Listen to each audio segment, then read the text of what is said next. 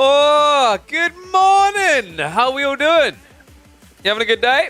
Hopefully, it's not too bad of a week for you guys. What up? What up? So, yes, we are back. Feel a little bit refreshed, actually. I think I needed that day off. I don't know, I was just feeling a little bit drained. A bunch of things happened behind the scenes. It's been, a taxing 2024 so far.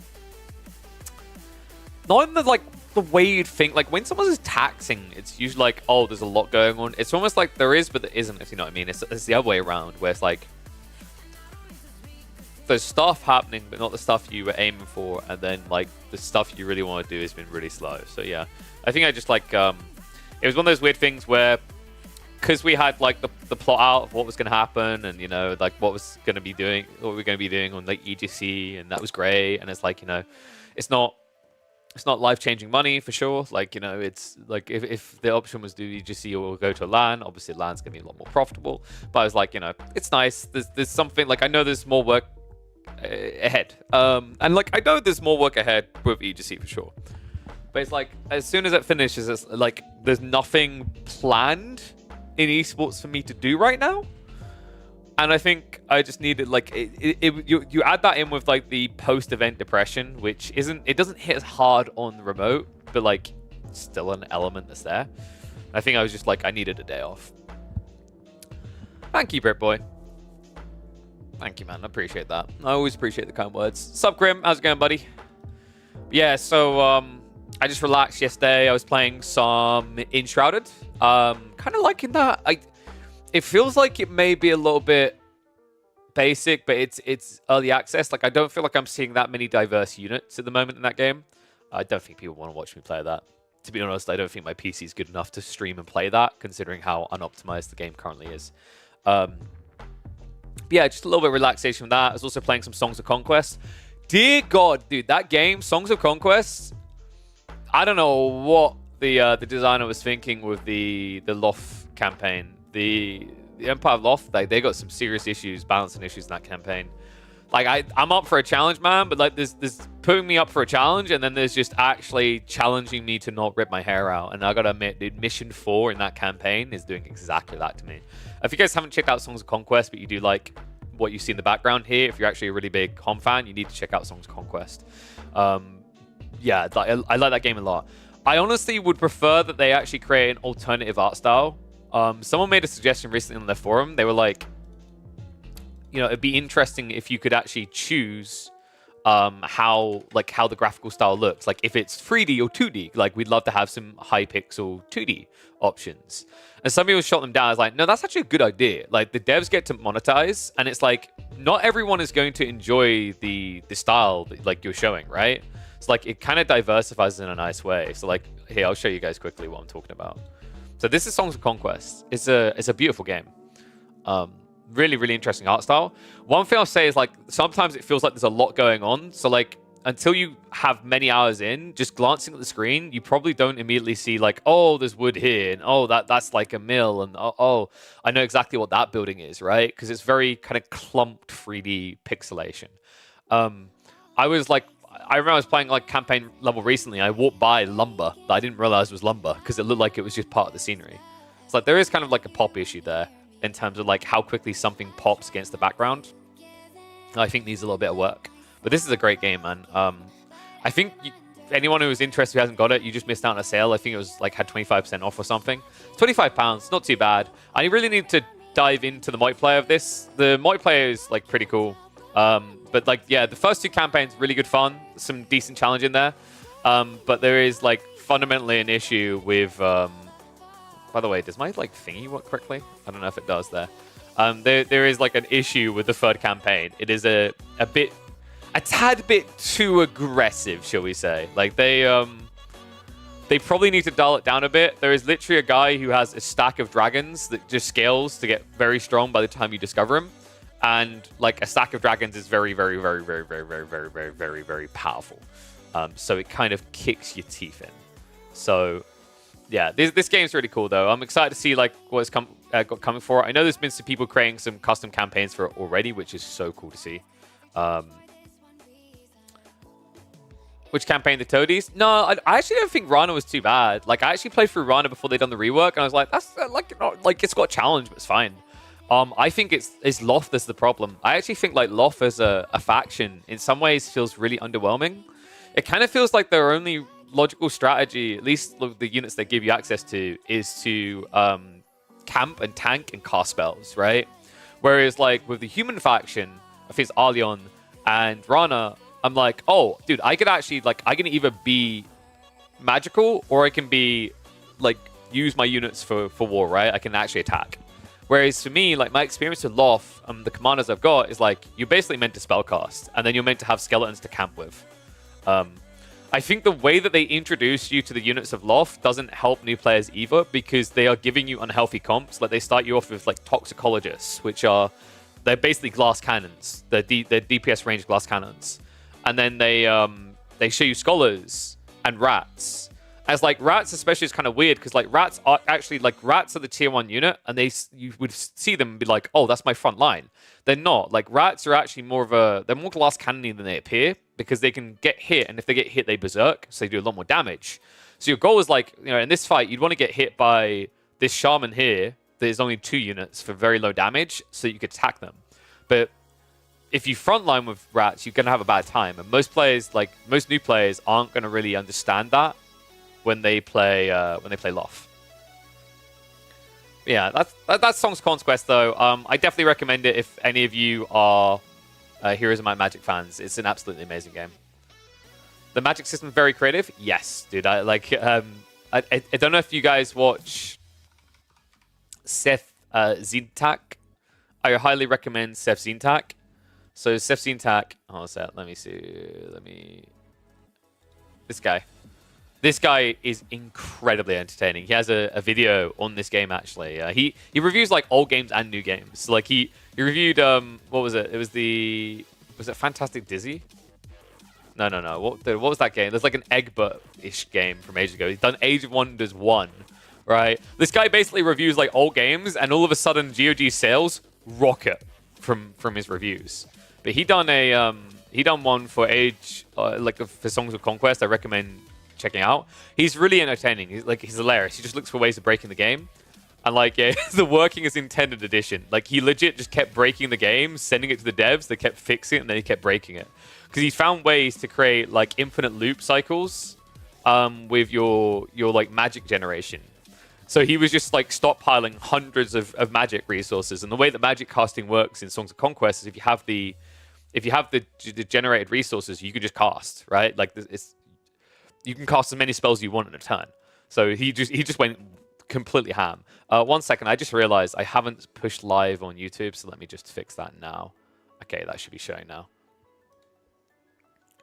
You made it way of the game by him? Oh, nice, dude. Yeah, no. I saw it straight away when it came on because I'm just like, I am deeply in love with Might and Magic to this day.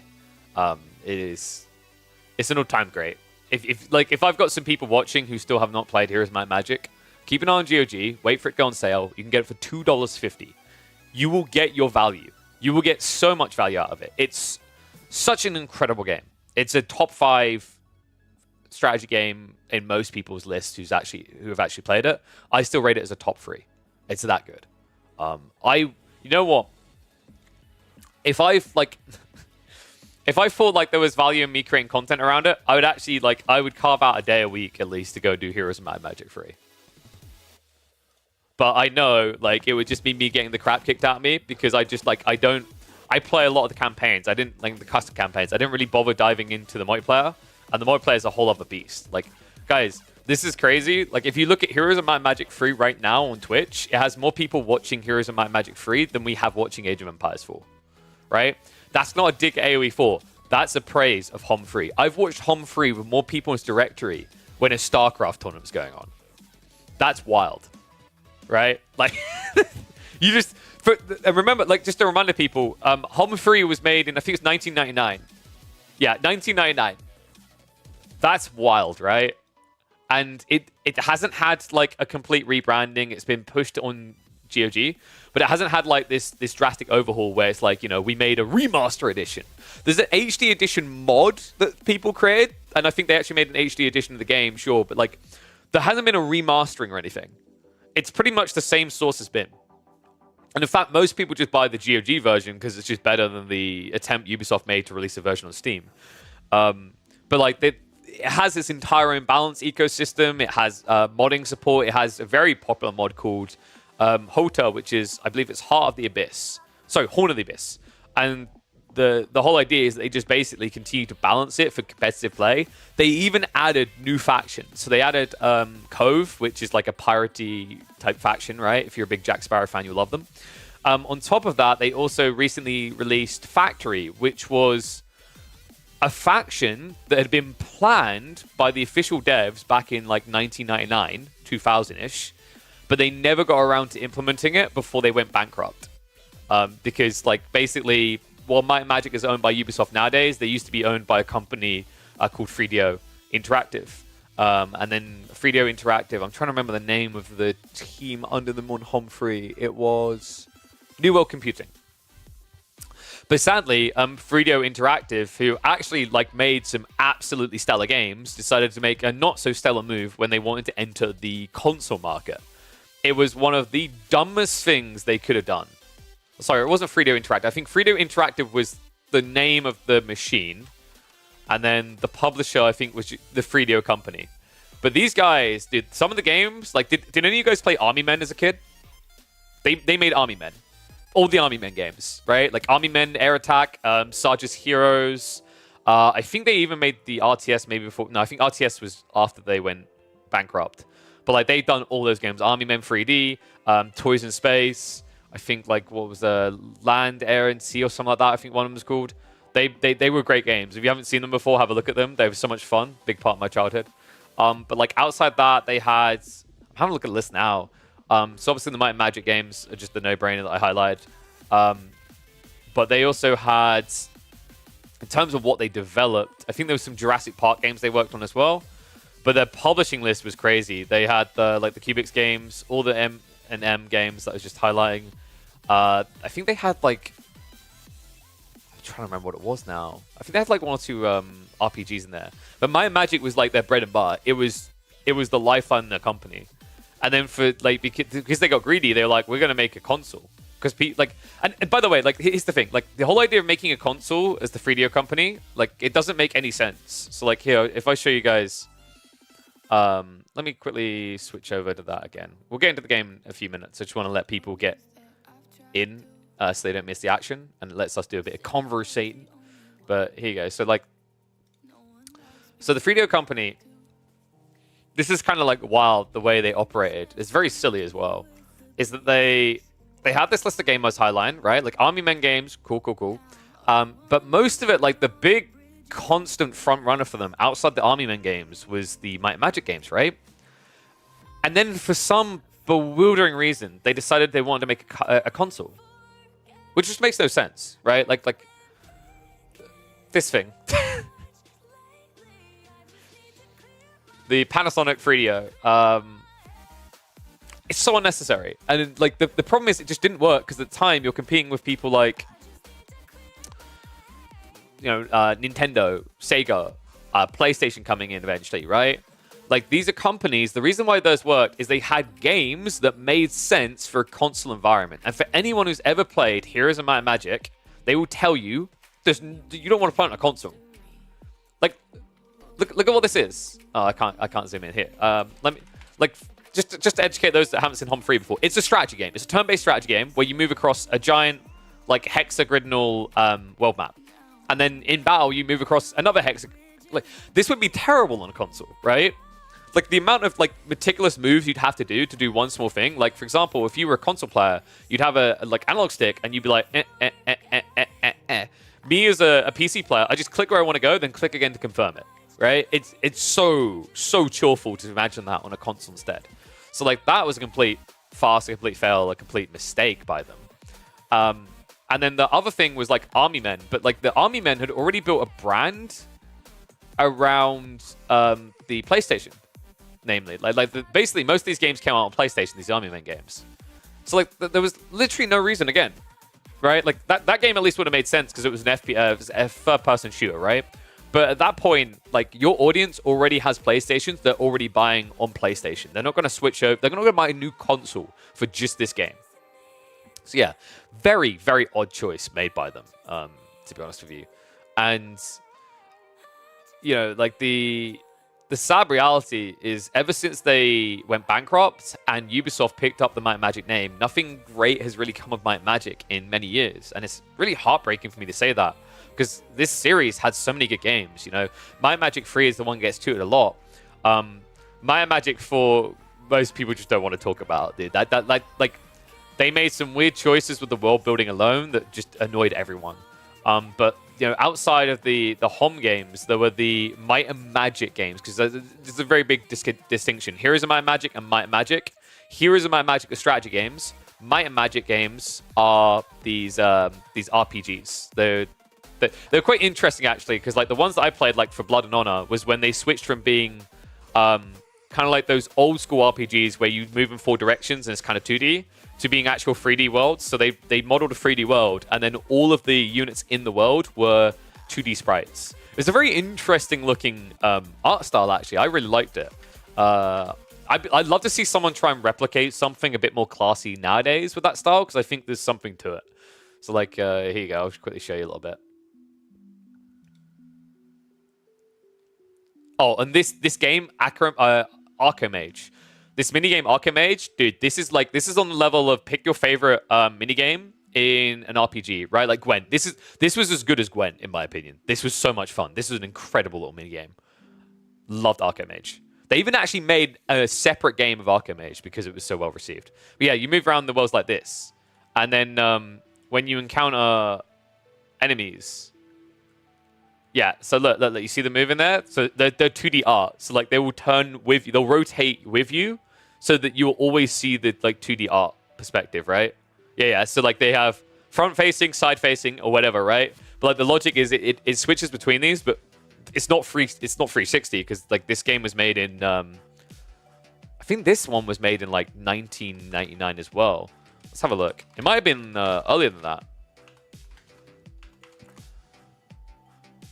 1999, yeah. And it's kind of sad because, like, I think the last one they made was Might and Magic 9, but the problem with Might and Magic 9 is, like, legit. Might and Magic 9 was, like, they had to release it before it was finished because they were about to go bankrupt. So, like, they literally just, they funneled out a game that was, like, 1/5 complete and palmed it off on people. This reminds me, actually, like, another game that had this issue, which was, I think was it Ultima 9? So I hear really good things about Ultima.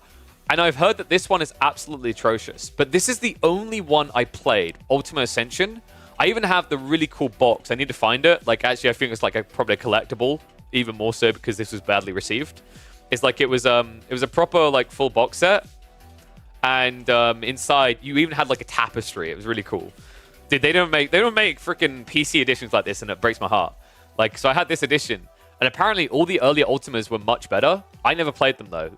But, like, this one, I enjoyed it. I thought this was really cool. I mean, this is another one I'd love to see come back. I don't know who holds the rights to Ultima. Who actually has the rights to it? Is it EA? Oh, Jesus, we're screwed. All right, it's never happened. Dude. Wrap it up. It ain't happening, man. Because, yeah, it was Origin Systems. Yes, these guys definitely, they got picked up at EA ages ago. I remember that. Because Wing Commander. I think they also had, like, this interesting little shooter game. I'm trying to remember what it was called. I can't see it here. Yeah, Crusaders. This is the one that I played of theirs a lot as well. Crusader No Regret was pretty fun. But yeah. Like, wait, did these guys actually make System Shock? Oh, I didn't realize that. Because System Shock 2 was made by someone else, right? System Shock has a lot of relevance, those that don't know, because System Shock is the precursor to Bioshock. Now that I say that, you can kind of get it from the name, right? But Ken Levine, this was his previous product. I never played System Shock 2. I really should. I've heard amazing things about it. But... Oh, there's going to be a third. And Tencent have the rights to it. All right, so that could be hit or miss, right? Because you don't know, like, when you hear that Tencent has access to something, it doesn't tell you what's going to happen with it. You know what I mean? Like, who's actually going to develop this? Who's going to take control of it? I wouldn't say HOM 4 is necessarily a very bad game, but it changed a lot compared to its predecessor. Yes, and I think the other issue is like the world building, they basically threw it all out the window, right? They brought through a few disliked characters and then they burnt off everything else because the whole logic is at the end of Heroes Might and Magic 3, spoiler alert, if you want to save it for yourself, the world might explode. So the whole idea is like in 4, they've gone through pools. It's a little bit like Warcraft and how Warcraft's story emerged, right? Where these people came from a different world. Just saying, maybe they stole the idea from my Magic. So yeah, but like they've done such a great job building a huge, amazing love world with HOM 3. The problem that people had is like it wasn't just HOM 3 if you think about it. It's HOM 2, HOM 1, Might and Magic 7, Might and Magic 8, 6, 5, 4. All of them were thrown away by that like detonation of the previous world. It was so unnecessary. But yeah, it like oh, by the way, there's a new game coming actually from Ken Levine. I haven't watched the trailer yet. Should we watch the trailer? Have you guys seen this yet? I haven't. I like caught a glance of it, but I haven't watched this. So like, let's watch this, give a reaction to it, and then we can get ready to cast some AoE 4. So because there was a trailer released the other day. So for those who don't know, like who Ken Levine is, he's the guy behind BioShock. If you love BioShock, you should know who this guy is. So this is it. This is Judas. The ship is dying, and my only way out of here is with one of them.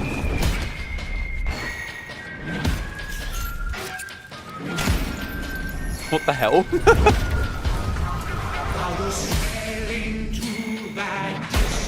Dude, am I the only one already getting like a Suicide Squad sci-fi vibe from that?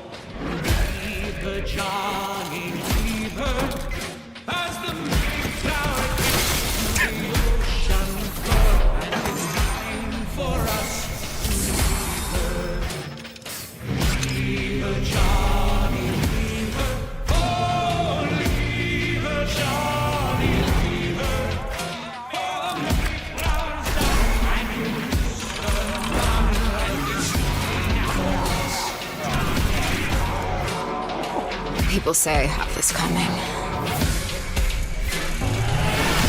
And you know what? They're right.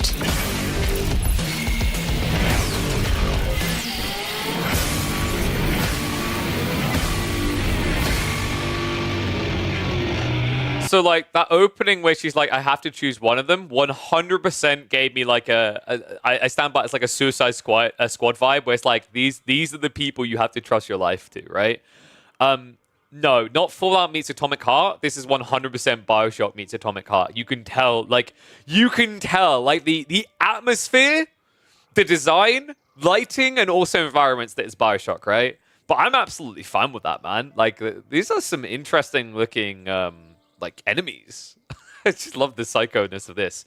This literally like I get where you come from Fallout, right? It's because it's like locked in the 80s, but like BioShock kind of was as well, right? And even though Fallout came first as a universe building, in terms of aesthetic, I would say in a lot of ways, it would be fair to say that Fallout kind of stole from BioShock, right? Yeah, dude, like this, yeah, like you can 100% see the BioShock in it. Okay, these, I know they're trying to kill me, but I'm not the only one who thinks like I want to have this as a pet. It looks adorable. Okay, this is like, dude, this is pretty cool. I think I definitely want to play this. I don't know if like people, like, you know, I said I want to like find other things to stream because obviously like I love AoE4, but I want to have a little bit of diversity of content. I don't know if like when this comes out, people would give a damn if I actually played through it. Might stream it. We don't have like announcements. That's probably not going to be anytime soon. But this is cool, man. This is really cool. And they've got like another trailer? Hi, Mom. This course is being recorded. Let's watch this one as well. Turn the volume down a bit. Every thought you've ever had. The first two are way different. Yeah, that's what I'm saying though. Like this came, like BioShock came before Fallout 3, right? So my point is Fallout 3 kind of nabbed aesthetically elements from BioShock, which makes sense.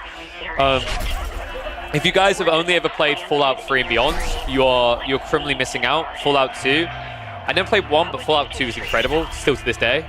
I recommend going and playing it. Fallout 2 is a go. Nothing. You are the frog in a pot, boiling so slowly. You don't even know what's happening. But So I'm here. this is interesting from Ken in that, like, compared to Bioshock, you notice what he's keeping here, right? It's the girl to save your soul aspect, if that makes sense. But I think the difference here is this is starting to feel like this girl might be an AI. Free. Whether you like it or not.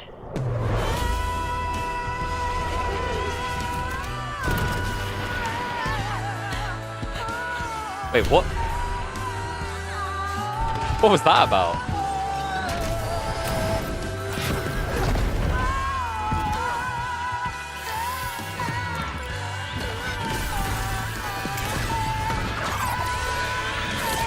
Yeehaw!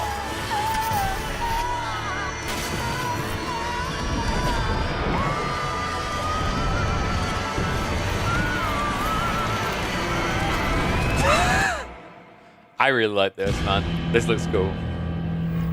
I mean, cringe the fact that they done like definitely felt like less than 24 frames trailer, but like whatever, that's cinematic effect trailer. I'm fine with that.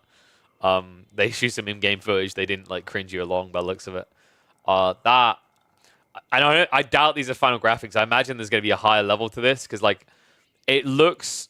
I would say looking at some of these environments, the only negative I'd give it is some of these shots make Bioshock Infinite look much better graphically.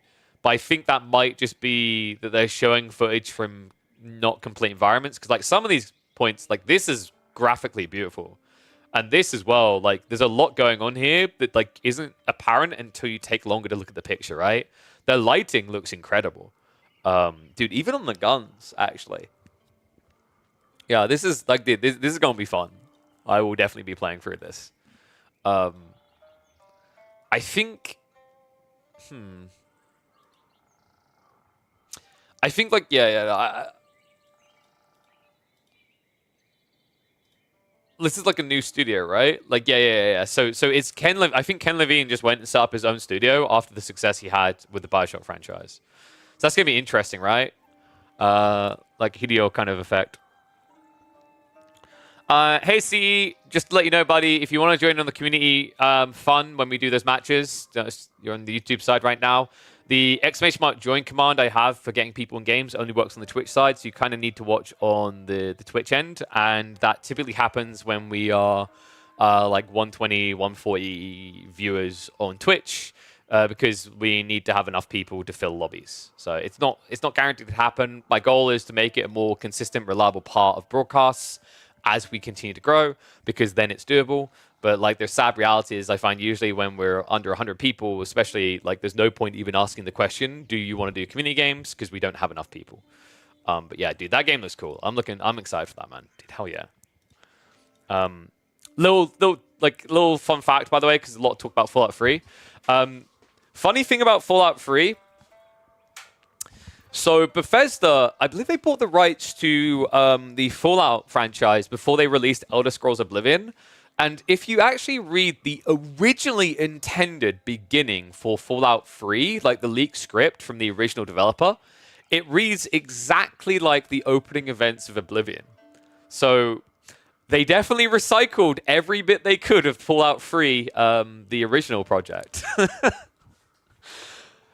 Oh, no shade at Oblivion, though, actually. Oblivion to this day is my favorite Elder Scrolls experience. I don't have like too many Elder Scrolls experience now that I think about it. I've only played like an hour of what was it called? The third one. I've forgotten the third one's name. Morrowind. I still remember the hilarious beginning. For those that have not seen Morrowind, Morrowind has this beautiful subtlety to things where it doesn't hold your hand, which is something I kind of disdain about a lot of games nowadays.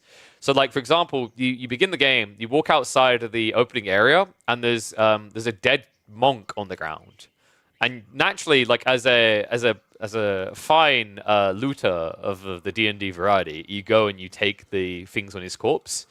He has some scrolls that cast spells. And if you use them, I think it's like called a scroll of leaping or something. You jump like 100 feet in the air and then fall down and die. Right? so it's beautiful because it's very subtle. It literally tells you exactly like how the monk died by you having you do it as well, right? So yeah, like Elder Scroll games have a lot of character, but yeah, I know it's Morrowind. That's what I was saying. It was Morrowind. Like that's the part I've seen. But like for me, Oblivion is where I put the most hours. I think Skyrim's cool, but in some ways I think Skyrim's a bit overrated. I think the world that Morrowind presented to you was better. The only real negative, that Oblivion presents you was better. The only real negative I can think of with Oblivion that was quite frustrating is that Oblivion had this very big issue around the hell areas, right? When you go through the portals to the demon areas, they were very repetitive and very similar.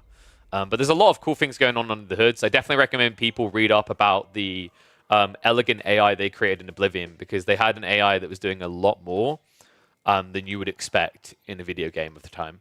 Like, we're talking AI that learned and adapted to its environment, right? Like, it would find... a quick example, and then we'll get into this, because I know people like, show gameplays.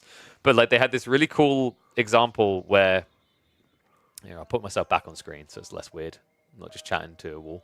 So they had this really cool example, like this story, and then I promise we'll get into this. And the story's going to take like a minute. Where... the way that the AI worked in Oblivion is that they had desires they wanted to fulfill, and they would adapt to their environment as their environment changed to fulfill those roles. And they didn't realize just how diverse and how much breadth this system had until they checked in on a Skoom dealer in one of the cities. Skoom is a drug in the Oblivion universe. And what they realized, so they basically gave this dealer a desire to get more money, right? And the logic was meant to be that to do that, to get more money, to fulfill his desire, he would sell drugs to people. Makes sense so far, right? So the devs are like, they're doing a test run of the game, and they go over to the city where the Skoom dealer's at, and everyone in the city is dead. And they're like, what? What happened to it? Like, this is the dangers of allowing AI to do what it wants to a certain extent, right? It's like you create a playground, but that playground can become a bit too, like, self-sufficient, right? So they're like, what the hell happened here? Like, something's not right. They checked back the code. They looked at the specific behavior for the Skoom dealer, because he was the only one alive still. And they discovered something very interesting. They told the Skoom dealer to make more money. And he found that the most efficient way to make more money was to sell his drugs, which he could keep getting infinite supply of, because that's the way it was programmed, to everybody at the low cost of nothing. Because what would happen is when you give an addict the juice, they're going to use it and abuse it. And what happened is that the other AIs would get addicted, they'd keep buying more of the drugs, and then they'd overdose. And then when they overdosed, the AI would walk over to the bodies and loot them to get their money. Pretty smart, right? So, so he's like, the AI wasn't broken, which was their first concern. They're like, oh, the AI must like not be working. This is wrong. No. Their AI worked perfectly. It just found a loophole in their logic. Because they were giving him free drugs all the time, as much as he wanted, he just kept selling them, knowing that the most efficient way to make money is just to have people kill themselves on the drug and then loot their bodies. That is the type of stuff you were getting back as far as games like Elder Scrolls Oblivion. Tell me that is not incredible. That's why anyone who's played Oblivion years ago probably has some fond and wild experiences of it that like differ from other people, because they were getting a world that was being interacted with fundamentally different every time. And your actions actually impact it as well. Like, your actions would actually change the course of those areas. Oh, man. All right, no problem, Mark Leaf. You can catch the VOD later, buddy. You have a good time. It wasn't really playable at release. Yeah, I mean, dude, I'm just going to, like, final thought on that type of thing. I actually think, like, there is an argument for games being broken on release being fine, depending on how they're broken. I think, like, too many devs use that as a lazy shoe-in nowadays, but I always think back to Payday 2's release, as in its beta release. Some of the most fun I ever had in Payday, for sure.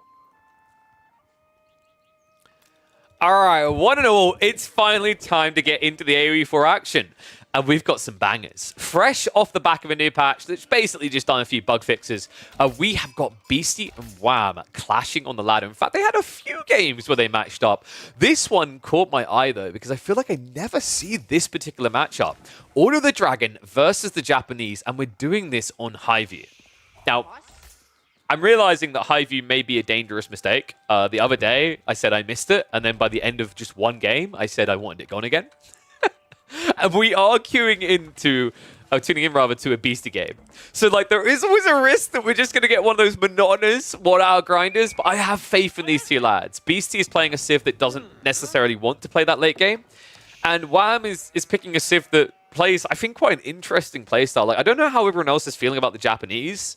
Personally, for me, Japan is one of my favorite Civs to watch, and I think it's because they have this very Zerg-like approach, which leads to a lot of unit production and a lot of escalation in the mid-game, right? I'm always a big fan of that. Because, like, the alternative is, you know, imagine you have a siege Civ, right? They're going to be very slow, they're going to look to boom up, and they're going to crawl out on the map. Everything about Japan is like they're a bat out of hell, right? They have to zoom, they have to go. Onibagisha, Mounted Samurai, even the Samurai masses, it's all about this surge point and this rush, and it makes them so bloody enjoyable to watch, either as a casual or as a high-level gamer. On the other side of it, I think Order of the Dragon's kind of been ticking a similar box. And I think Order of the Dragon proves the other end of the spectrum and that you don't need to be this Zergling faction to be interesting. You know, a lot of us might like watching Zergs. I've probably got one filthy Protoss endurer in the chat. Sorry for the StarCraft conclusions, but it's kind of an easy way to compare, right? It's like the point is that these units they produce, it's almost like because they're so expensive but also so tanky, and although there's a risk to using them, you want to use them. You're encouraged to use them. You have to seek out opportunities with them. And I think that's also been very refreshing for AoE4. All right. Tech ups are going to be on the way. Ark and Chapel being built up. This did just get buffed, by the way. Kind of crazy, actually, to think about here. Did you guys notice how with the recent changes to HRE and Order of the Dragon, the devs kind of attempted to Una reverse the roles? So we're seeing a lot of HRE players now start to play long feudal and play aggro, right? Which, before the patch, I mean, unless your name was Donati, we were question marking why the hell you were bothering, right? But ever since the patch, it's kind of changed where, with Order of the Dragon, they were looking to just go hard in feudal. Straight away, pump up men at arms is the only way to play. But you can see that the dev's intention with this 15% increase gathering rate on the Archon now is to pull people away from mine work and towards this idea that actually Order of the Dragon eco is good and you can do good things with it. And well, you know what makes it even better is having more of the good stuff. 28% base gathering rate villagers, I definitely want more of those, and apparently Beastie does as well. This is interesting actually, because surely he knows, like, I mean, you're up against Japanese, theoretically this should just be a fast castle build, and you shouldn't be able to stop it per se. Then again, there are a few things that feel a little bit off with the opening by Wham. I'm not a really big fan of what he's done here, where I'm seeing this Tawara play coming out a lot off the initial farmhouse being dropped, which is your house. But the bigger play that I love to see is just walking over to the east side here and dropping the house here next to the berries and leaving the villager there as you research Tawara. It just sets you up more nicely to rush onto berries. And I think in general, once you have Tawara, it's worth going across this distance because this berry spawn is insanely close to the TC. But even if he doesn't want to go on Tawara, at Takazaiku, you want to be over here, right? Level 2 wheelbarrow tech gives you a 50% increase in berry gathering rate overall, right? And that means the berry gathering rate is superior to gathering from boar for the Japanese. That's kind of bonkers to think about, and I think that's going to be an important detail here. And it looks like Wham, he is prepping for that. So nice play out here onto the house. This is going to allow him to compete a little bit with the Order of the Dragon gathering rate. But now that it's also the Archon Chapel buff, what you have to realize, this is a 28% base rate increase buffed by 15%. The reason why I was saying they changed the role of Order of the Dragon to be more like HRE is that these guys will gather quicker than HRE under Archon now. That's how big the difference is. And yeah, we don't talk about the the Kura storehouse. So bless him. I think what Wham was trying to do here is he's trying to min-max the amount of trees he was near. But as a result, he now has a loose farm. And the problem with this is by the time you get the farm out here, you're going to be on the edge, if not out of the buff range for Shogunate. These farms are definitely not going to be in range. So that's quite problematic. I would have at least understood it if he dropped it so that it was next to the stone, because I think something that's underrated and people aren't doing right now is using a Kura Storehouse as a drop-off location for stone and gold. Like, here's a funny thought for you guys. You could actually drop a Kura Storehouse right here. And, you know, you've got the forge already, sure, but it would give you the stone, it would still give you a few farms, and it would give you a condensed eco in one area. I think you are going to see players leveraging Kura Storehouse for stone gathering in the future, but that's not what this play is about. This was just about Wham trying to get more trees in range. So Berry gathering en masse. We're definitely heading into a fast castle. Second TC online. And it's going to be nicely condensed. This is really responsible by Beastie. The reason why you're seeing him drop a TC like this is in this matchup, he knows Mount Samurai coming. He knows that Gilded Spearmen are very expensive to get towards. If he plays a loose TC, not only is his conversion point to where the TC is actually making money slower, but it's also more exposed. So pretty smart choice here. Probably going to be looking at a swift move into castles as fast as possible. Something that's very interesting in this matchup that actually favors the Japanese on this opening is if OOTD are trying to go for castle as well. The opening is going to be Spearmen plus crossbows. That kind of sucks against Mount Samurai. And the reason is that Mount Samurai, and actually Samurai, deflective armor is more effective when there's less units. And the dragons have half the count of units everyone else does, right? It's like, it's a very interesting dynamic that doesn't get glazed over enough. When you're building these Gilded Crossbowmen, your first hit is doing no damage, right? When you're playing Spearmen and you're bracing, and remember, Gilded Spearmen, they hit like a truck. Well, guess what? Actually, no, you hit like a toy truck, because deflective armor will remove that first humongous instance of damage. And here's another thing that's really frustrating, actually, about this matchup. If the Japanese do just flood you with Mounted Samurai, and you react with Spearmen, you actually lose those fights. The reason why you lose those fights is because whenever you brace with a Spearman, the first hit stuns you and the enemy. And then afterwards, it roots them. But you're still stunned for, I think it's 0.8 seconds, which is enough time for the other Mounted Samurai to charge you, which will hit you for about 30 damage, and then hit you with a sword for about 20. That's a lot of health. Let's say if like 3 Mounted Samurai come in against a Spearman, which at this pacing is realistic. That guy is going to lose over half his health before he can even stab back. And it's just not really possible to match the mass, right? Like, you can already see the situation's kind of grim when you aren't ready to tech up yet. Floating Gate is about to complete, and the stable's already being dropped. Yeah, Wham did mistime this a bit, by the way. You're noticing that he's rushing out before villages. This is because he didn't optimize it a little. It is still going to give him this pretty aggressive surge, though. He's got plenty of sheep remaining over here. The farms are now also starting to come in. Daimyo level 2 is almost feasible. I imagine he might even consider going for Tatara, just to try and have that extra punch, but I don't think it's entirely necessary. The reason it's not necessary here is with these Mounted Samurai, if you look at their stats here, they hit for 24 damage, right? If you were playing against a standard civ, like, you know, French, Japanese, whatever, 50 health villages, Tatara is almost mandatory. But because you're up against the Order of the Dragon, it's not going to make a difference having +1 damage when these villages start with 65 health. And wow, this is very telling, actually, from Beastie. Remember what we said about you getting outnumbered and your spear's just dying? This is Beastie's solution to that problem. He's going for the Burgrave, a building that's going to get him a discount and also produce these units much quicker. That's a very smart choice. And it also shows you the game state for him, right? It's like he understands that Wham, especially on a map like Highview, you're not going to get much time to brace and react when Mounted Samurais find you. So you can't play out with Prelates blindly against Samurai like this. We're probably looking at a 4, if not 5 relic game for the Japanese, which is super sick in this matchup. And, you know, I think HRE has a better chance of contesting this, whereas Order of the Dragon feel a little bit stuck in the mud by comparison. And you can tell that BC must have already assumed this was going to occur. Unfortunate about the wall not going up. That's going to keep a raid entrance open. But the reason you can tell he was aware this was going to happen is because he went for a 2TC build. That sounds kind of weird, right? Like, if you knew you were going to lose map control, why would you go 2TC? When you think about it a little bit longer, it's pretty self-explanatory, right? You know, if you're stuck in a corner, you might as well get the most out of that corner. You think no relic Regnits might be slightly better than Burgrave? Faye, please. Okay, Faye, you can have your no relic Regnits, but the flip side, the counter argument is you are not going to get enough spearmen to defend against these Mounted Samurai.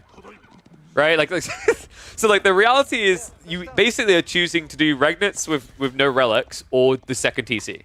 That's the choice, right? That's why Burgrave makes sense here. I actually don't mind this build from Beastie. I think it makes a lot of sense. All right, now after Faye made a comment like that, I can assure you we're going to be casting some of the games a little bit later. We'll try not to judge too much.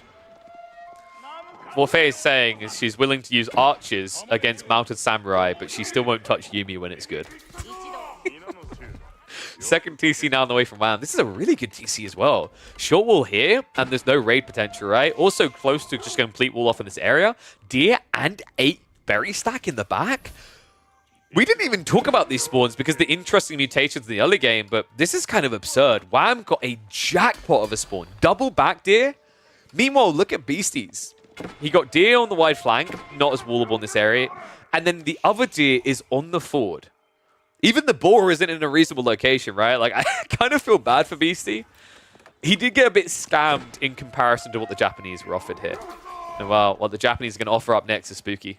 He's seen these forced to hand to go into Spearman, and now it's going to be a play into Onibugisha.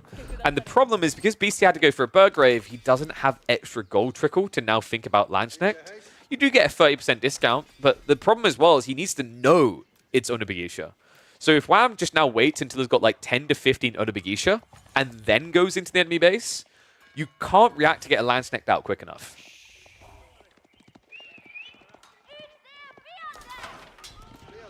Mount Samurai trying to be a little bit annoying, but outposts are now coming up, so logical choice coming out from Beastie, right? This rune of placement is going to be one of your best tools. Is a little bit annoying up against Mount Samurai as they fully tank the first shot with deflective armor, but that's why you just spam outposts, right? Remember, like, Beastie's goal right now is not to play Age of Empires 4. He's trying to play a tower defense game. Yeah, you see what I mean right there? That first hit done no damage. Look at the damage the second hit done. So, like, the choice by Beastie to go Burgrave is 100% the correct call because of this detail.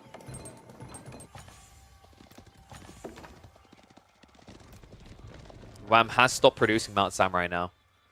Full switch coming in. More racks is being added. Looks like we're going to be seeing Samurai laid in as well, which I love to see here. Just an effective tank tool, right? Need to be very careful around these Landsknecht if they do come out. So far, Beastie hasn't sensed or read it. And actually, funnily enough, is now trying to play for some remaining relics. He has got that safe one in the northern corner. That's something that WAM has yet to go for, which does surprise me. It's risky, but considering the map control you have, it almost felt like it would have been free for that to have been your second relic to target. Instead, he chose to take the more calculated and safe approach, right? I'm hoping he's got a Shinto heading over there now. It's almost like, wait, dude. Please tell... He does see that, right? No way. Come on, dude. I see this happening so much in very high-level AoE 4 games right now that it's kind of baffling, right? I think it's a morale booster for all of us maybe not sitting in the top 200 on the ladders, is that you're constantly seeing these absolute best of AoE 4 not scout the entire map when relics is a key part of their play. Yeah, kind of unfortunate that WAM didn't see that. Funnily enough, though, he is marching in the right area. Spearman, you don't want this fight, surely. No, oh god, no, that's a bad fight. Run! Get out! So the one good thing actually for the Dragon here is compared to other civs that would get shredded, you do have at least one melee base armor, which is interesting because if you actually scale your melee armors, you're able to negate the power of the Japanese, right? Which is that +1 extra melee tech. Unfortunately, it doesn't mean you're going to want to fight. And the Landsknecht has been queued up, so exactly where we're expected to go. You need to be careful about this Mount Samurai still. The Samurai follow-up detail is also quite interesting. Udachi tech is phenomenal against small groups of Landsknecht. Not to mention, once again, the power deflective wheels. I think if I'm going to have to double-check this. Have I got one of my proficient nerds in chat? I'm pretty sure the way that cleave damage works with deflective armor is the primary target deflects, but I think the secondaries don't. So their raw HP gets hit. Is that correct? We probably will get to find out in this one. There's some really weird interactions with deflective armor. Like, for example, if you use splash damage won't be deflected. The direct shot will. So, for example, if you have our cannon boys that we know the Japanese love so much, your direct hit will be deflected, but the splash damage will not.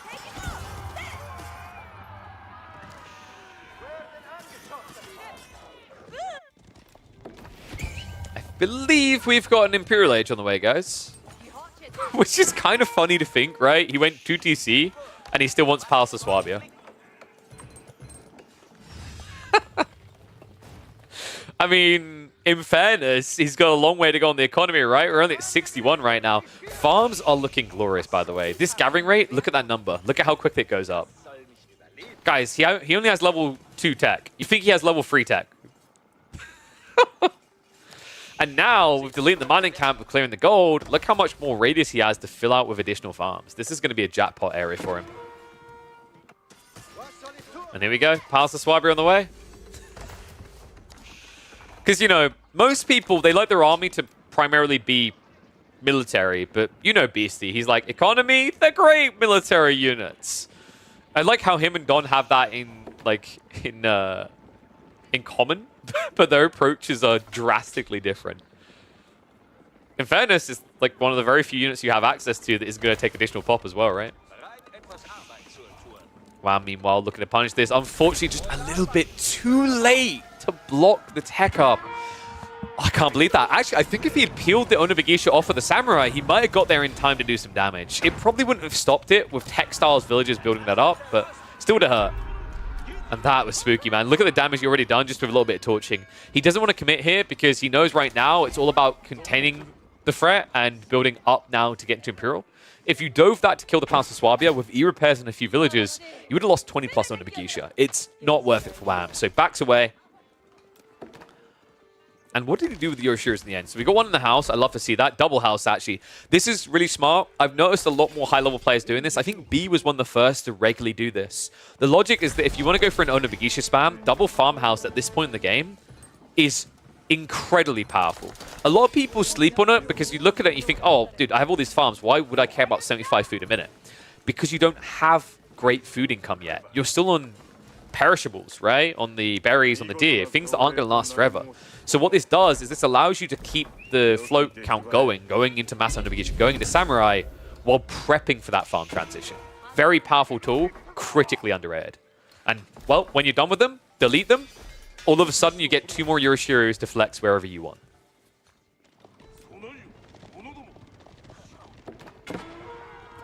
So we finally got Fudesashi on the way. That was quite delayed. A little bit surprised by that. Imperial is now the target for Wham. We can see that. Love these walls as well. Just kind of beating his opponent to the punchline here, right? Keeping it contained. We are getting Gilded Archers, though, and it seems to be a priority build for Beastie, right? He's upgrading them. He's getting the Steeled Arrow tech. Interesting choice. I don't mind this, though. I think these archers are pretty good. You have to think about them like longbows because their base damage is naturally higher. But they're better than longbows. Less range, yes, but much better attack speed. Not a bad solution up against even Samurai, who, yes, they have decent armor, but they're going to start to feel the sting in the morning. And if you accompany that with a small retinue of men-at-arms in the late game, you have a pretty cost-efficient solution as Order of the Dragon to taking a fight. The fight's going to be difficult, though. Is it me, or do we just not see Japanese Imperial games at the moment? I feel like of all the Japanese games I've cast in the last month, I can't remember a single one where I saw the Gunsmith come out. That's kind of crazy, actually. They've been ending so well in Castle Age at the moment. So let's see how they look after a delay into Imperial. Raid comes in. Could have been a big one, but a quick reaction comes out of Beastie here. Wow, probably doesn't want to dive too deep, considering he's just teched up. He doesn't have the upgrades yet. He hasn't even upgraded the Onagigisha, which feels like a misplay here. I mean, you've got a Yoroshiro'd Rax. You could have that upgrade in just 20 seconds. Looks like the stone walls are now coming up. Unfortunately for Beastie, what he didn't realize is that Wham already got inside. Villagers might be in a bit of a pickle. Wait, Wham? Okay. Interesting choice there. Instead of massacring the villagers in your face, he'll finally turn onto them now. But you see what I mean, right? Like, these aren't quick kills, but for archers, this is a decent pace against men-at-arms. Onagigisha in the meantime. Even the villagers are chasing. What did I tell you all? I told you guys They're 1 pop. These things are 2 pop. You got more of these, you might as well use them. Another interesting detail to remember is not only do Order of the Dragon villagers have more health, they have more base damage as well, in fairness. They start at 7 instead of your normal 6. BC looking pretty healthy right now. Already popped. Meanwhile, Wham has very big issues in this game at this stage. He needs to try and delay this. He's got Shogun online, so he can't be dove easy. The full farms are coming in. In the next 2 or 3 minutes, he should be able to spam all the way up to 200 and maintain. But he needs those extra 2 minutes. If Beastie camps at home, this begins to look pretty decent for Wham, right? But if Beastie reads this for what it is, the losses of those Onibagisha at this point in the game, and starts to march out, Wham is going to struggle to hold. You need to actually be fast about this as well, because if this game does go too late, I think Japanese beat Order of the Dragon in Imperial Plus. The problem is raw population, right? Like, the thing that Order of the Dragon struggle against is civs that play flank a lot, right? They play raid. They send fast units in. That's the bread and butter of the Japanese, right? We always talk about the samurai, but really, the Onibagisha, the S-class unit, they're the ones that make or break by the mid-game. Stone walls are fully up, right? Yeah, so not many options to go in. The south side is only palisaded, so that's maybe a weak point, but north side is not accessible whatsoever. Not with the way that BC's playing this comp. There's a lot of spearmen as well, which is a little bit surprising. Hand cannoneers have now been queued up. This is a little bit of a tricky one, actually, because hand cannoneers do have less... Oh, come on. Okay, is it me? Like, I've got a few pro players in the chat, right? Like, is there something wrong with walls right now? Because I'm seeing this on land and sea all the time at the moment. People just don't wall properly. There is something going on with the way it clicks, surely. Like, this is happening way too often for it to just be player error. Well, it's a pretty big error, because guess where BC's now going? He says, oh, I don't have to go under the rocket launcher TC? Fantastic!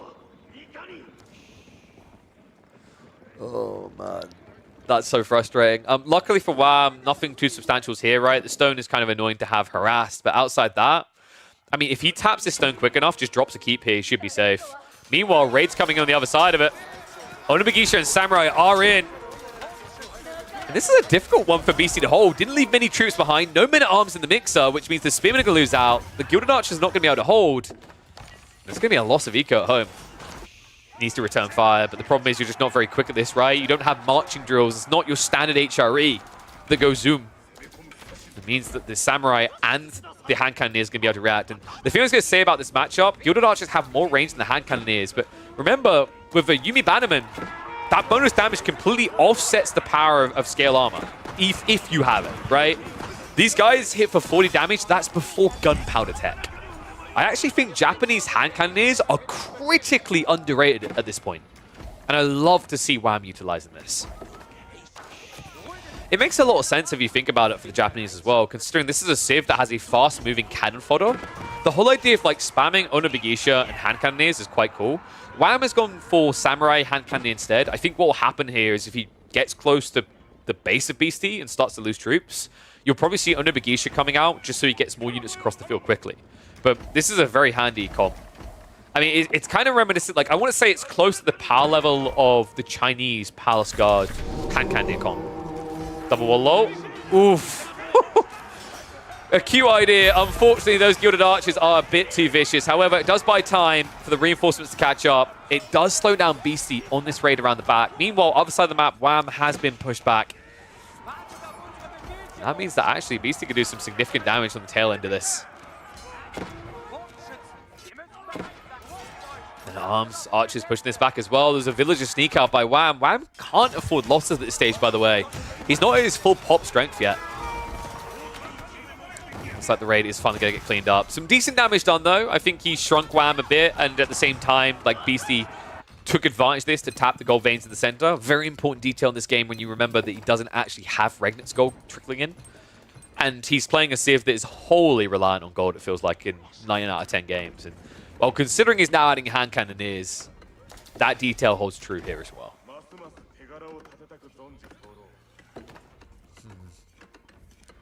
Looks like we are getting full stone walls now. South side still needs to be fixed. North side is going to be properly fixed. Unfortunately, did you sneaky git? I don't know if BC was suspecting trade. I think that's what this is about, because if you think about it, Wham has walled himself in and camped the corner. The only reason you'd be able to do this long term as the Japanese, while building hand cannon near mass, is because you're going for trade. So pretty smart read there by BC. He's going to patrol this area for a while, and even if trade doesn't come straight away, even if he starts to need the pop elsewhere, he can then send this in to raid the north side of the base. No Land Snake in the mix, unfortunately, so no significant cleave down on the eco count. Back for the center again. Zutsu actually turning up now. Interesting that we see a Zutsu. I feel like that maybe was a misclick. I don't know if you want a Zutsu here.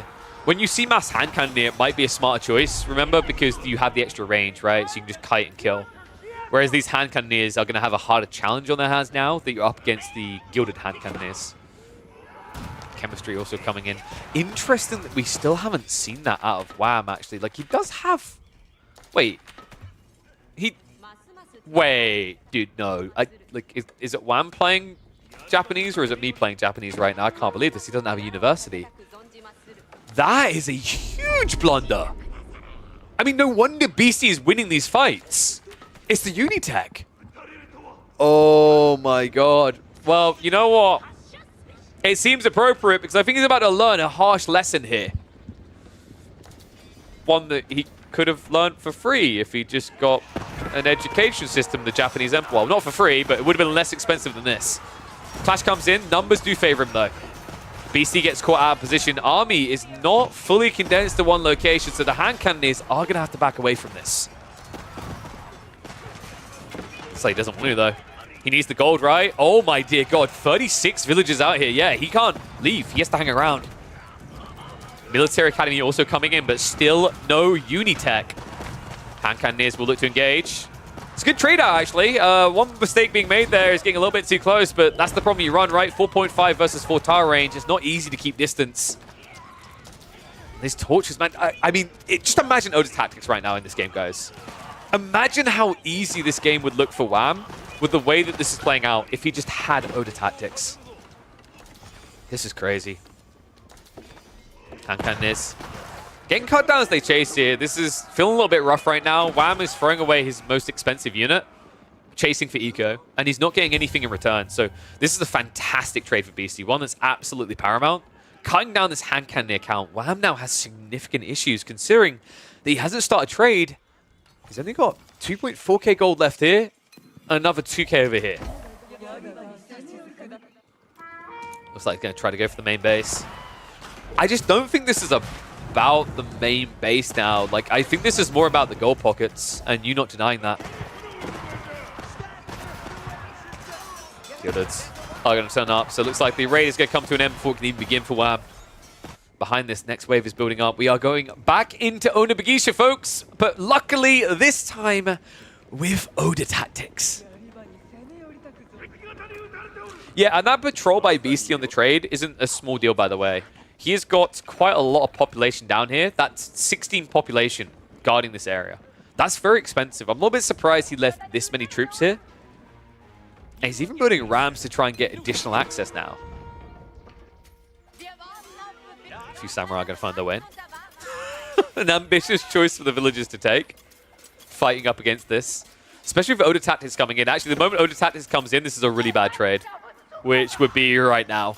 Check the damage increase. An extra 3 there. Wait, dude. Is Beastie... Does he have Spidey senses? Is he Spider-Man? Like, what was that? That was an instant pullback the moment Oda Tactics completed. Not a second before. And Oda Tactics is coming in big over here as well. The Onibagisha swarming in onto the hand cannoneers. This is the solution to bulk hand cannoneers. It looks like Rave 1 is going to get wiped out courtesy of the Keep's assistance. But now Wham should just be resetting and looking to go again and again and again. And can you guess what I say after that? Again. That's the power of Onibagisha at this stage. And this is usually what leads to the undoing of many of an Order of Dragon player, is if they aren't in a position to dent the main base, then the Onibagisha spammer doesn't actually have to attack you. He just has to attack everywhere you're not, right?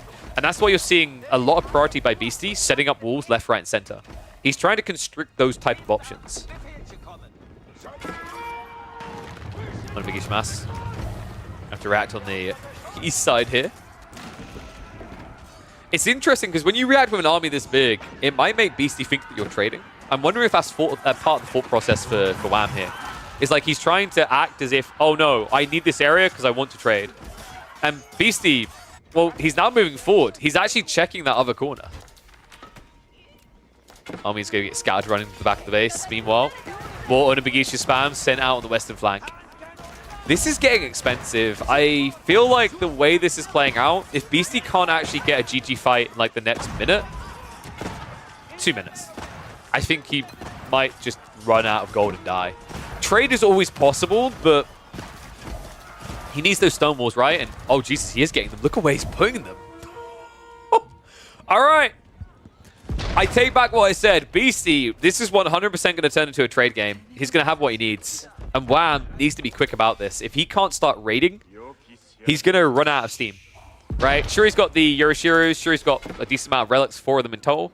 But at the end of the day, your problems here is going to be that your opponent isn't handcuffed on gold. And that's a really big deal when you consider Landsnecht and hand cannoneers. That's the perfect solution to this Onabagisha spam.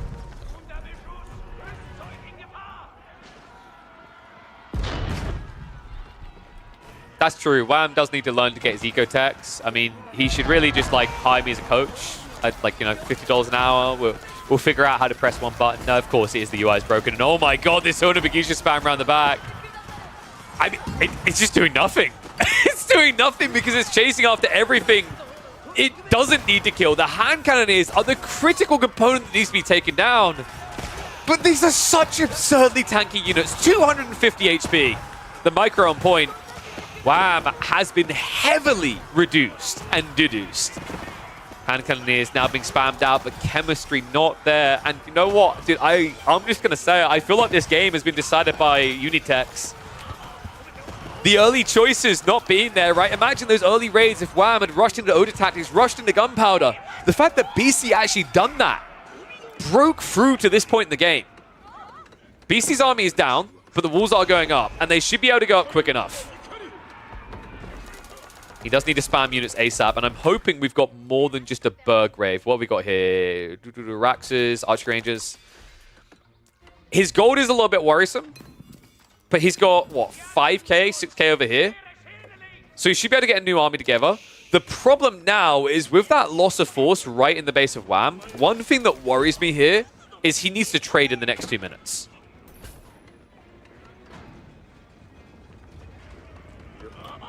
That's all. Like, if Wham realizes what's about to happen here, which he does, like he's actually going, he's denting. If he dives in at this critical juncture, Beastie has to win the fight, wipe the army, rebuild the walls, and go trade. He has to do all those things. Meanwhile, Wham, courtesy of Tanegashima Gunsmith, if he loses an army, don't worry, folks. By the time it's dead, we'll be able to instantly replace it. Dude, I did not expect the cleanup to be that vicious. I mean, I was so focused on the fight where he was trading well, I didn't look at the population at the top, but it looks like Beastie trying to activate CGQE mode. That may be a mistake, though. He needs frontline. Oh, man. Mango's going to get some decent shots in, and the hand cannon is, but I just don't think it matters now. Wham, that keep is not going to last long either. Even with the fire armor, the Oda Tactics reign supreme. And the Azutsu will get it over the finish line. Keep down. And this game may have just come to an vicious conclusion. I can't believe that, man. Like, I thought we were in for kind of a limbo, a back and forth here, but that dive into Wham's base, the Russian walls behind it, the timing's just misaligning. Beastie getting caught with nothing in reserve here. And now, as often Order the Dragon player does, struggling to mass a secondary army may just be his undoing. I mean, you know what the crazy thing is, guys? This is with Military Academy. You wouldn't believe it, right? He has Military Academy, but it feels irrelevant here. He just can't get them out quick enough. Well, it has been a hot second since I've seen Japan in Imperial Age, but just been given a firm reminder of just how powerful they still are. This Azutsu mass feels uncontestable now. Horsemen trying to get together to go for an assault. Trade is now coming, guys. Wham is officially trading. And Beastie, I think that this is the end of the road, right? He's got how much gold left over here? Probably 1,000. He's setting up trade, but it couldn't be coming at a worst possible time as he's losing the front of his base. Gilded Archers aren't going to save you either, Beastie. I'm afraid it's too late for that. Horsemen don't even feel that impactful at this stage, not against the hand cannon Neozutsu. What a play by Wham. I was worried. I actually was getting ready to say, though, he screwed this game by not getting his techs quick enough. And I think looking back, Wham would probably agree. Oda Tactics probably could have came sooner. Gunpowder would have been valuable much earlier. But what mattered was at a critical point, he read the map for what it was. A gold exhaustion. He forced a fight near his base where Beastie depleted himself, throwing away an army that cost thousands upon thousands of gold, and ensuring that he had to now make a difficult choice to try and remax on a comp he can't afford before trade is online. Sick read by Wham, and it will give him the win. GG gets called. Wham reminding us that the Japanese are more than just a castle rush civ. Dude, that was sick. That was actually really cool. I don't know, I was so busy trying to analyze for the end of the game. I was like, I feel like this is maybe over now because he's just getting slapped. But then that overcommitment, I miscalculated Beastie's eco. I'll admit that. I thought he had a lot more units coming behind that, but there was no trickle of troops, right? It's so difficult to play Order of the Dragon. I think if the late game. So here's the thing. I think Order of the Dragon would be really powerful in the late game if production could only start after your units died. That's my hot take. I think they would be 10 times better.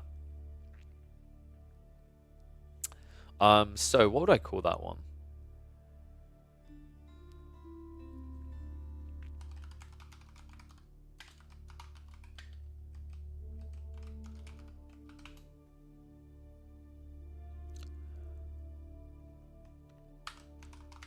Order of the Dragon can't play.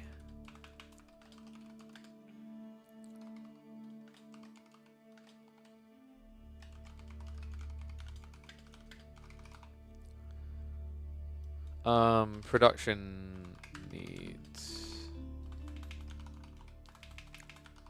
Oh, so just time the towel.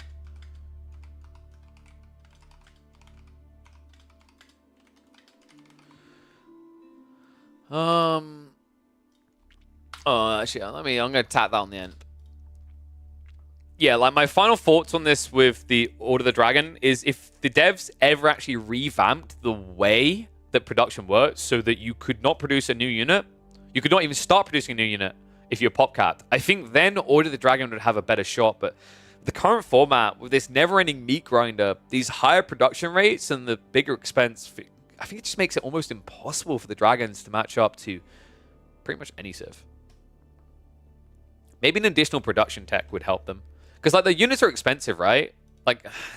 I think they should have something like what the Abbasids have with the extra 20% production speed. Will I cast the last destroying you show match? I didn't know about this. What are the deets on this? I'm up for it.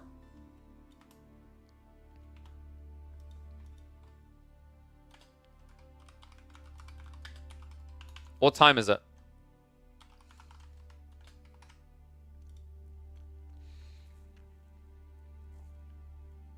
Just catch up with chat, and then we'll get another one.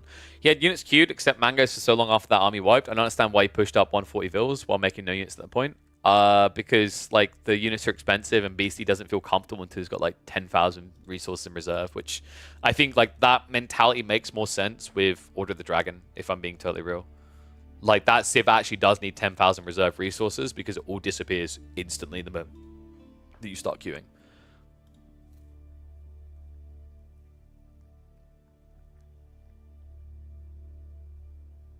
That's true, Faye.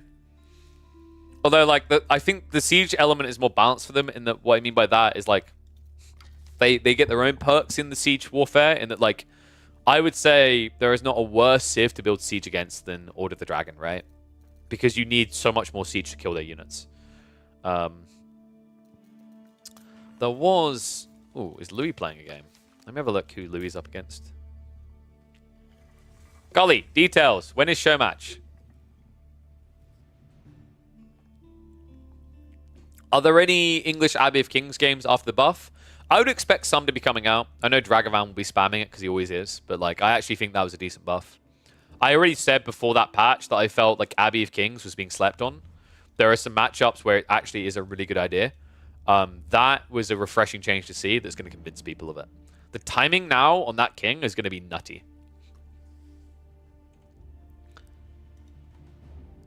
The game needs more win conditions that help it get wrapped up quicker before the endless resource mechanic turn the game into a snooze fest.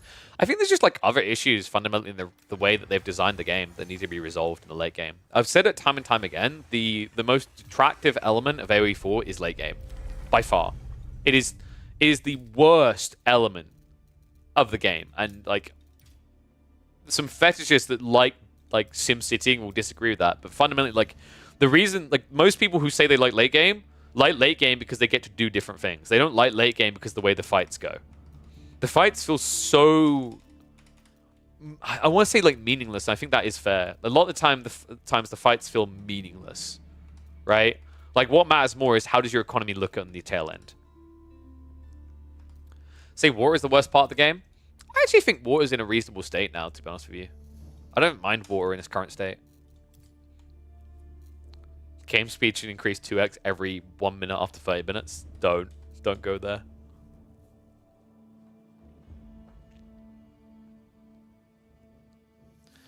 Worst part of AoE right now is Spectators the first age. It's Snorefest. Agree, Caladium, but the thing I'll say about the first age is at least it's over in 5 minutes. The late game can be going on for 50 minutes of nothing happening. The amount of times where we've literally just had games where it's like, and we all know that this will eventually be in X's favor because Y is going to run out of resources first, but let's keep watching the meat grinder for another 30 minutes. Whoop, whoop. All right, I don't think there's anything spicy live right now. There was another Wham Beastie game, I think, actually. Let me see. I think they had a Jeanne d'Arc Order the Dragon game. Eh.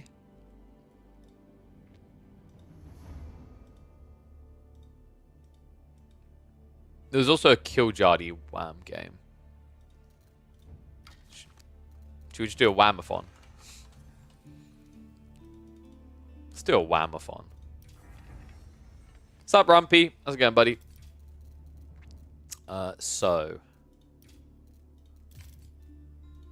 Yeah, they also had an English mirror that went 50 minutes. Rather jam my dick in a door frame.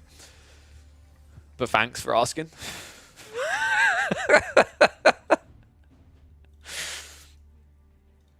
Oh, man. Ain't no way, dude. You couldn't pay me to watch that English mirror. No way, dude. That game went 50 minutes. I'm already shaking my head. Are there going to be community games? Possibly. Depends on how many people there are. That's always the way that works. I know people don't like that answer, but like my advice is keep tuning in. Actually, stay tuned in. Don't just like hear that and then run away because that decreases the likelihood that there'll be community games.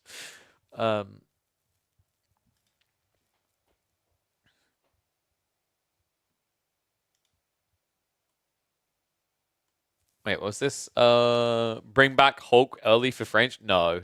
Dude, wait, what are you on about? They have Hulks now. They're just not as good as they were. I always read like my take on the spin to win water meta was legit. I don't know why we didn't just play ballerina music whenever we saw those fights. That would have been the best thing you could have done in a tournament production. Is like 30 Hulks versus 30 Hulks, and you just hear dun dun dun dun dun dun dun dun dun dun dun. Literally, like it's such a fitting noise as background music for that. All it is just people going wee wee, like they're just synchronized spinning. Oh man. But yeah, like the old water meta was cringe. New one is much better.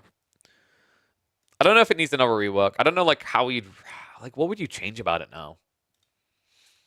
I think the biggest fundamental issue is if you get pushed off of water, you can't get back on in Feudal Age. And that's something that needs to be solved for. Almost like there needs to be some sort of water sprinkle that you can build in Feudal. That would be interesting. I don't know why the devs haven't tried that. Add a siege weapon in Feudal Age that is basically designed to take on water units. That would give people a way of getting back on water in Feudal. Because the problem right now is like, if you haven't gotten deep enough that you're ready to go Castle Age and you lose water, the game is over. Isn't that Sprinkle Towers? You can't build Sprinkle Towers in Feudal. I'm talking about like a siege weapon. Like siege engineering, a new thing in there. Right? Like you know what would be cool? Hear me out. We already have an asset that is useless. Let's put it to good use. What if siege towers, hear me out, had archers on top of them that only shot at water units? I don't care about the reason, but they only shot at water units, right? A mini Tower of the Sultan that shot at water units and had like 7 or 8 tower range. Right? Because like that's the issue. That's why people call GG in Feudal Age on water games. Because it's like it's over. That like you're gonna have to come up with some creative reason from like an immersion point as to why these guys don't attack land units, or even easier, they do attack land units, but they do 1 damage. That's what you have to do, right? Say they're shooting harpoons, and for some reason harpoons are not very effective at impaling people in our world, right? Like, you know, I don't care. Like, we can come up with all kinds of stupid reasons. They're shooting like sail inhibiting things that just destroy the ship by destroying itself. You know what, dude? Like, I've come up with a solution. It's very easy. We just say what's actually happening is like what you have is on top of the siege towers. You've got because if you say chain shots would like you can't immerse me with that because if you're saying chain shots wouldn't kill real people if you shot chain shots at people, Chris. We gotta talk. You can stand in front of my cannon and I'll shoot a chain shot at you, right? What we do instead is we say that it's a bunch of slingshotters on top of the siege towers that have got little like you know clay potted like thin containers full of termites, right? That when shot at the ships are super effective. Solved it. There you go. So termite slingers on top of siege towers is what is missing from the game right now. You're welcome, Relic. Feel free to reach out about a 6-figure contract to have me on as a designer and consultant. I think at this point I've earned it. Thank you.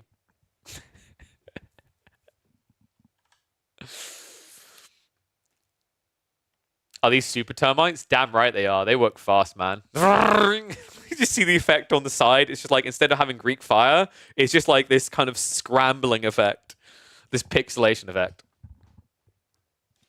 The council needs to be replaced. Wait, what? Wait, what? Wait, what is this, Beastie? What's going on? What the fuck? Nani? What Fred? Is this someone on Reddit? Yo, Beastie, did you hear my idea around the siege towers? I need a pro's approval on this. I was just saying, like, because people complain about water. I was saying it would be interesting if there was some sort of feudal siege weapon you could build that was only effective against water units, right? Because like usually when you lose water, you just have to GG or go castle, right?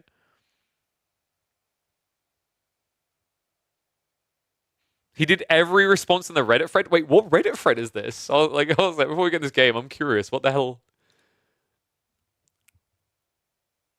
They got to cut passive gold to half, in your opinion? Wait, for what exactly? Like in general? Oh, I'm talking like early in water maps though. Okay, wait. What thread is this? Also, what the? I just noticed this. Hey, thank you, always cursing. Appreciate you, buddy. We'll get the one off Alex. Those critical bird emotes. Wait, that's not right.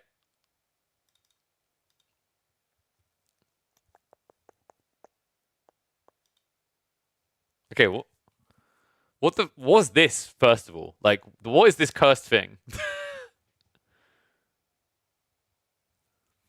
Like, can we just discuss how cursed that is? I have never... Is that because that's because the berries, right? That's the same reason why scouts can block pit mines from going down. It's because the pit mine has a slightly bigger hitbox than the gold vein. So because the berries are spawned right next to it, this guy just got completely cursed.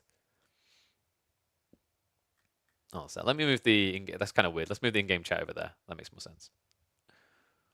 Berries also block... Wait, I didn't know about the Uvus. I've never seen the Uvu one.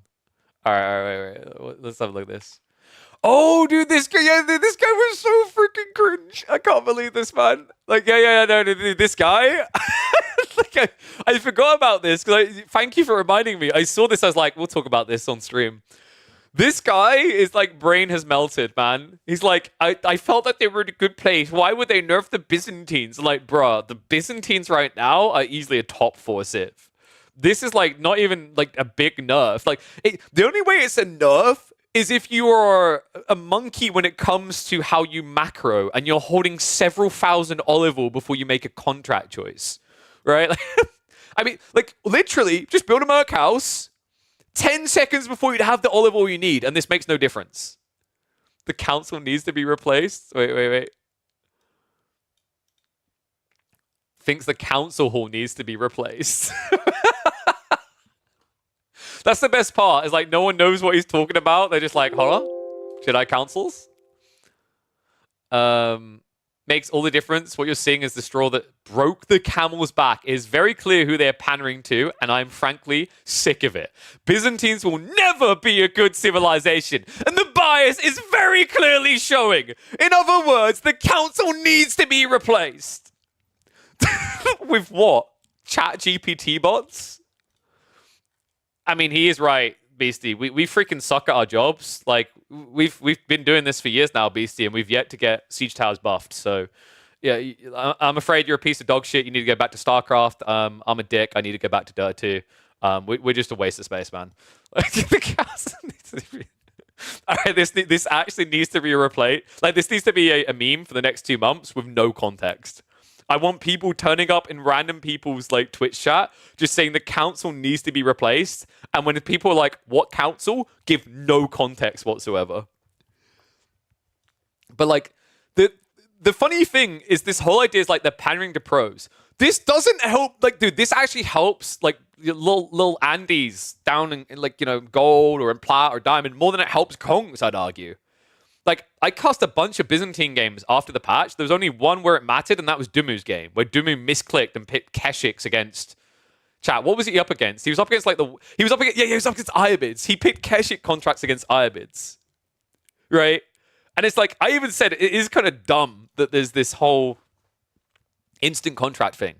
Like, actually, I think the other thing that should change is, legit, when someone chooses a contract, they should plant a flag on the Merc house so you can tell which contract they've got.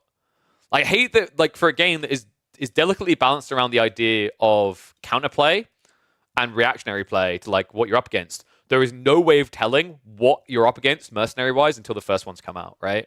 But this guy... Did he just respond to, like, everyone, then? Let's have... Exkior is his name, or whatever the crap it was. So I agree with the change. Better wait 10 seconds than pick the wrong contract. Exactly, dude. Like, you can't change your choice at all. Literally can't change it. It was actually such a reasonable like change by the devs, and I was actually happy that they were quick about it. Not really the point. They're still playable. I'm still done with them. They aren't an instant win. If it's not an instant win, I don't want to play them. This guy was probably like XCure was probably like after they nerfed Springolds, it was like Roos are not playable, right? This guy after like the French no, that's a bad example. They actually became unplayable. Like, what's the best example here? Marlians after they lost nanotech on their scouts is like Marlians unplayable. This guy is like legit the perfect example of like a 10-year-old like baby boomer kid who like not baby boomer, sorry, like a Azuma who wants instant gratification. He probably grew up playing freaking Farmville, using his mummy and daddy's credit card to instantly get wins, and that's just like that's how like his brain works. He's like, dude, if it's not OP, then we got problems. This guy would love the way games like Paladins are balanced, man. Like, you guys see that upcoming Marvel Strike Force? This guy would be first in queue because I think Marvel Strike Force. I want to enjoy it. I'm going to try it and I'm hoping, but I'm also skeptical that it's going to be a bit like a Paladin situation where like some heroes are just going to be broken, right? I bet this guy is the type of person that loves those games. This is more like seeing someone disappoint you for the final time. It's clear they aren't changing their stance on the civilization. Wait, dude, they've literally just been buffing Byzantines. Like, what? They like nerf one tiny thing that isn't even really a nerf. And he's like, well, they haven't increased Cairo Siphon's flame DPS by double, so bad Civ now, right? This statement is a straight up lie. Certain people's criticism. What I love, right, is like, he's being a douchebag, but he thinks by like not specifically calling out who he's trying to call out, that it makes him less of a douchebag, but it doesn't. The council needs to be replaced. Wait, Puppy Paw responded to this? Oh, Puppy, no, dude, no. There's that whole philosophy of like, you don't argue with a child, you just tell them. So I'm hoping you just told him. Doesn't this change contradict your point? My understanding is that the change is meant to help newer players. How does this affect pro players? Because Puppy Paw, because you've got paws instead of fingers, when you accidentally press the wrong contract, you're not GG'd, Puppy. Most players don't have paws, they have hands, so this helps you directly, Puppy. You're right, although there's a bit more to the... Wait. So he goes with you're right. Byzantine's playability will be unchanged from this change, and instead, the post is a reaction to how Byzantines is being handled rather than balance. Huh? It's my opinion that this is a nerf dressed up as a quality of life change. For one, contracts already had a buffer time of a second or so. Yeah, if like your PC's lagging so bad that you play at 1 frame a second and force the simulation to slow down. Why stop at 10? Why not 15? Why not 20? Because that would be a nerf, you giant donkey. What constitutes a time frame for a mistake in a game where people have 50, 100 APM? And are these solutions that do not directly impact a momentum-sensitive mechanic? Dude, like, yeah, this... I don't even want to know. Like, if I look at his history, I don't know what we're going to get. But once again, guys, like, this is all irrelevant. Wait, a competent design would do the following. No contracts, just produce 1 of 3 units. After it's been produced, lock the others. Well, no, because what happens if I don't build a Merc house until age 3 or 4?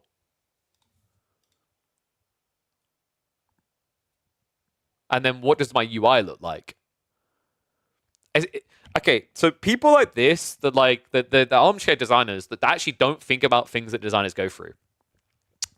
If his approach is the logical approach of just click a unit, right? You're still going to thumb stupid crap, because here's what happens.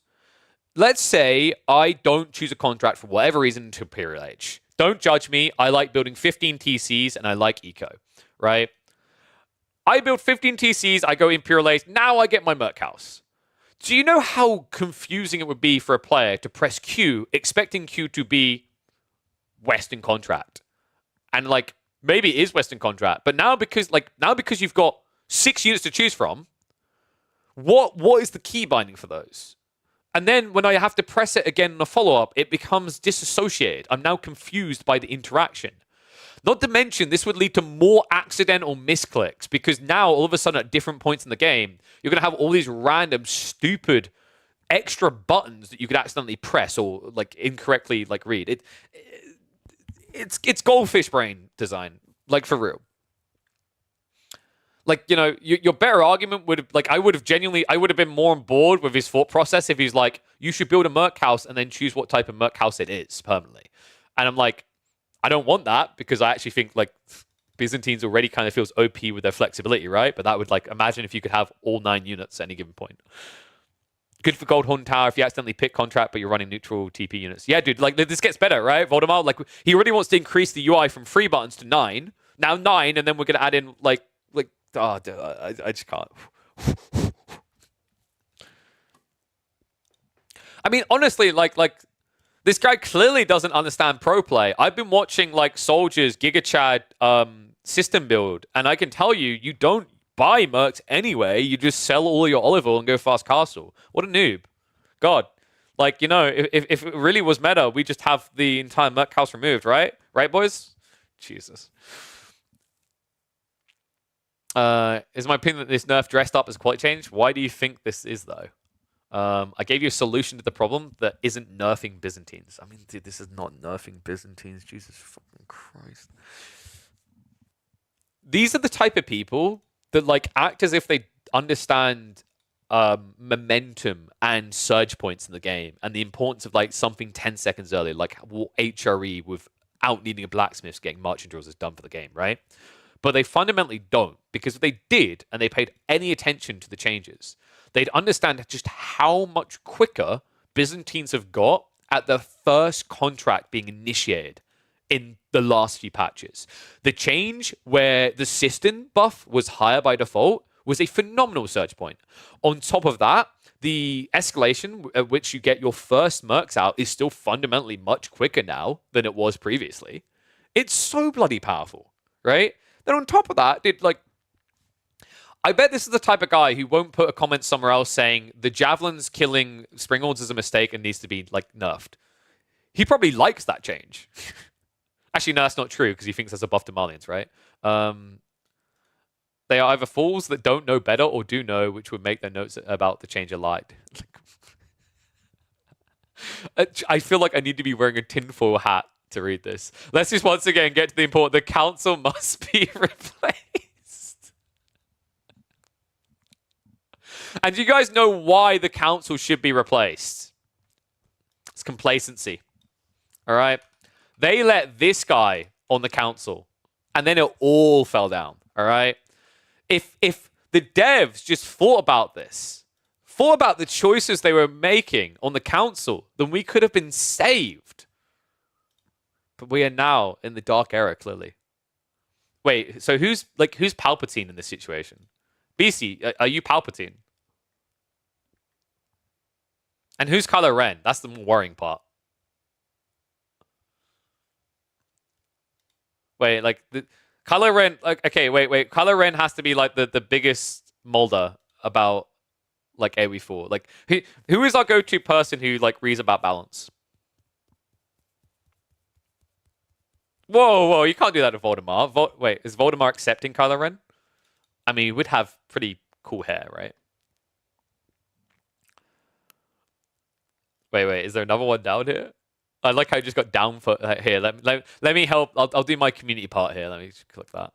The Byzantines never actually got a chance. Is officially a dead on arrival civilization. Can't wait till Stormgate to come out and remove these leeches, making constant awful suggestions to developers.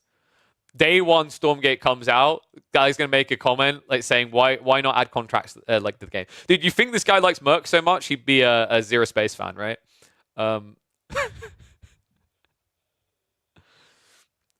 The developers pick them out exactly because their ideas align, hence the paradox of bad exchange of ideas.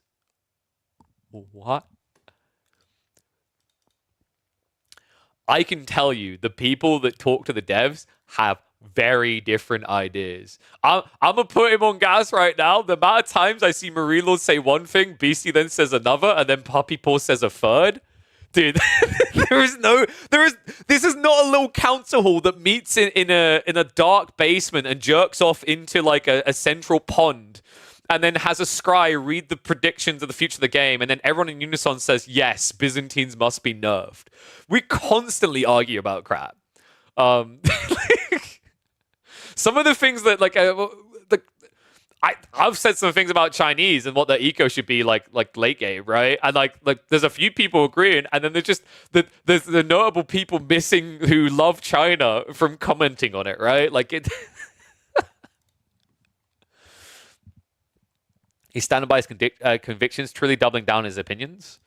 I mean, you know what they say, dude. Opinions are like assholes. Everyone has one, right? It's like okay. Here's a better like you know. Let's engage with it. Let's engage with it. I'm gonna try not to lose too many brain cells doing it, but let's engage with it. Who do we replace with this council? Who goes on the new council, guys?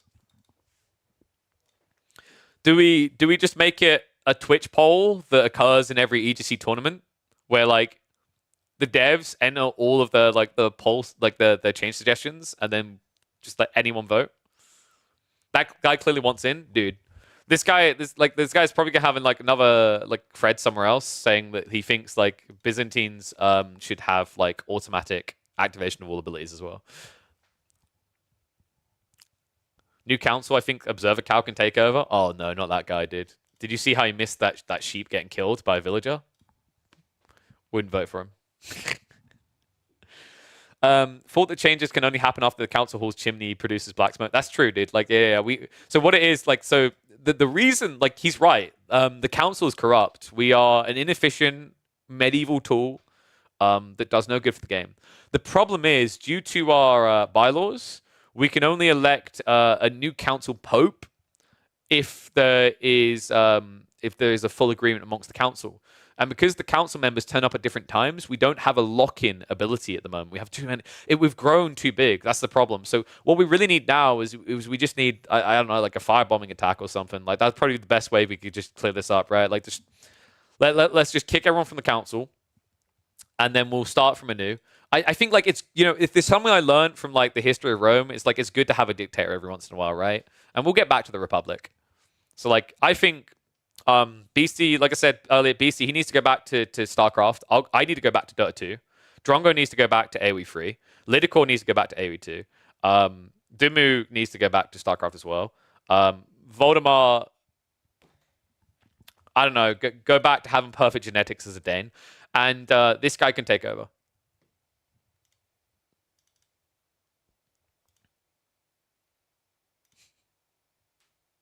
I say we abolish the council and replace it with democracy. Liberty is best balance. I think what we really need is I'm a really big fan of the Starship Trooper democracy.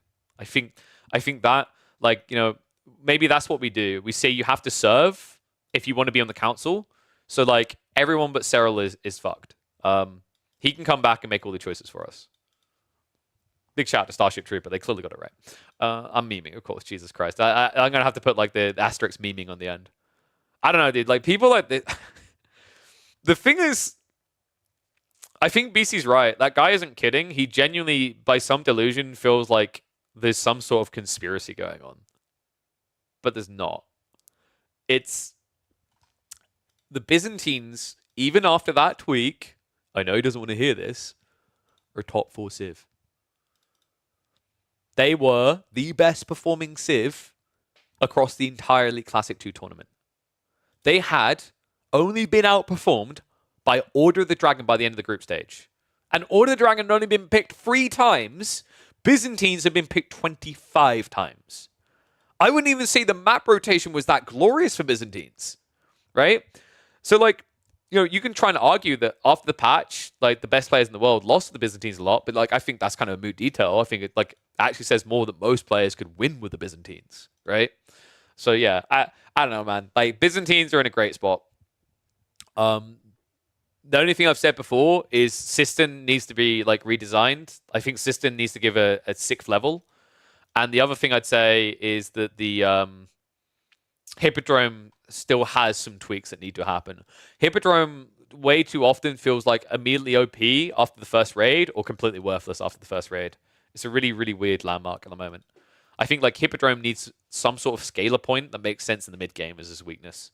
But you know, like outside that, Byzantines are fine, man. It's like I think your only valid argument might be like the Keshik contract needs some sort of validity in late game because it doesn't have a good option, but that's literally it. If anything, Careful, because he might make a Reddit thread about this as well. Maybe they should be nerfed. Hippodrome is a scam until it produces Hippo Cavalry. Dude, I think, you know what we need? We need, what would be a good replacement for Golems? Like, would that even be a better replacement for Golems on that contract? I'm not sure there is. I feel like Golems is, like, really good, right? I don't know, dude. Like, this guy strikes me as someone who wishes that you could choose, like, you literally could full-on Yu-Gi-Oh deck your Byzantines and choose which unit you get each age. I bet he won't be happy until that gets implemented. And then, like, a week later, when everyone rages about Byzantines and quits, he'll wonder why. Replace Golems with more Varangian. There we go. Wait, didn't they, because they had an issue before where you couldn't keybind them separate or something, wasn't it? Can you remember what it was, Voldemar? They fixed that, right? But I remember there was originally an issue with Golems and Varangian where there was something about grouping them together that got weird. Which Golem do you want? I just want little Smeagol's that don't wear any armor. Like, what I want them to do is, like, I want them to be capable of running across the map, finding your gold workers, jumping on them, beating the crap out of them, and then taking the gold they were holding, and then running back to my mining camp. Those are the Golems I need. Dude, could you imagine if actually, like... Okay, I kind of like that idea of... I don't...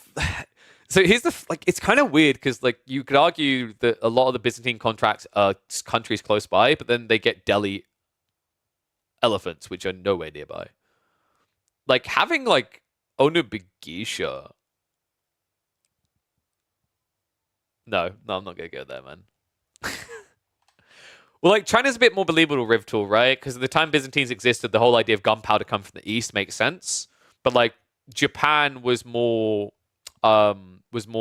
locked off from the rest of the world, like the West anyway, until centuries later, after the Byzantines got stack wiped. Janissary Mercs. Oh my god, no. Dude, the heresy reading that right now. Oh my god. I mean, maybe like, you know, maybe this Musavadi Gunners, screw it. The Byzantines clearly need more. No, I'm gonna stop. They don't need buffs. All right, should we get back to the action though? Thank you, Beastie. That was some good stuff. I can't believe I forgot reading about that guy last night.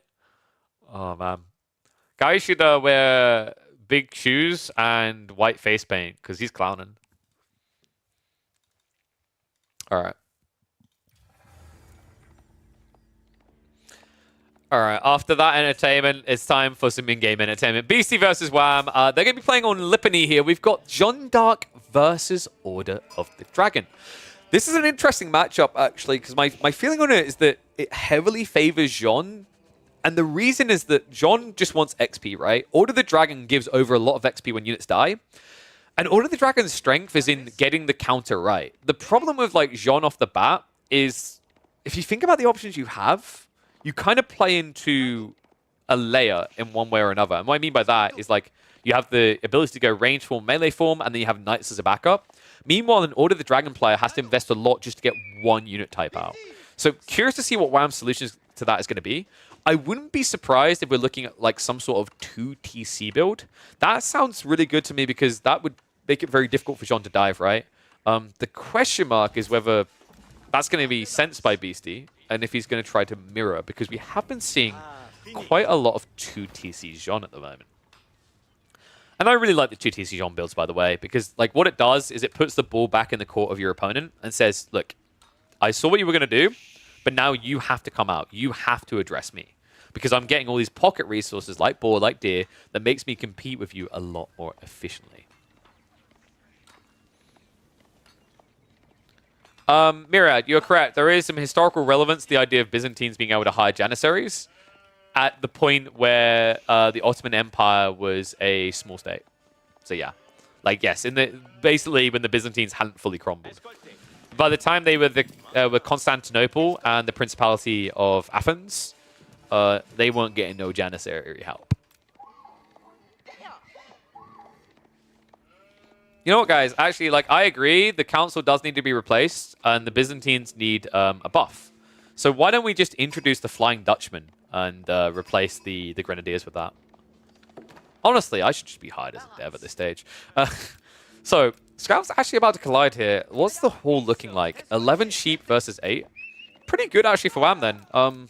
Very important, actually, that BC gets a little bit more sheep action here. We find that usually with Jean trying to ramp into aggression, it's very important to get additional food off the map. And, oh, you cheeky little git. He finds his way up onto the plateau and does yoink some away. So it looks like Wham, I guess he just reacted too slowly there. BC, a little bit more on the mark, because considering your opponent was coming from that direction, I mean, you should simply be counting your lucky strikes to even find this one. Wait, actually, Beastie Scout this. Okay. I guess the sheep camouflaged against the stone outcropping. That's the excuse we're going to use here.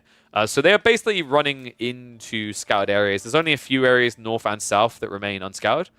And I don't feel like there's any sheep left there. So I'm wondering, is Wham... Dude, he is going to do it. He's going to do the 2TC build. So this sheep haul matters less now from Beastie's perspective, more from Wham's perspective, because he's going 2TC condense. He's probably going to drop the TC between the gold and the stone and try to shove in the deer. So I'd love to see Beastie just run down here, shoot a few of these deer and push them away, and then go back home. For him now, having scouted where the Archon is, he has the option to try and dent his opponent, or just go for his own TCC.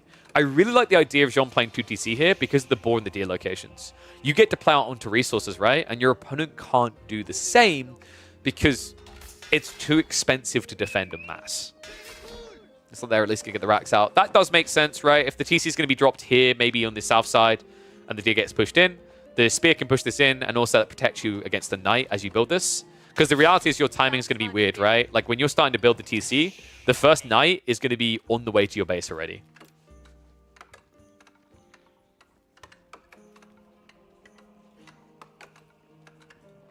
Single elevation Lipany seed? I know, right? Like, what? We're not playing Mountain Pass with generations in game? I really do wish they would just adopt the EGC Lipany. Don't get me wrong, EGC Lipany actually has its own flaws. The most notable one is that sometimes you only get 4 relic spawning. But I feel like, you know, in the average gaming experience, you probably take 4 over 5 relic spawning over half the map being cliffed against you. So yeah, this is a fairly balanced spawn from that perspective.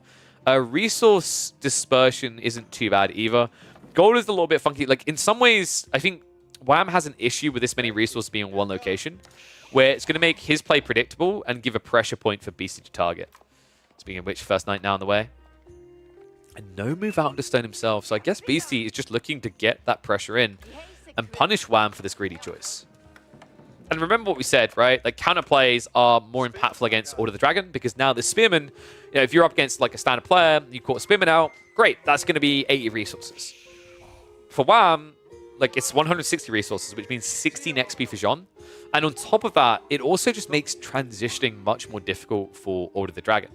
So I think what Wham's perspective is, he understands this, is a very smart cookie, right? He's thinking, oh, well, because of the fact that, like, I won't be able to keep dancing around these different unit comps as quickly as Jean, it's a better move for me to just play more kind of static defense-oriented. Play one unit comp, and then rely on the detail that the only thing of his that can dive these defenses are the knights. Good protection by Wham. And Jean now on the way, and it is going to be Archer form. Yeah, this is really effective at this stage. It's a little bit annoying going up against Order of the Dragon because it takes you 5 hits before you can insta-snipe a villager, and that's before textiles, right? But for the Spearman value, just having a counter to that, and then I guess the goal here is BC's trying to force Wham to add Horsemen on a delay, and then maybe we're just going to see like melee mosh pit comp, right? Knights plus spears. Okay, no, it's actually just going to be archers. So he's just looking to raw commit hard. And Survival Techniques is on the way. So boar is being played onto. This is a really beneficial spawn, the boar, by the way. You always want to look for these resources spawning optimally towards your target. So for Beastie, this boar is on the way to the enemy base. It's an absolute jackpot. He could even find the other one nearby. But the whole goal is, like, in this early game, every second counts for Jean. And what he done with that boar play, he got extra XP without sacrificing any of his timing.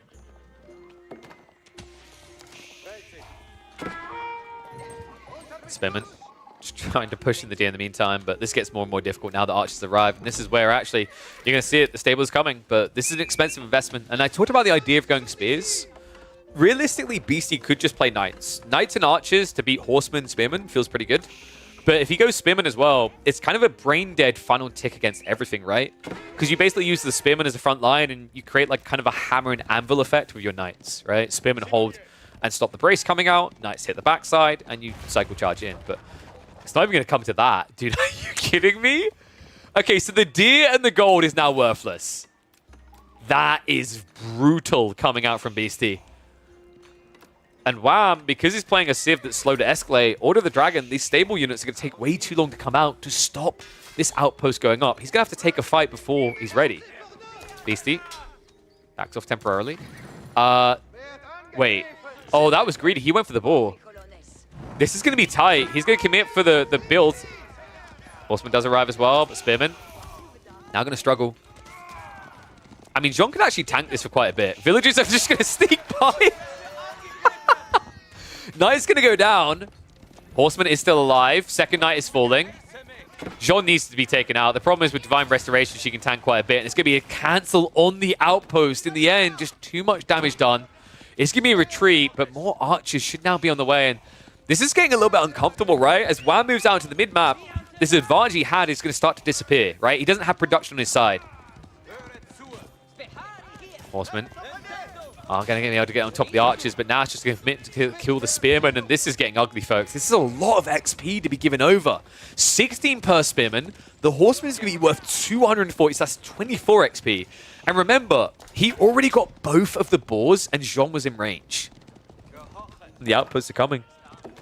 I mean, this is the drain, right? Like, Wham has been adding in farms. He's trying to access deer. He only has 2 in range here. He hasn't got really great long-term food production, and he hasn't got great production speed on his side. This second wave is scary to me because Wham, losing all those Spearmen kind of puts him back. Archer count is now up to 6. That's good enough to snipe down these Spearmen. And it means the Knights can mirror out the Horsemen perfectly. Villagers continue to build it. Knights clearing up the cav. One villager's going to go down, but the price in return is lofty to say the least. Also, that scout, just an extra 7 XP. So at this stage, like, what are we talking about here? We're talking about, I want to say, over 100 XP, right? Okay, this is going to be an egregiously quick level 3 timing for Jean. The villagers were at least denied, right? So the outpost's not going to go up, but I think in a way, Beastie forced something else. We could be looking at a play now into siege engineering, and then you just take a ram approach, right?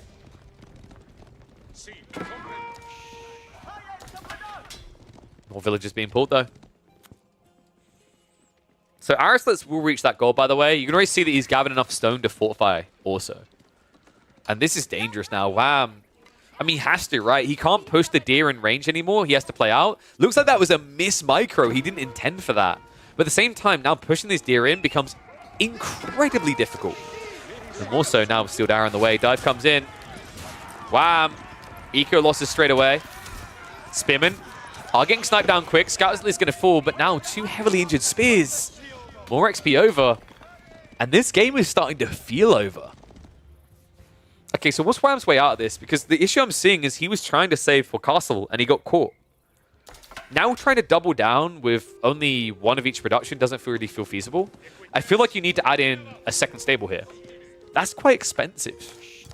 Not to build, but definitely to maintain, right? You're paying 240 resources for a worse knight. Yeah, that's the other issue in this matchup. Like, this is something that I think makes Jean very difficult to contest this way, is if you can't win the initial fight, you're falling behind because of Divine Restoration.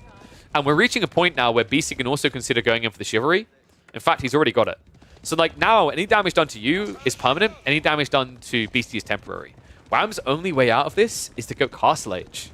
The problem is, Beastie's already sensing it, and he's circling like a shark. Let's play on the north side as well. Double outpost. Like, it's all just so expensive. Wham, prioritizing the outpost, didn't even set up the mining camp yet. In fact, he's rushing to get the additional outpost up. Horseman is going to try to raid on the other side. The damage is going to be bigger, more significant in Wham's own base. Knights dive in. Outposts begin to get torched. And the problem here is even without Undermesh, you don't have the Steeled Arrow. In fact, you're not going to have it in time because... Wait, Wham! What was happening there? I felt like he hadn't queued it up straight away. Outpost at least going to get repaired temporarily, but more eco kills, right? Outpost going down is worth 10 XP. Villagers are going to be worth 6 XP a pop. And it's just forcing the Spearman to come out. And this is where the game gets kind of frustrating, right? Like, this is too many Knights. They're going to take out the towers. And too many Archers for the Spearman to contest. This game is looking pretty over for WAM, folks. No gold access now. That Outpost on the south side paying dividends for Beastie in this game. And now it's going to be a pull to try and torch it. But you're up against Araslets, up against Fire Armor. This is about to get ugly. North side. Losses are going to be accrued. Additional eco getting chopped down. And, okay, this is just sad to watch. He's lost the north side. It's taking how many units? 23 units with increased torch damage to kill this outpost. And they still don't do it quickly. It's finally going to be brought down. I can't believe BC stayed here to gather the boar as well.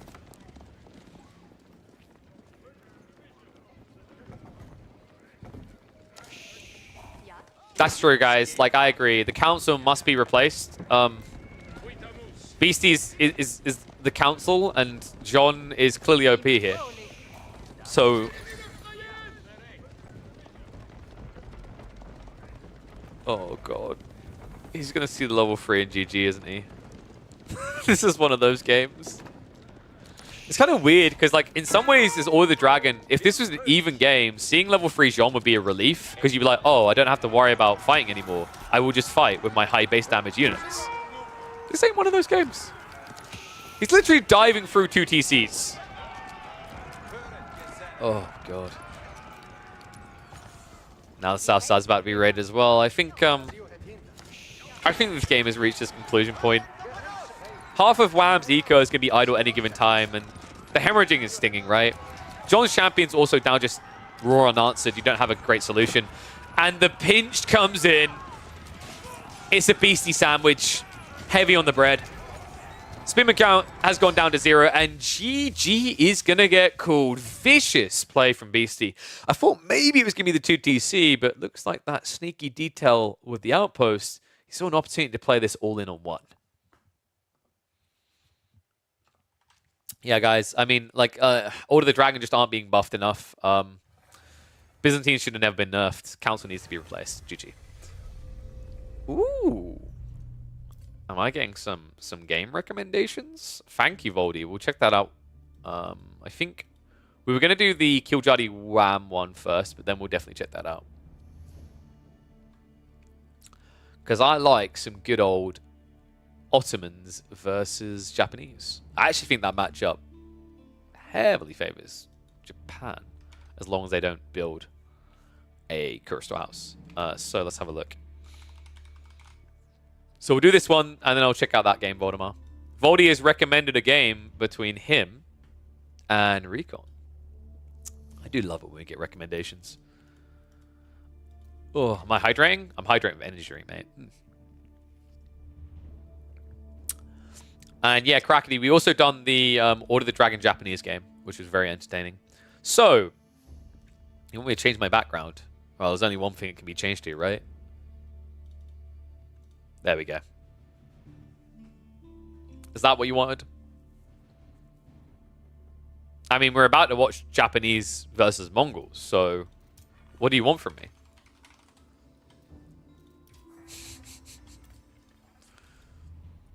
This is when I realize I'm not exactly a child-friendly stream. Pepper Hunts. Oh wait, was that game on the previous batch? Maybe I can't do the WAM Killjadi one then. That's kind of sad. The face of the council must be replaced. So, are we envisioning like figurehead face replacement, or like Nicolas Cage, John Travolta? I want to take his face off. Because I would definitely back a move on the latter there. Okay, looks like we can't do the Killjadi WAM one. Let's check out the Voldemort one. I think there is a way I could watch the previous batch ones, but it's a ball ache.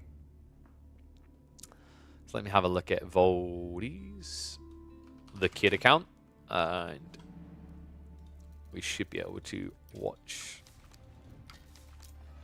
that game. Who was in favor of 90s Cage? I feel like more recent Cage ain't too bad. You see that movie where he basically plays himself, and there's like that that guy that wants to make a movie with him? That was good. Is someone behind me?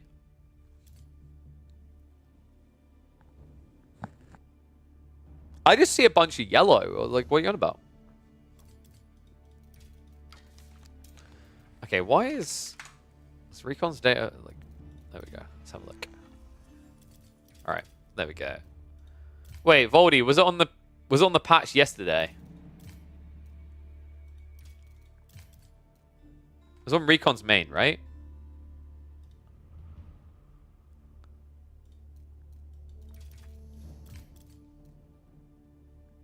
Arg. All right. So that's one to do after I load up the previous patch. I guess we'll do that a little bit later then. Looks like we're building a backlog of games from the previous patch now. Joyous butt ducks. So Killjoy Wham and Voldemort Recon will have to load the previous server to do those. Let's see what else we've got. We have got Puppy Paw versus Myriad. That sparks my intrigue. For a Byzantine HRE hoedown. Which, you know, Byzantines are clearly going to lose because HRE is OP and Byzantines, they got nerfed. And, you know, there's like Byzantines would have been fine if we just replaced the council. So, yeah, you know, big Sag.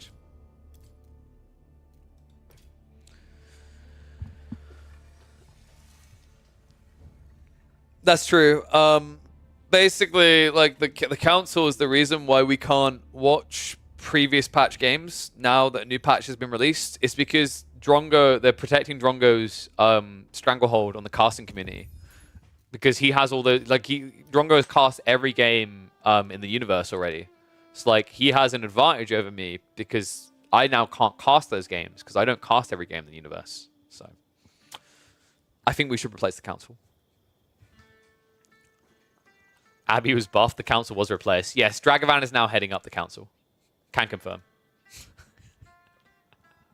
Dragavan just catching shade here. I mean, like, I'll be totally real with you guys. I can't think of a single person that would have been cheering more at that Abbey of Kings buff than Dragavan. Pretty sure of that. Like, he probably was screaming, running down the road naked, shaving his head bald as he cheered.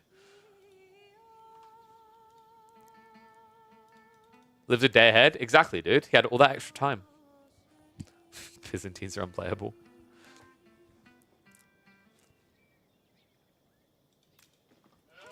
Byzantines are unplayable! Clearly the council needs to be replaced. I can't believe this. They received a nerf. Can you believe it? They went from misclicking a button and that choice being permanent to now having 10 seconds to choose to not have that choice. It's a very big nerf, guys. I swear. We're going to see them lose to Puppy Paw here. Unless Byzantines haven't really been nerfed. And are a top 4 Civ. And HRE are like a top 6 or 7 Civ. Well, there's only one way to find out for sure, isn't there? Because we've got Myriad versus David Kim, aka Puppy Paw. Puppy Paw definitely by rank the favorite player here. And HRE is a very powerful Civ right now. There's a lot of power in the feudal plays, but I gotta say, I think this matchup's actually a really good one for the Byzantines. I know. Can you believe it? The guy on Reddit is going to be so mad when he sees this video. So Byzantines in this matchup have a lot of power over containing the buffs that the HRE received, right? Most notably in the feudal age, because that's where you're seeing a lot of HRE players now lean with the March and Drills buff, but you can't really play that into Byzantines when they have access to things like the Javelin contract. So I've got a feeling we're going to be looking at a fast castle build out the HRE. And this is interesting, actually. With the new the new Byzantine timings on the Mercs, fast castle's very difficult to pull off unless you double outpost your gold. Because it takes you, like, what, 7-8 minutes in the game to reach castle? The Byzantines can be on your gold with some jabs or some lombos at, like, I think it's 6.5 minutes. So I think you have to over-gather on the gold to be safe. In fact, I'm wondering if that's what we're seeing here. Puppy Paw already has 7 people out in the gold. Are we going 2TC? The Arkan Chapel has to be placed here, right?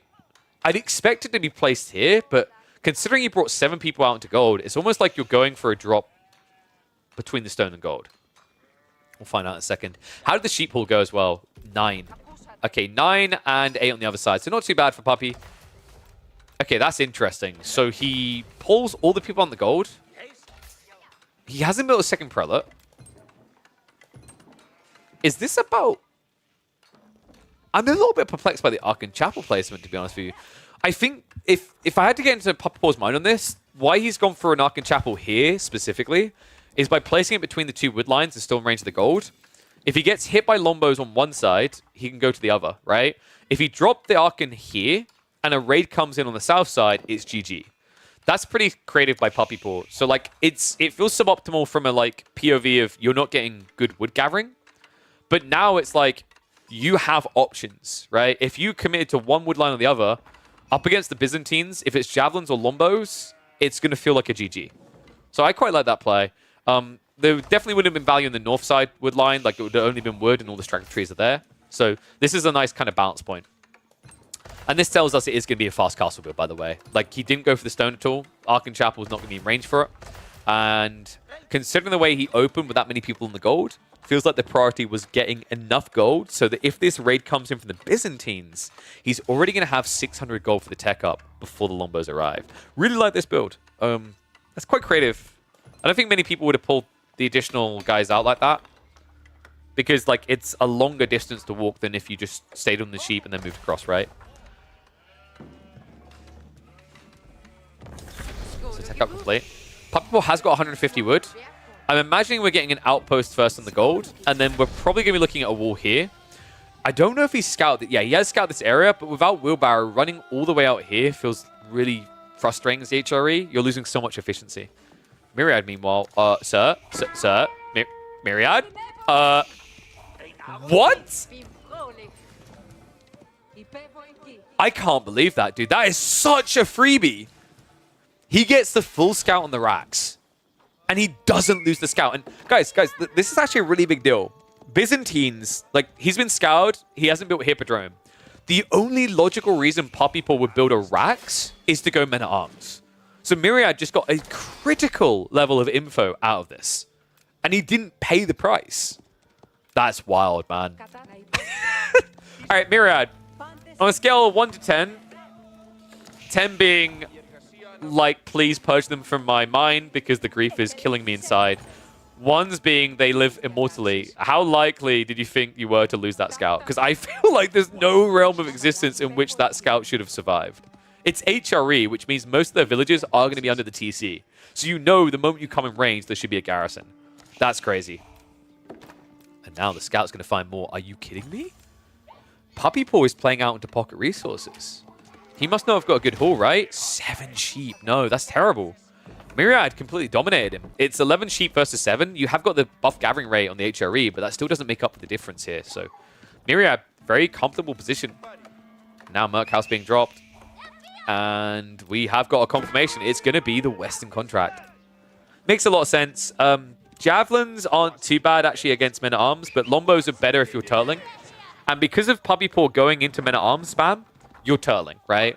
Like, if he was playing full Eco Greed and just going fast castle, you'd be better off with Javelins to get across the map and snipe him out. The other interesting thing is actually that this Civ is better at building Landsknecht than Puppy Paw is. So if you're going to be up against the mass melee mosh pit, the Western contract feels better for castle as well.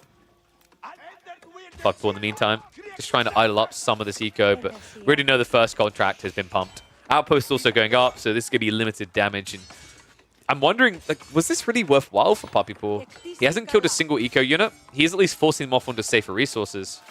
But now the Lombo investment gets some value. The Archer might be a little bit overkill. I don't think you needed both of these things. I'd say that's where Myriad has gone like a bridge too far. You know, going Limitane might have felt better because I feel like now Puppy Paw just techs up and goes for a stable play, right? Tech up now on the way. Regnet's coming in. Archers are going to start moving out. And Lombos have finally arrived. Guys, I can't believe this. Puppy Paw would have lost this game if those Lombos came out 10 seconds sooner. Can you believe it? The council's got to go. It needs to be replaced. In all seriousness, though, it actually doesn't change the time at all. If you're paying attention, like, you literally just start prepping the Merc House tech sooner. So you just build your Merc House sooner, and it doesn't change the timing you get longbows at. So, yeah. Turns out that wasn't enough, really. Wow. But, yeah, we should definitely overthrow the council. I feel like all good things in history have come from overthrowing councils. You know? Like, this is... Guys, this is the patch to overthrow the council. The council has already been replaced for the English in-game. It's now going to be Abbey of King's meta. So we just need to do that behind the scenes as well. Someone is going to clip this out of context. Jesus Christ, I'm going to get kicked from the council. I'm going to lose my rank as a Master Jedi. Crap. Fallen Jedi does sound kind of cool, though. Lombos, archers now moving around. So tech up complete. Puppy Paw has yet to upgrade his men-at-arms, and his gold is still quite exposed here. Steel Arrow is also on the way, so Myriad is looking to get that juicy bonus damage. And that's a problem because, like, this is interesting. Marching Drills, although it was a buff, in a lot of ways it kind of felt like it pigeonholed HRE further as a civ that just doesn't add in blacksmiths. So you're not going to have Undermesh. You've got the upgrade for your men-at-arms coming in soon, but the interesting thing about Lombos, they're not terrible at contesting you considering their base damage is higher. But as you can see, Myriad doesn't want to hang around. He's getting ready for a tech up. He could just camp the central relics here, right? His timing's not going to be bad because you have to remember that the HRE, while they start pumping out the Regnants for the Prelate, you have the similar effect of the Byzantines when you build Grand Winery, right? This is like a mini Regnants. Golden Horn Town on the way. If he gets Lombos into second free contract being Landsnack, this game is very difficult for Puppy Paw.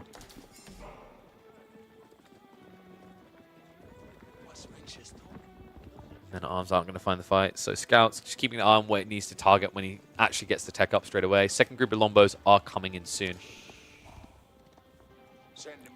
6 men-at-arms should be content to take this fight. Some of them are injured, but like realistically, it's a difficult one for Myriad to get a good trade on. What in the everlasting goose is that? I have questions. I have questions about the questionable choice. Lombos, they move slower than men-at-arms, remember.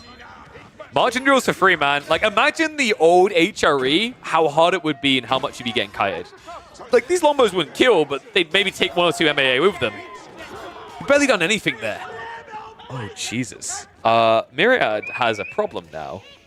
Because if I am Puppy Paw, I'm going for those central relics after that. He's playing flank right now. He's already moved on the west side. Archers are going to be in range to try and deny that. Well, Myriad. Wait. He does see. Okay. Whew. Byzantines clearly need to be buffed, guys. Why don't they get marched down? I'm going to stop now. We've had enough of that meme today. So Myriad has crossbows coming. This is what I was kind of worried about. Is like Puppy Paw is still on a one-dimensional unit comp, and he's playing pocket resources, right? So he doesn't have permanent food to scale and say like horsemen here. Instead, he's going to be going into archers. That is intriguing to me. I like it though. You have the marching drills, right? So like, this is quite interesting because did you guys know that HRE is a really good counter to English? Because you just spam out archers, right? Marching drills gap closers. It's a similar logic here because you're up against the newly improved English, right? Like Byzantines are playing pseudo-English. And the crossbows kind of just escalates the problem where archers is still the solution, right? You're bypassing all this bonus damage and just outmassing and outgunning them. This army from Myriad is kind of scarily slow.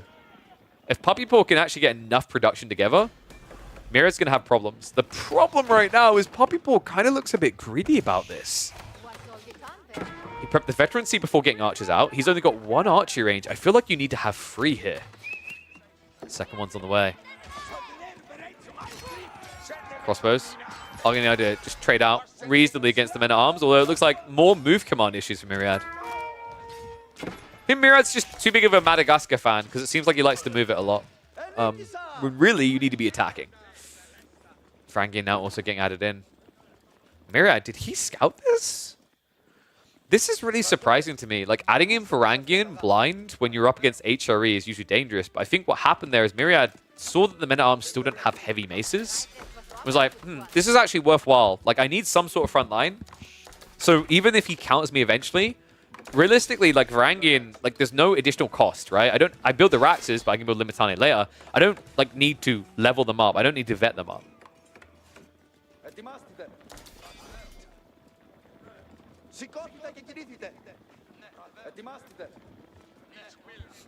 Remember what I said about, like, Byzantines are better English? You're kind of seeing why now, right?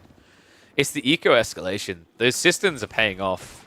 The farms as well, like, sure, they're a bit more expensive than English farms, but when you consider that you've got this increased buff that kind of competes with English, on top of the fact that you then are getting an extra resource, it's totally worth it.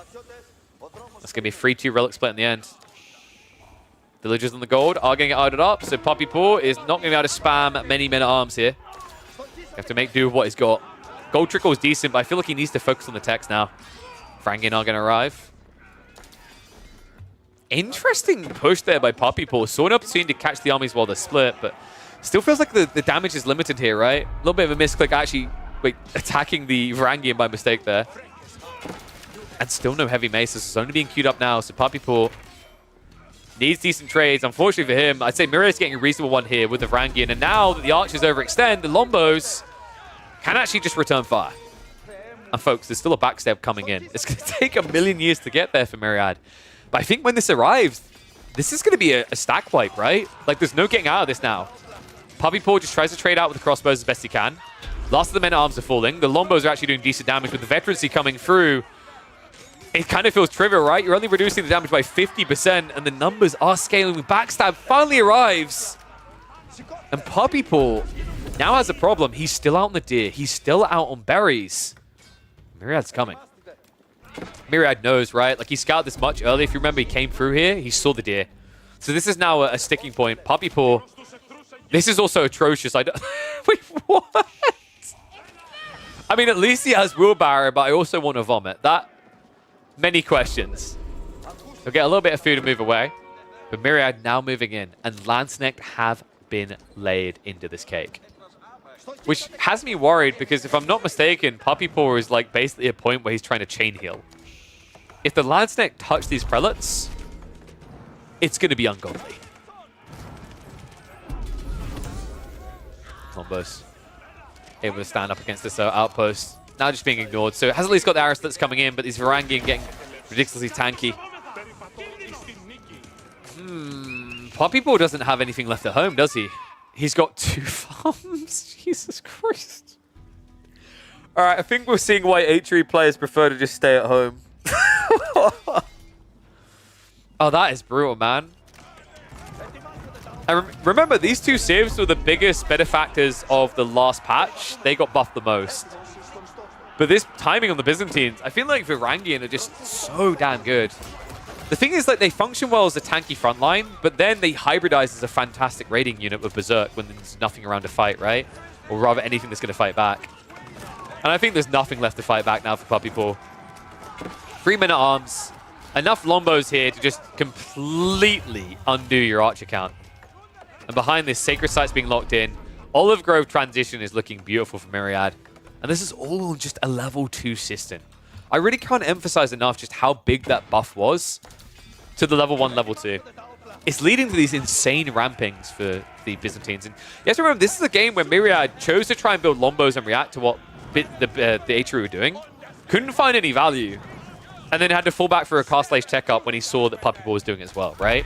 And yet still, even on that delay, look at the impact it's had.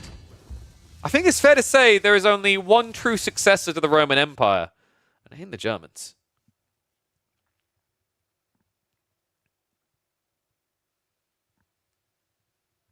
But, you know, guys, Council needs to be replaced.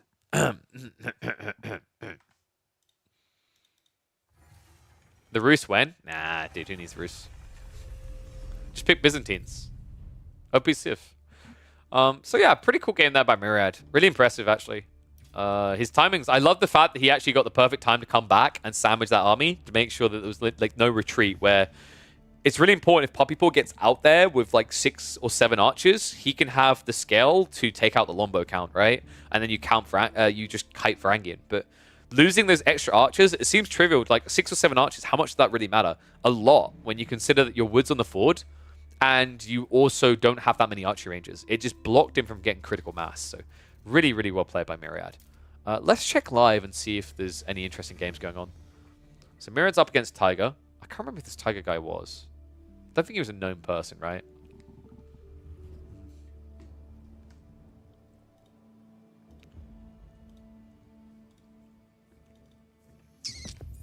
So probably won't go for this one. Let's check the live listings.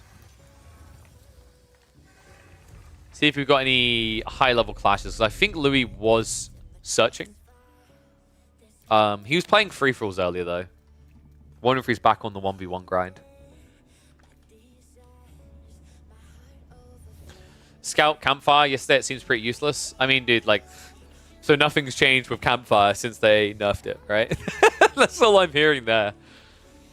Honestly, I feel like they could give that back. Yo, what's up, Packer? Thank you very much for the sub. Welcome back to Swarm. Let me shift that over there. Yeah, I kind of feel like they could maybe just give Campfire back to the Lombos in some form. Like, actually, keep it as a build cost, but then make it heal. I think that would be a nice change for English. This guy misspelled his name. It's meant to be KP. Damn, I love this song. So DQC... Ooh, DQC versus Lash.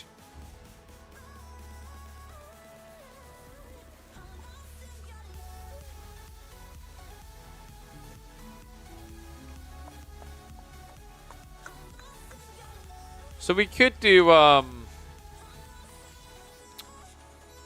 DQC versus Lash, or there was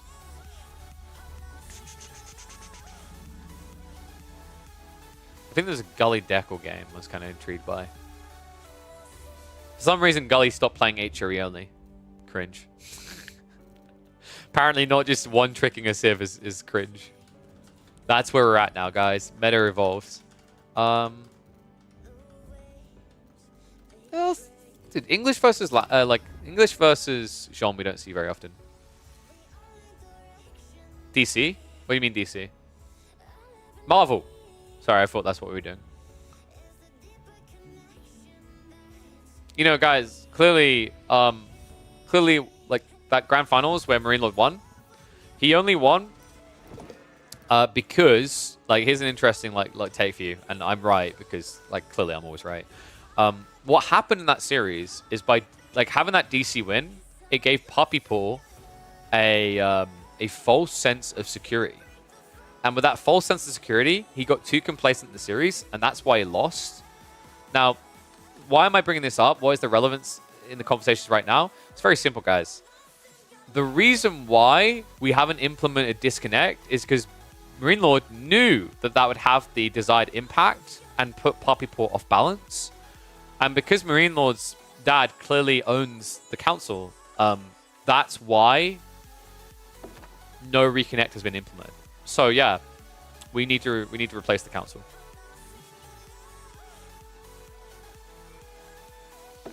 All right. Anyway.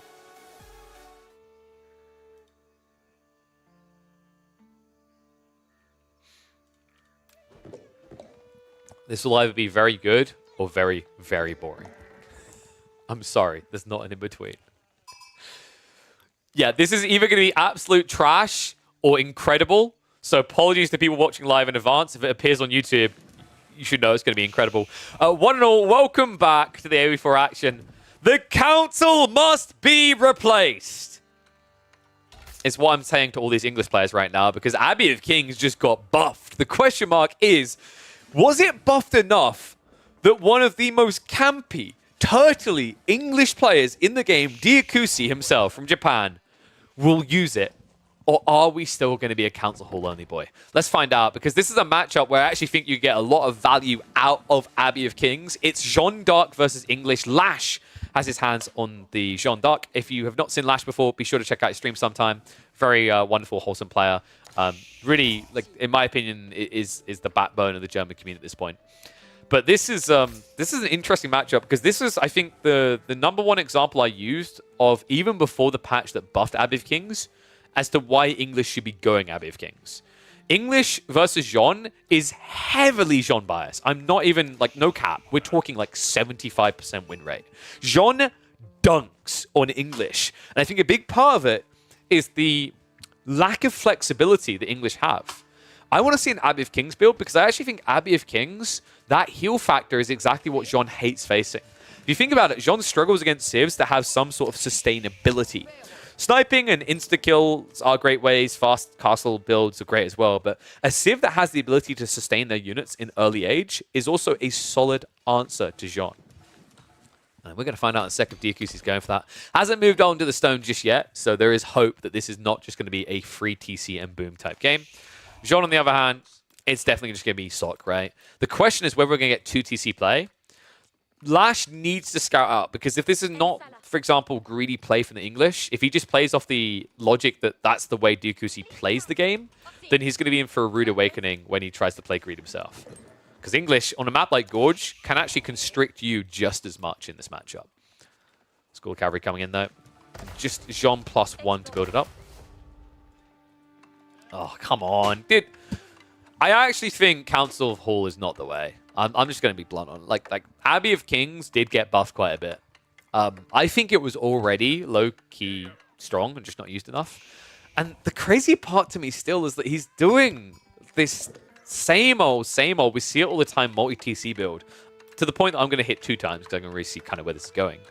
But I get that you want to have Longbows to defend. And I agree with Longbows as a choice to defend against most civs. But I think this is the one where I shake my head. Jeanne d'Arc is going to build knights. Jeanne d'Arc is going to dive alongside those knights. Longbows are not really going to change your mind about that. So you need to add in Raxes anyway. Realistically, static defenses on TCs plus Spearmen and an Abbey of Kings would tick the same exact box for Diakusi here. I think he's just too paranoid about the idea that if Jean gets close, you're going to die. So he's hoping that Longbows can keep the distance at all times. So we'll stick on the 2 times and see what the reaction is going to be out of Lash. Lash, now seeing that it's multi-TC, genuinely on a map like this, best approach just might be to go for a loose secondary TC, understanding that your opponent can't punish you, right? Meanwhile, what you can do to Diakusi is force him to condense free TCs and not get that much value out of it, right? It'll force him into farms very early on, while you're able to play onto Deer, onto Boar, and onto all the goodies across the map. So tech up coming through. DQC probably wants to pump a few Longbows to try and keep the Knights away, but instead it's going to be priority on the TC, on the gold. So yeah, we're going to be looking at 2 TC into Fast Castle. Is going to have to add in farms along the way, though. We can already see that DQC doesn't have a great haul, right? 8 sheep left over, 8 on the other side for Lash. So at least it's a split of the map, but the difference is that for Lash, he can access things like the Deer and the Boar. You can't. Speaking of which, Lash actually doesn't know where that Boar is yet. He's going to be able to find it, though, so extra XP there. I think we stick on the 2 times here. I'd feel bad about leaving this game now that we've entered it. I'd love to see how this one's going to play out. But at the same time, considering this is now going to be Lash looking for a way in and Diakusi looking for a way up, there is not going to be this critical detail you need to highlight. We've seen this a million times from Diakusi. I feel like at this point, when you're playing against Diakusi and you see him pick English, you kind of roll your eyes. It's similar with Divine, actually, right? Like, these 2 are probably the most prolific TC turtley English players in the game right now. Blacksmith coming in from Lash.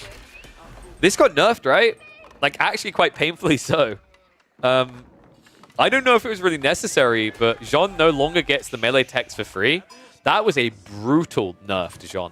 Luckily, it doesn't impact Knight comps as much, because Knights, remember, when they get their bonus damage, they 2-hit villagers with 50 health. That was a change that nicely came in a while back, because before they made that change, basically with French Knights, you had to charge in and then delay your sword strike, otherwise you didn't get your bonus damage applied. So TC up. Undermesh is on the way. He's getting ready for a dive early on. But you see what I mean about, like, the idea of this counter haul, right? It's like, you've built 2 Longbows. Imagine if you just built spears and had a king as well. like turtling underneath TC. I feel like it would have worked a lot better, and you could have added in one archery range to get a small group of Lombos together, because I don't think you need an overwhelming force here. DQC, first farm cluster added in, is not going to be a pretty one. That TC was quite nice, though, actually, right? Like, it kind of saved him the necessity of getting a Lumber Camp straight away, which allowed him to kind of be a bit more fluid on getting initial Lombos out and getting farms down. Other side, though, Lash is not trying for a tech up at all. Instead, he's going hardcore here. Rams are going to be accessible soon. Okay, what do you think, guys? Lash's or Diakusi's position? Who would you want to be in? One's for Lash, two's for Diakusi. I think Lash actually has a pretty good shot of breaking this with the comp that he's built. 6 Knights is really scary. I feel like Diakusi, if we check his vision, he's playing blind, right? Yeah, he doesn't know how many Knights there are. He's miscalibrated here. This is too many Lombos, not enough Spears. Especially against 7 Archers and Jean Archer form. You're going to immediately lose your front line, and then there'll be no way to defend against this TC push. First Ram coming. Lash. I wonder if he builds a second one before going in. I think it'd be worth doing here. Diakusi is just getting way too gluttonous into one unit type here. The problem is this is what happens when you lose your scout early, right? He finally builds an outpost, but look at the positioning, dude. Mwah! This is perfect from Lash. Here versus here makes a world of difference. He knows the exact distance to be away from that outpost. And it means that Diakusi still has no reason in his eyes to build more Spearmen. He's going to get a reason soon, though. Lash, if Unites do come out, John needs to be a bit careful here. Lombos are brutal in this situation. Lash is going to back away. Rams are about to be revealed. Okay, this is where Diakusi, actually, he just got a saving grace there. That early warning should tell him more Spears are needed. Weirdly enough, no, he keeps adding Lombos. This guy is of one mind. I legit think you can actually just clown car now if you're Lash. Just slap archers inside the Rams and then go. But he wants to make sure this TC is definitely going down. So third Ram now coming in. Needs to be very quick about this. I feel like he's getting quite close to the danger territory with English. We're now looking at a lofty 15 eco lead with 2 farm clusters set up. So there's a risk now that Diakusi will start flooding Spears, maybe even adding a few men-at-arms. And that's going to be a problem for Lash. He has got 10 Knights, yes. But these are Knights charging to choke points. Like, your sweet spot is like 8 because of the choke points around these TCs, right? Once you get up to 10, 20, all of a sudden mass Lombos with a small group of Spears becomes pretty effective to hold around these areas. So Lash getting ready to move in. Rams are going to reveal 3 Rams. Diakusi has got his work cut out from now. And no clown carring going on here is a little bit surprising actually out of Lash. Knights are going to go for the charge in. And they'll be able to commit. There's only 4 Spearmen here. It's interesting that Lash is backing away like this. Pulls the Spearmen out of position. And he'll look to dive in. Divine Restoration gets pumped. And this is looking like an easy break for Lash. Jean is going to go down. Knights are not counted now. There are 0 Spearmen. Archer's just trying to snipe out the villagers. TC is being assaulted. And the Knight count is getting low. Are the Archers going to be able to win this out? The aura is powerful, yes. But most definitely damage is being done. More villagers falling. Lash is going to get through the secondary TC. There's no doubt about that. There's just not enough villagers here. Lombos need to come back across to assist. Lash has thrown mind, body, and soul into this, but it seems like it should be worthwhile. Another shunt coming out. TC being barely kept alive, but maybe, just maybe, Diakusi will not fall. Oh, this Civ is so annoying. This Civ is so infuriating. I cannot believe that, man. Like, Lash deserves a win in that fight, right? But, like, the aura, the Lombo mass. Absurd. The villagers, by the way, who did have textiles, that's why that worked. I cannot believe this Civ is so infuriating. And people say, yeah, he lost 14 villagers, but here's what you need to be cognitive of. Jean got sniped early. Not much XP achieved. On top of that, Diakusi is now still 4 eco ahead. They both lost their army, but Diakusi's premium is still alive. Lash lost all of his premium. That Knight loss was huge. We're talking about a game where, sure, Lash has got pocket resources to play off of, but Now, Diakusi has permanent resources. He has 3 farm clusters. Why is that important? Now he can afford spearmen and men-at-arms, right? And you don't have many knights. You still have Jean in range form, and you still have a critical mass of knights. This is infuriating. And thank you for the sub, boy. Welcome back to Swarm. Epic. Ambitious move out by Diakusi, though. This may be a slight misread. Jean being targeted. Oh, no. You cheeky son of a goose. So that's problematic now. Lash, like, there's no point going for a dive again, right? Like, at least if Jean survives a few flurries and you get some eco kills and some archer kills, you're like, that's XP. Now she's dead. You have to back entirely away. I do think that Diakusi's playing overly confident here. He should not be marching out with this many Lombos. I think Lash is giving a bit too much respect, right? Like, having 10 knights and your opponent being this far out, you punish. The problem is we can see what Lash can't, which is that Diakusi didn't build any spears to do that, right? So Lash is saying, oh, man, if I now commit the knights, there's probably like 8 spearmen there. And 8 spearmen plus that many Lombos is GG. Had he known what we did, that there were no spears, bar 1, to defend that mass, there would have been a commitment and a kill. And that would have been perfect because after all those Lombos go down, Rams can just shuffle on in, right? And they get some freebies. But now, Diakusi gets to chill. More farms being added in, already up to a 10 eco lead again. And I cannot emphasize enough how much I hate this style of English play. I am right now rooting against Diakusi. I'm just going to say it. Wait, what? Dude's playing out for Stone at the front of his base. Lombos, out of position here. Knights are going to ride in. And there's not enough spearmen. They get ignored. Can he get the body block? It looks like he's going to be able to. Archer's also moving in range. And Steeled Arrow's coming through in a second to Lash. Needs to get as much damage done as possible. That should be good enough. He'll back away. Good reset. Good hold there. 15 knights, 16 is scaling. Jean's coming back in a second. Chivalry is also coming in. There's an opportunity still for Lash to break this. Diakusi chose an awkward moment to be greedy there. I'm not sure why the hell he thought he could set up an outpost like that while trying to tech up. But the tech up is at least on the way. And Lash, we have a problem here, folks. There's no scout. He doesn't have a way of checking. And with 27 villagers building up this white tower, Lash is going to be a little bit too late. He's waiting for Jean.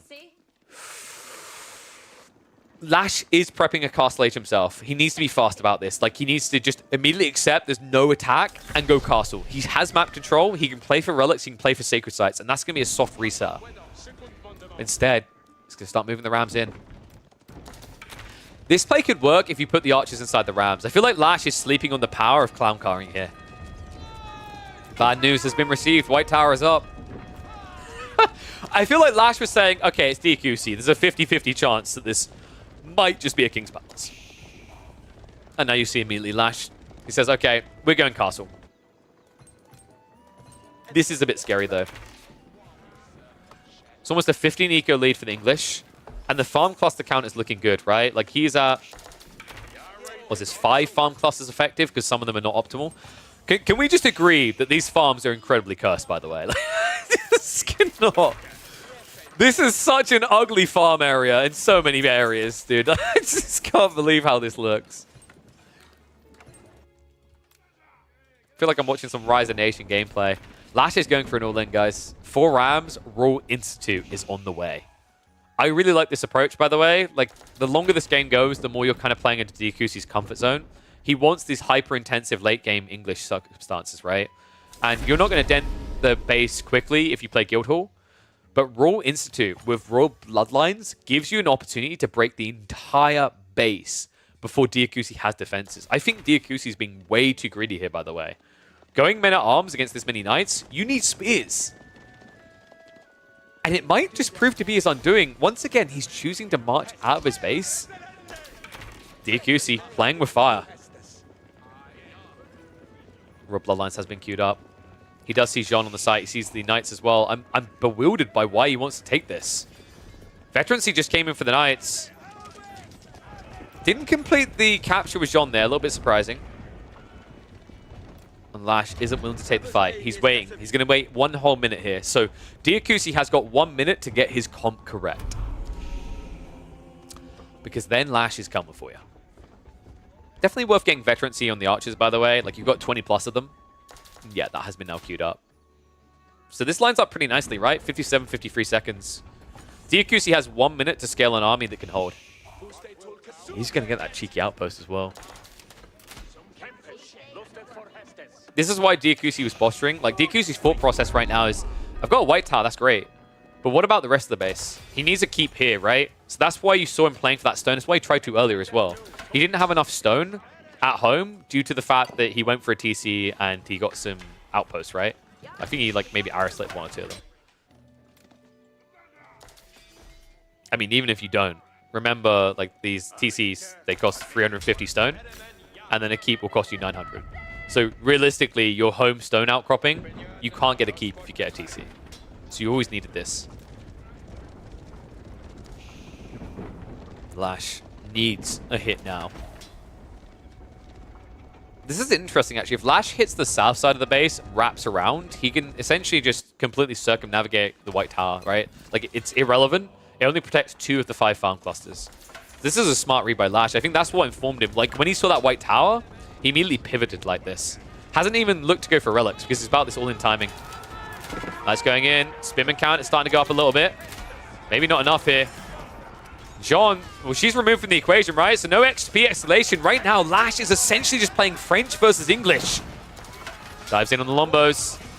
Commitment by the Knights. The Raw Bloodlines, they are insanely tanky here. But the White Tower is now in range, and this is where the fight gets difficult. Lash starting to get thinned out. Rams are moving in, but can they really do enough damage is the question mark. Archer count at least brought down to 19, but Knight count now down to 13. Lash holding a lot of food and gold. I feel like he needs more production here. This is the problem, right? Like, he just doesn't have enough troops. He's got so much resource in reserve. I feel like this is a miss macro. TC now being attacked. I mean, this is the good news, right? You took out the melee units, so there's nothing to contest the Rams. He's at least going to get 2 of the 3 landmarks here. I think this is an all-in objective by Lash, but the Knights need to be coming out quicker than this. He's got the Consecrations pumping. He's got a lot of food in reserve. I think he needs to add in 2 more stables here. It's the only way this is going to work. Town Center's least down. Rams are now targeting the farms. Council needs to be targeted here. I feel like that if your goal now isn't to hit the farms, it's to hit the landmarks. The problem is there's men-at-arms numbers are now starting to swell up. Well, the Knights are low. John is finally on her way. Rams continue to just hit up the farms. Probably not the most ideal of targets. Knights are going to charge in with the reigning Lombos. And they'll stand their ground. Jean didn't get any of this, by the way. Like, she couldn't be there when there was that many Lombos. Like, that's one of the issues with this matchup, is if you let an English player reach this point, level 2 Jean can't come out. But what kind of frustrates me a little bit from Lash is that I think he missed-microed this mid-game. Jean should have been capturing all the sacred sites. She could have got to level 3. She's still not there 22 minutes in. Rams been cleared up. DQC definitely taking some damage, but let's just be real about the state of the game here. He's got a 20 eco lead. He has still got the White Tower. And I think it's fair to say this council hall needed to be disbanded. Okay, I said it again. Sorry, I feel like this is our meme for the day. Yeah, Lash is... Like, the more I watch what he's doing with his food eco, I just, you know, and this isn't against him, it's just a weird state in the game now for Jean to find herself in. I just feel like he doesn't know what to do now. You know what I mean? Like looking at this, the state of this, it's now double down, double down, double down, double down, right? Like, you just have to keep doing the same thing over and over again. It's the definition of insanity. And I feel like that actually perfectly sums up playing against Diakusi's English. Running into choke points even worse is still... Spearman is going to hold very well here. Network of Castles buffs is paying dividends in these fights. Knights. Divine Restoration is going to heal them off a bit. But still only 13 Knights. More Spearman crossbows coming. And I feel like these men-at-arms are lasting just long enough. Spearman placement also just a game changer in these engagements. Diakusi, while all this is happening, that eco lead continues to inflate. And something you got to be cognitive of in this game. Lash, he doesn't have farms, right? He has finite food that is now running out. So he has to now go back and has to make a full transition. This game is over if that's the case.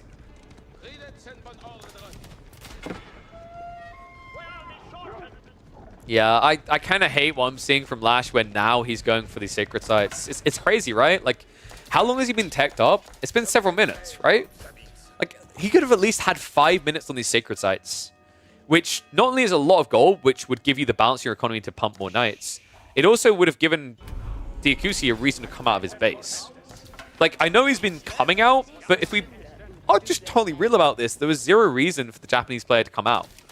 He could have just camped on his English and been as content as. Jesus, we have reached that point. John is running out of food. It's just the last of the berries and then nothing else. So you need farms. Like, there is no negotiating this anymore. There is no all-in timing. It's 47 to 34 military. And sure, you've got better army value. You've got your Castle Age Plus for the Royal Bloodlines. But you also happen to have a situation where you need to dive into the English aura. And with 16 crossbows, that is not going to end well.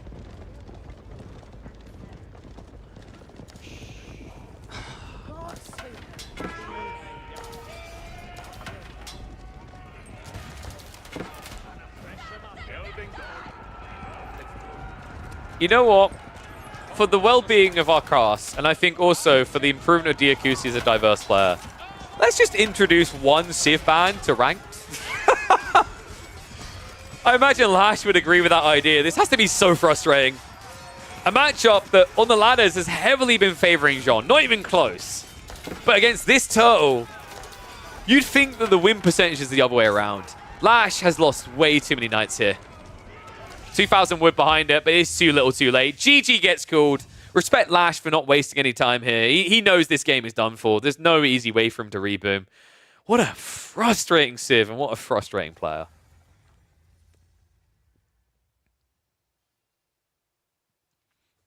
God, dude. That is... Oh, I want to vomit for Lash.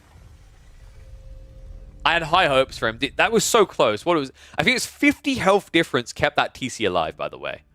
Really well played by Diakusi to get textiles. I feel like a lot of players in that situation panic and forget about textiles, but it's the only reason he actually survived that. No textiles equal no life, right? Let's see what Louis is up to. Yeah, I think Louis is just on a free-for-all bender right now. So let's find someone else.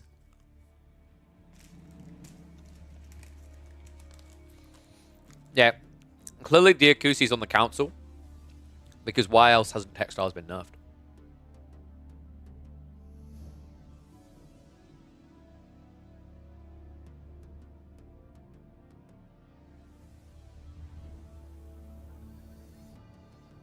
I mean, I'm just saying, if you think about it, makes sense.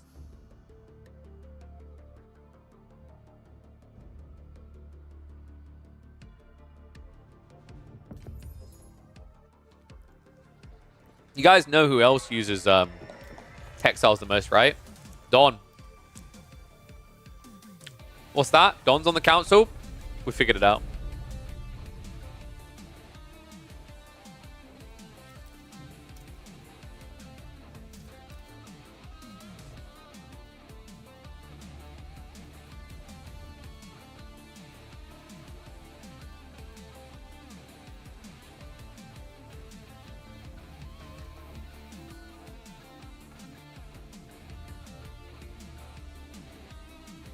Lash versus Anno. That is a banger. We should check that one out. I don't think there's any alternatives. By the way, is Gully back? I saw him chat. Gully, when is the show match? You literally asked me if I'm going to cast it and then buggered off. So we never got an answer. Kind of need to know when the show match is. I think you have a chance against Lash, by the way. Just pick HRE Byzantines and probably Jean. I feel like Lash wants to fight a lot.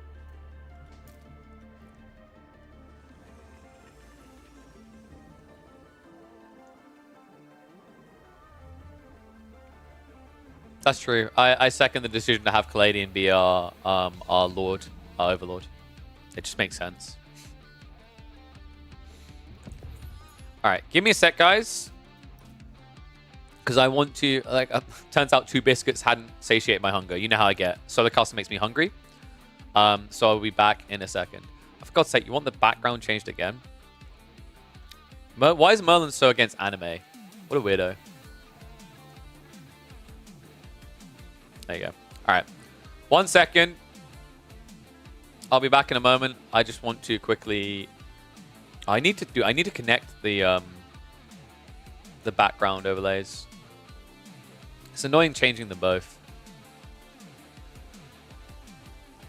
I don't know why they weren't referencing already. Do I get to choose the background? No. Why is that so tiny? Jesus. There we go. No, maybe I'll add that in the future. I need to get a new PC before I allow like people to choose the backgrounds, just because then I can use my background thing. I forgot what it's called. There's a thing on Steam that has loads and loads of backgrounds. Dude, why are you guys like... I did just change the background. Chill.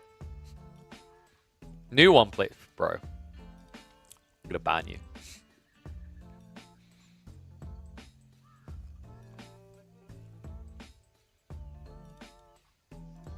Here, have the spy. All right, back in 1 sec. I just want to grab a snack. I'm gonna run ads for 90 seconds so we don't get them in game.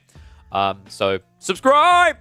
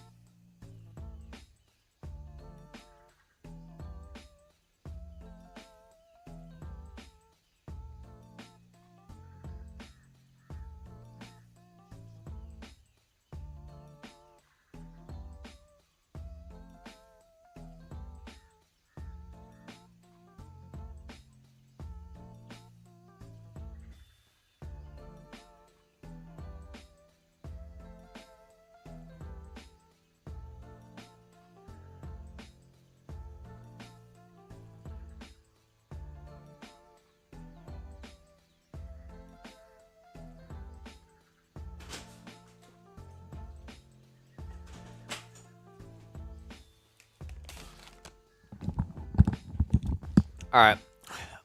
I'm going to munch on a cookie quickly. We've got white chocolate chip cookies.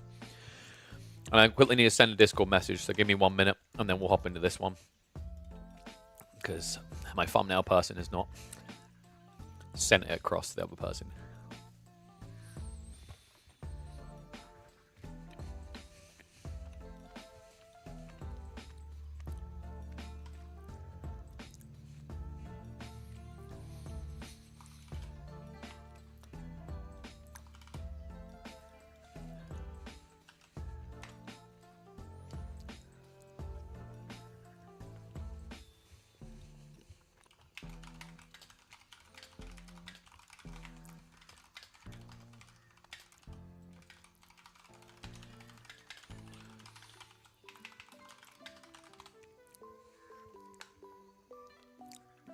Wait, what are we doing to Merlin?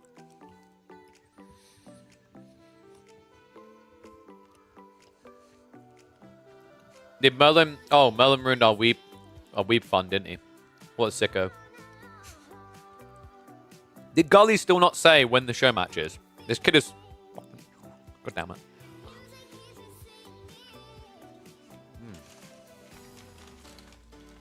God damn, these cookies are good. Alright, sorry.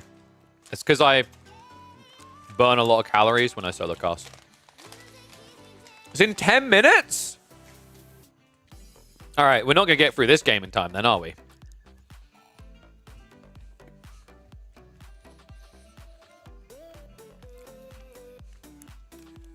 I guess we speed it up.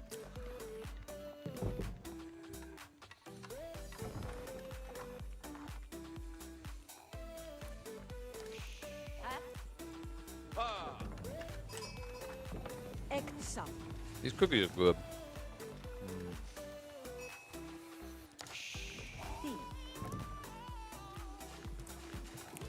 You live in a tower? Is that like code for living in a trash heap? Dude, what's going on with this background? The CSS code's not doing what it needs to.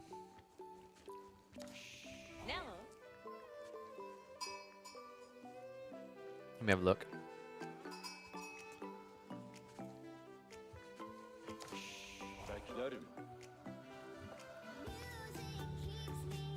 Is that good or ugly?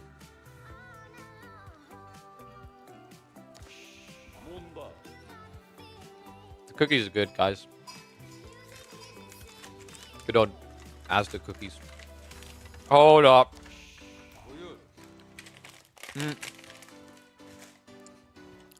Ugly big time? Yeah, I don't know why it's like, I don't want that gray. I want like a black.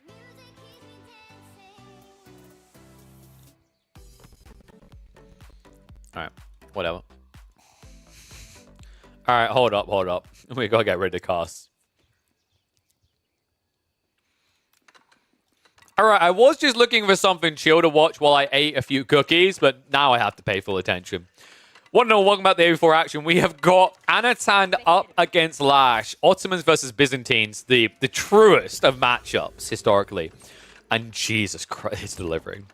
Sultani Trade Network versus Hippodrome. And you know what's wilder?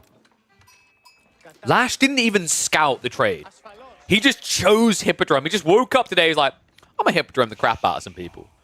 This is wild. All right, dude, I'm so excited for this. So Anatan and Lash, very talented players. Anatan, I think, maybe gets a little bit more credence amongst competitive players right now. 20th in the world. Lash, meanwhile, is sitting 29th. They are both tippity top of the ladders. But the Sultani Trade Network is kind of funky on most maps, but on this map in particular is wild. I'm wondering if Anatan's thought process is Ottomans don't really feel good playing long feudal anymore. So by going for Sultani Trade Network, it kind of gives you a bit more agency to go for fast castle, fast imperial, right? Because you've got all that constant gold trickle. Food-wise, you can usually get enough food underneath your TC and feel pretty safe and condensed, right? Like, gold is the thing that might get blocked out by early raids. Food is harder to raid. So I'm wondering if that's the thought process for Anatan, is like, that just gives him a bit more agency to play greedy. Second military school already coming. We see this all the time, and this already feels greedy to me. Like, I feel like you need to commit to a unit type, but the problem is now it being Hippodrome, this kind of makes Byzantine openings really wild, because you're going to be up against stables plus archery range units pretty much at the same time. It's very difficult to contest that, right? So Anatan now has Spearman coming for layer 1, but layer 2, the cake is going to counter him out. And his layer 2 is expensive. Building this Sipahi is not cheap. Getting them passively is not fast. So Anatan has a very difficult next 5 minutes ahead of him. First horseman's going to arrive. And immediately gold's going to be blocked out. So Anatan, not much gold to work with here. Good news at least, like we highlighted, he can kind of still do things because he has got those traders inside. So he's generating 72 gold a minute. It's interesting that we didn't see more Sultani Trade Network more recently, actually, because before the Ottomans got nerfed, the trade network actually got buffed. If you fill this thing out, you get more gold than you used to. So each independent trader is worth slightly less, but you can stockpile a lot more of them inside. Here comes the racks and stables. So interesting. He's not going to go for the archer mass, at least not in a way that you'd be rapidoing it out. Instead, it looks like he's going to queue up 1 for 3 out the military school. I'm wondering if the goal here is to show archers to Lash and then make him confident about building more horsemen and then ambush him with spears. if that's the case, I'm a little bit surprised by the fact that he chose to put the racks on the forward and not the stables. Because I feel like this is your hidden play, right? The thing in your comp that you're hiding from your opponent, you place here because it's much harder for him to scout it. I'm going to hit the speed up a bit here. I have a feeling we might need to explore some Kari siphoning. No Blacksmith yet. Instead, it's going to be the Limitane added in, so we're going to have the 1-1-1 builds on both sides. Horsemen have now got Expilatores, which means each villager kill is going to yield 20 gold. This can scale very quickly if you catch your opponent not looking. And this is a game where Anatan, because he's got a fully condensed TC, he doesn't actually have wheelbarrows. So that's actually a very crafty choice by Lash to go into Expilatores at this stage. It's going to be very easy to just get in and pinch a few of these villagers, especially with the power of Triumph behind it.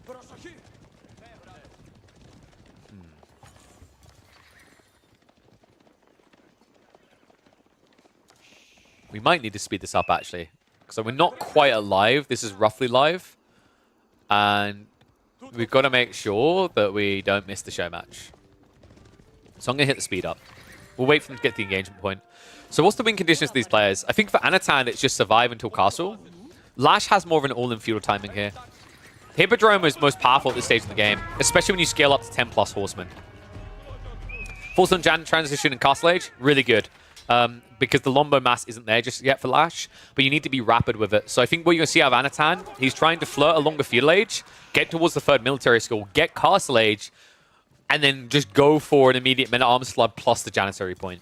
If he gets dove, like this is the thing that Lash is scared of right now. The reason you're not seeing him commit, go Kara Siphons, go full all-in, is because against the Byzantines, against the Ottomans rather, you always have to be paranoid about that Vizier point investment that gets the Janissaries for free, right? Because at this stage, it'll get him, I believe, 6.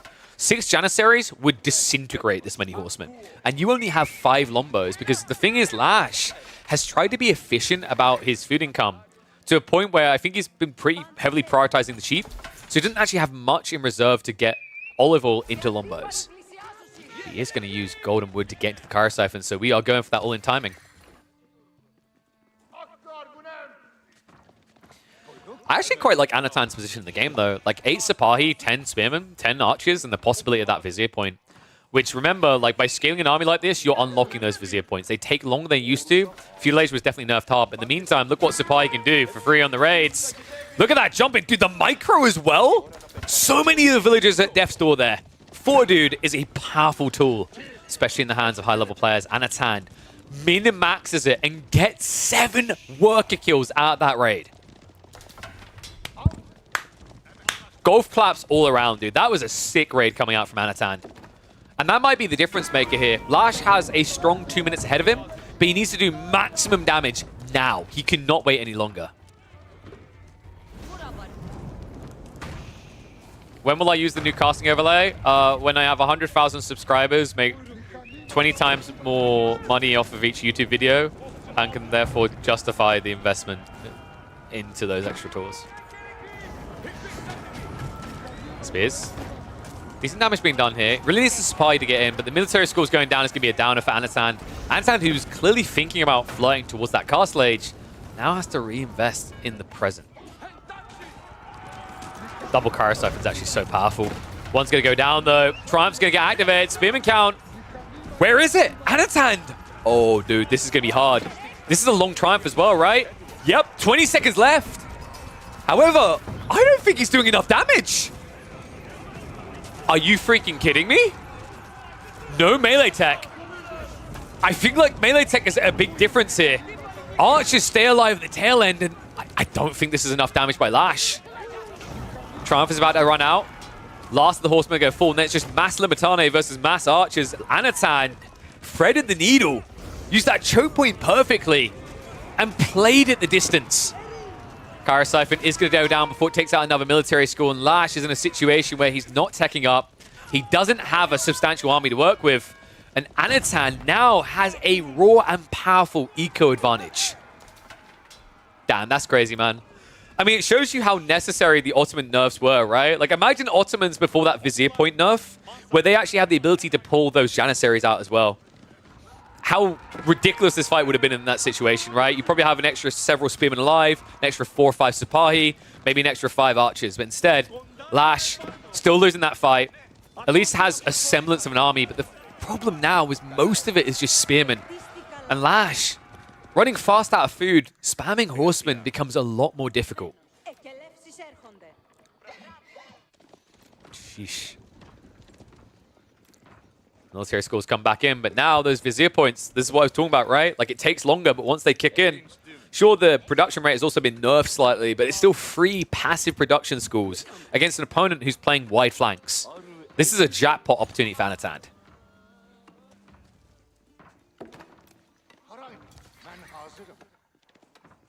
I don't think the army, like in terms of value and impact, they aren't actually that balanced if you think about it. Like, the Sipahi count being at 5 with you having 3 horsemen is a bad sign for Byzantines because of what just got highlighted, which is Sipahi more expensive. Then think about the Archer Mass versus Limitane, and you've only got 5 Lombos. So, like, yeah, there's some army value that's not being equated for Lash, but realistically, Anatan has to be feeling a mile ahead, especially with the Metal Aura as well, just giving him that extra juice of attack speed. Lash now going the Steeled Arrow, but I don't think that's because he's planning to add in too many archers, right? I think it's more about the static defenses are going to need it. If he tries to play an archer race, I think he's going to lose. I feel like Lash, the one thing he absolutely can't do here is spam archers. He needs to spam more cav. Anatan now moving out the deer when he needs it most. We're going to hit the 2 times here because a little bit of breathing room as they get ready for the next moves. Lash's goal realistically now should be to try and just scale some horsemen for raids and get Castlades while defending with Limitane. That's difficult to do, though, considering that you're playing flanks like this. It means your Limitane are going to be spread thin and sometimes not even looking. What? This is crazy, man. Anatan is outplaying. Another raid successfully hits. Gets away with practically no damage done. Now, in the chase down, Horseman can do some damage, remember. The movement speed is just higher for Horseman compared to Sipahi. But these are tanky targets. And they aren't going to die that quickly to a tickle here or there. So no real losses for Anatan in return. I'd actually love to see him just get the Imam points now. Heal up the damage to his army and then go for the end.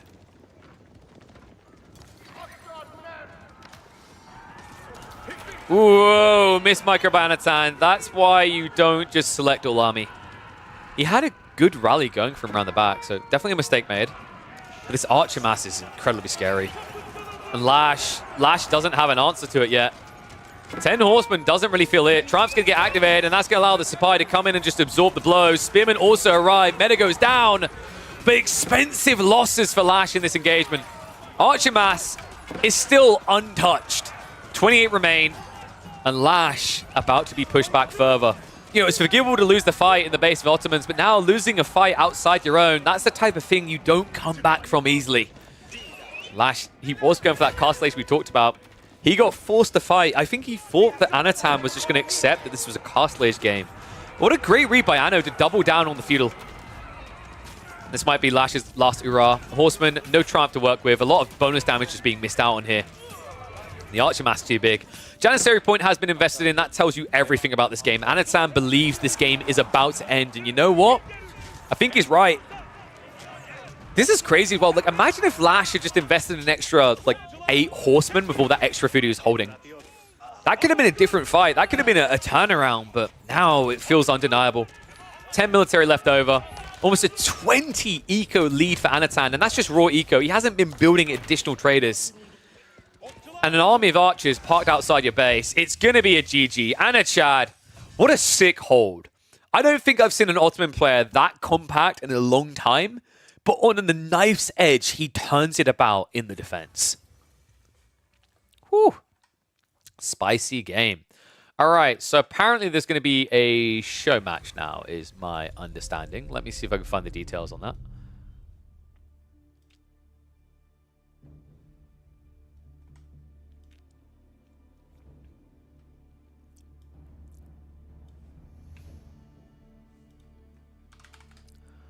So let's go ahead and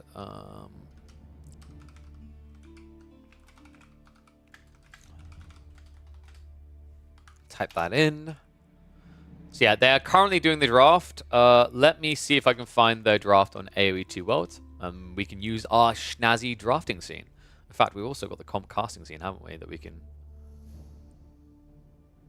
Wait, why does comp casting not work? Oh, no, that's right. I don't use Comcasting anymore. I just put thingy on. Yeah, I just toggle it on. Yeah. My brain. My brain done a thing.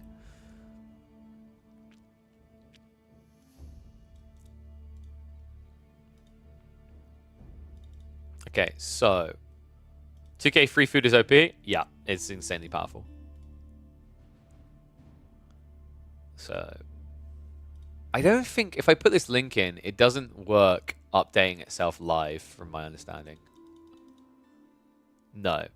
So what we'll do Lash versus Gully Deckle. We'll update that. And then what we'll do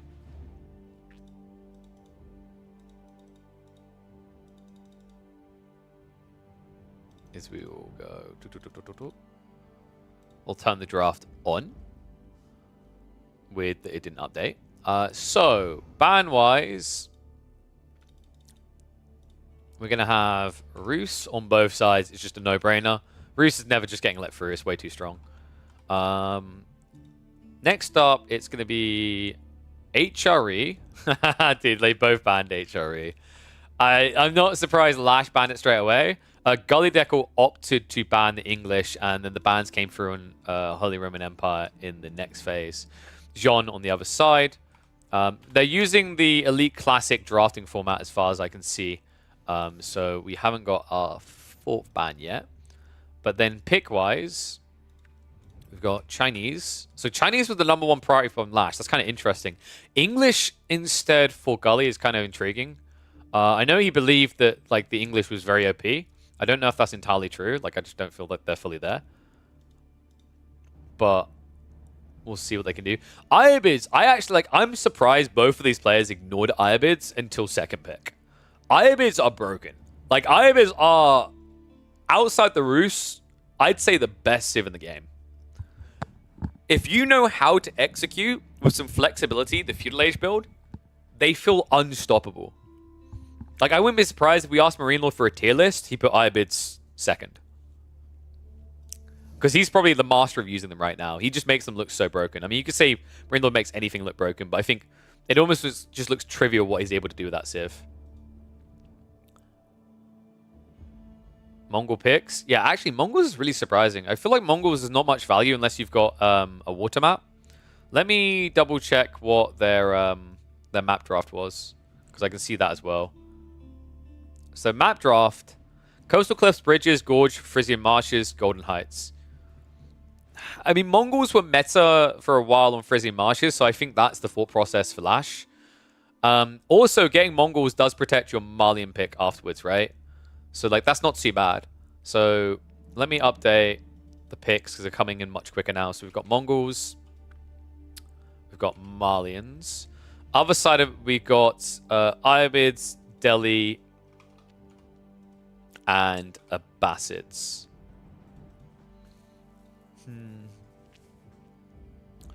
So Lash has the counter to English, right? He has to get the right map. I really like Gully Deckle's opening picks here. Iobids and Delhi, like, you know, as in how you can open a series. Iobids Delhi is a really strong lead. Abbasids has a lot of flexi. I'm liking the later phase of Lash's draft. He's going to go in for the Ottomans on a delay. He prioritized the Japanese ahead. I agree with that. I think Japanese is a lot better. I actually, like, I'm not sure I entirely agree with the idea that, like, Marino says that he just thinks that Delhi beat Japanese. I actually think Japanese can. That, I genuinely think, is a skill-based matchup. But you need to have flexibility into things like Yuumi. If you don't play Yuumi, you're in trouble. Then we've got Zhuji coming in from Gully. And then what have we got left? We're probably going to be looking at final picks. French for Gully wouldn't surprise me. And then, like, if he doesn't pick it, Lash will probably take it. French is just kind of like a nice versatile Civ to have. It's not powerful anywhere. Oh, sorry, no. Like Lash is going to pick Jean. Yep, there we go. Just came through.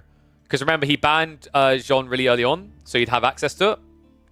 That's really smart. Like, that's something you'll see high-level players do, is they'll ban something early and then leave it till the end of the draft, because there's no point taking it earlier. Order the Dragon, the final pick coming out from Gully, though. I like how I thought this UI got fixed. What the What?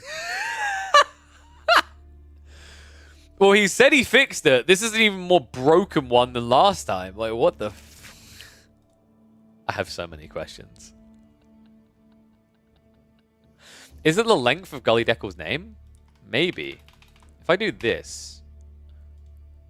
Nope. That doesn't change it. Alright, that's weird, dude. That's very weird.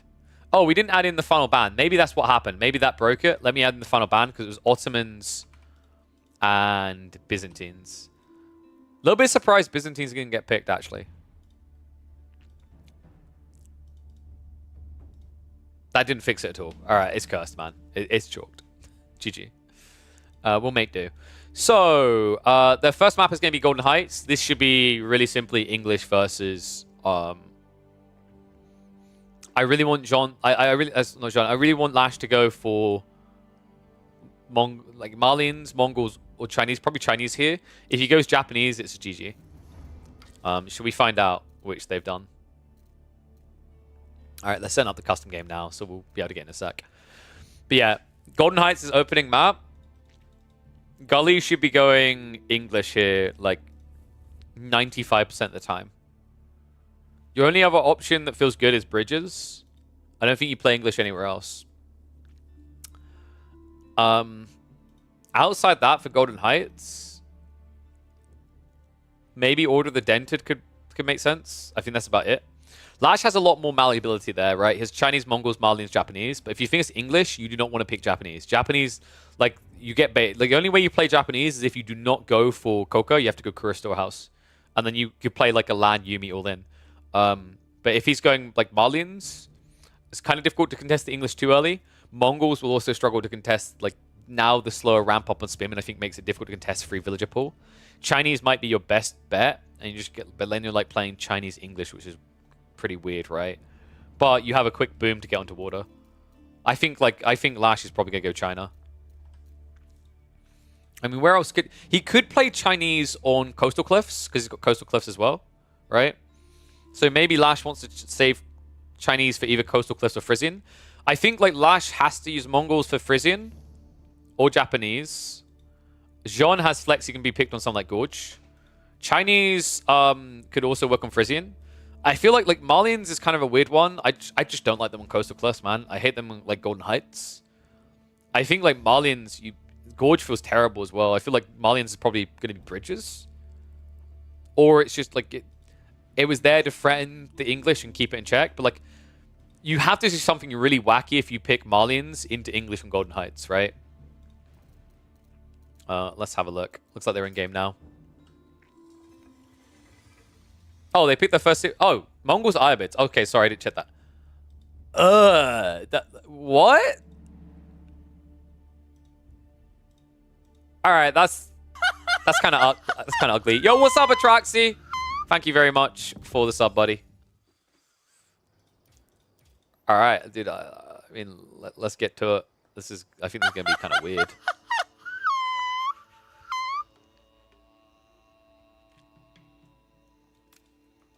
All right, one and all, welcome back to the competitive A4 action. We've got a show match, a best of 5 between Lash and Gully Deckel. That's right, Germany versus Austria here. The 16-year-old prodigy kid on the rise, going up against a pillar of the German community.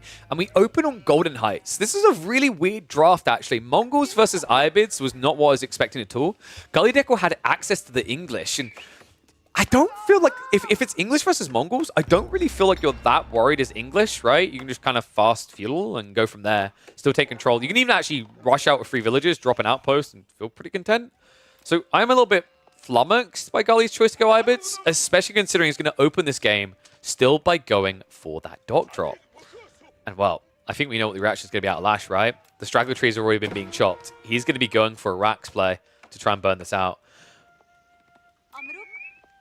Yeah, I'm still kind of like I'm like massaging my brain with the logic behind going for Iabids here. I feel like Iabids had a lot of flexi, whereas some of your other picks like English are more handcuffed, right? But I wonder if Gully was just paranoid about the Mongols or Malians coming out, and that was what made him freak here. That villager is completely flopped, dude. I can't believe that. The wolf joins in as well. Khan's going to have to kite a bit, but he's got Maneuver Arrow coming cooldown, so you can micro this perfectly where you actually don't lose the Khan, you still get the villager kill, and he's going to get it. That is brutal! Gully!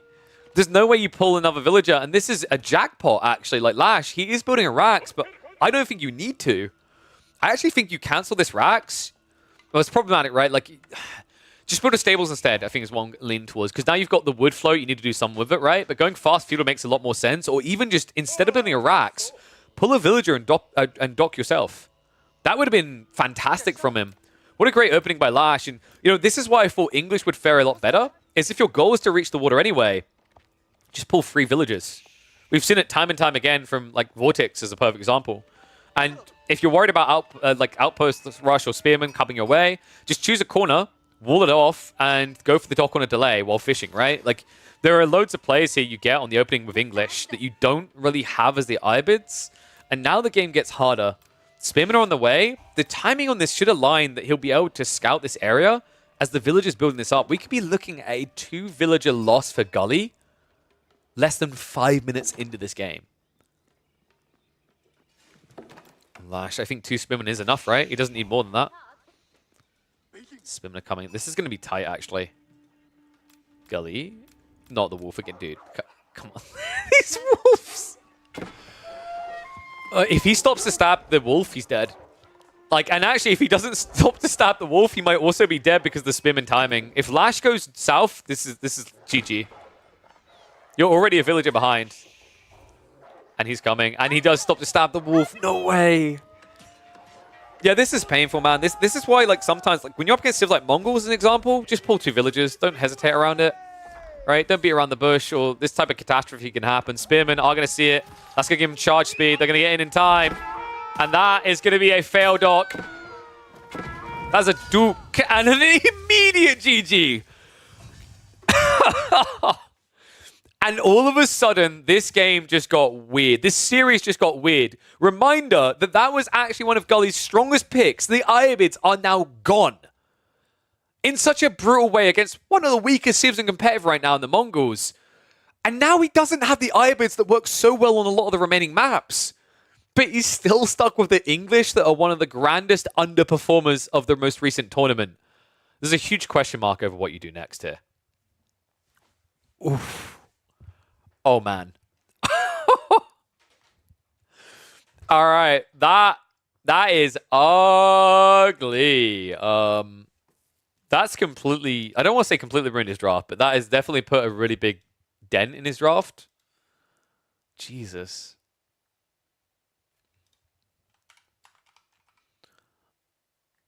Yeah, I think I've already like hit it hard enough, like in the analysis. Like, there's not more really to say about it. I 100% disagree with the Ibid role on the first map. I think that cost you, that didn't gain you, right? I'm going to remove the bans now, just so that we don't have the UI breaking like that. So give me a sec. There we go. That looks better. I still don't know why it's doing that on the right side. But yeah, so tricky one now, because map-wise, where are we heading next? Gully has selection. Does he play one of his home maps here? With his draft as it is, I think your best chance, like, you need to try and force something that seems beneficial to the Malians.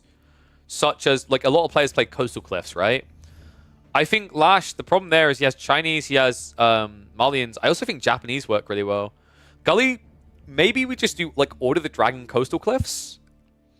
Delhi is quite popular on Coastal Cliffs, but if Lash picks Jean, it's GG. You're already a match point, right? And yes, the score is wrong. Let me fix that. Boom.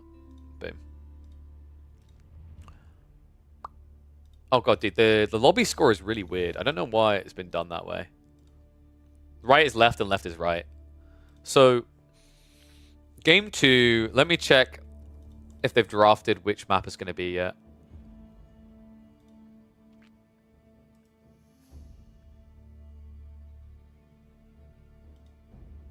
I don't know what map it's going to be, but I can probably guess it by the fact it's Ottomans versus Delhi. I think we're going to Gorge. Let's have a look. Are they in lobby? They're getting in lobby now. Is it play all 5? That I'm not sure of. I hope it is, because I've got a feeling this might be a very quick series. Like, Ottomans versus Delhi only really makes sense on Gorge. I don't think you play dude. If it's Coastal Cliffs and like you pick Ottomans over Jeanne d'Arc, you deserve to lose, right? But like Ottomans versus Delhi on Gorge, at least like that makes more sense to me. Coastal, really?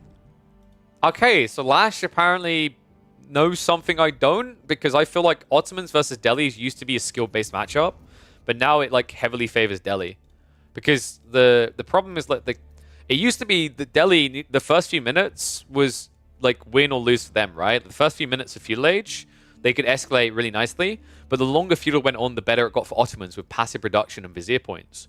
But ever since those nerfs to the Vizier point unlock timing, the window where Delhi feels powerful in fights got so much bigger.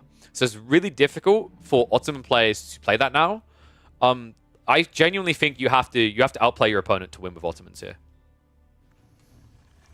Especially on a map like Coastal Cliffs, there's just no flexibility, right? I think this should be a 1-1. Pretty confident of that, actually.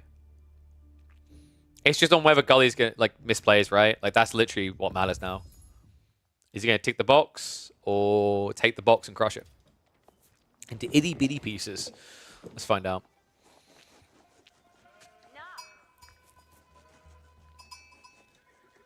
Alright, this series is already getting funky compared to what my expectations were from a drafting perspective. Golden Heights already had some weird puzzling question marks, and now we hop into game number 2 on Coastal Cliffs of all maps. When I saw the Delhi Ottoman draft, I expected this to be Gorge because that would have made sense from both sides. But now, like, I'm a little bit surprised. Lash, he actually had some really good picks for Coastal Cliffs. Coastal Cliffs, which kind of feels like a no-brainer for the Delhi, really. It's probably the most powerful pick, actually, Gully could go to here.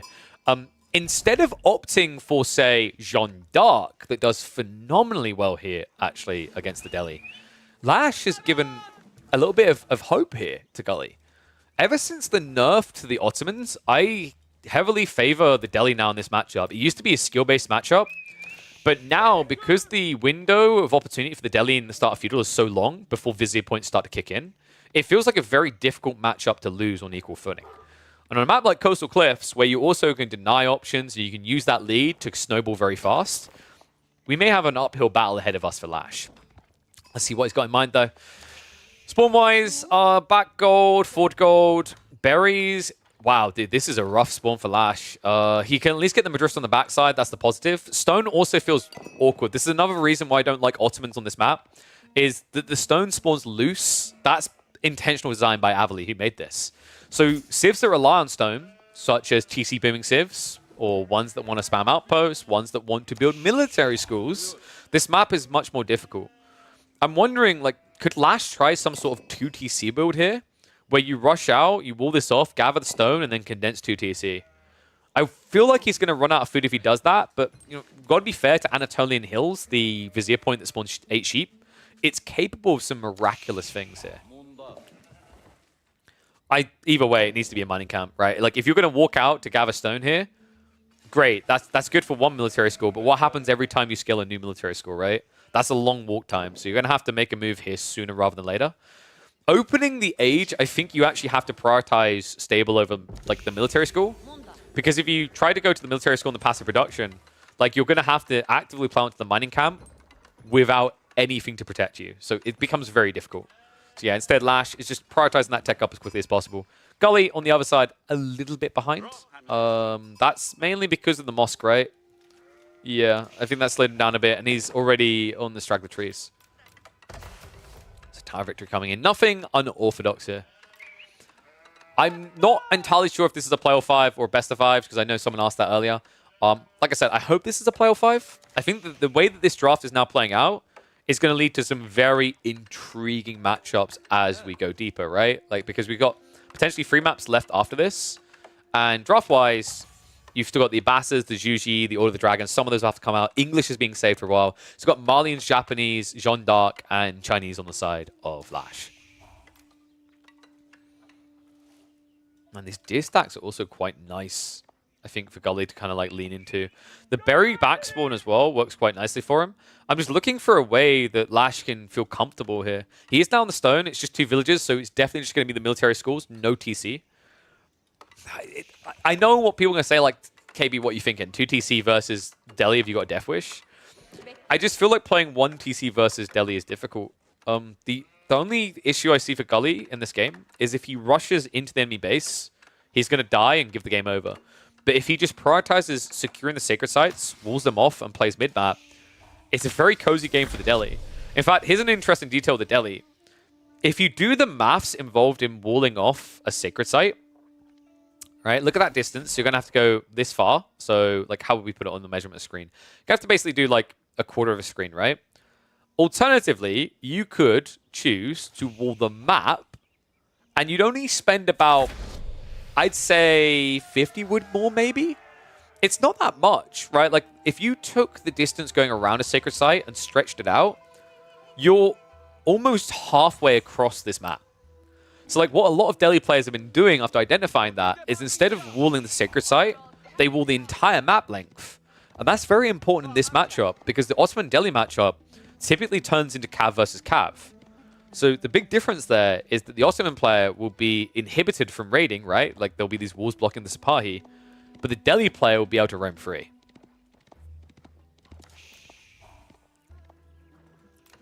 Military school plus racks. Yeah, Lash is banged to all the potential pressure here.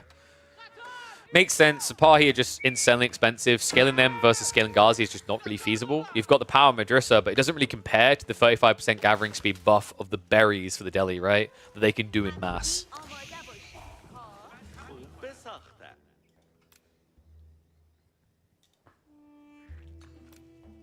I'm sorry, is Philisberto trying to correct my vocabulary?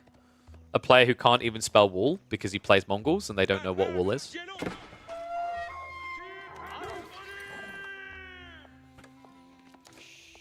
I think Gully just spams Ghazi here, right? And then on a delay, you add in archers? Yeah, archer range coming.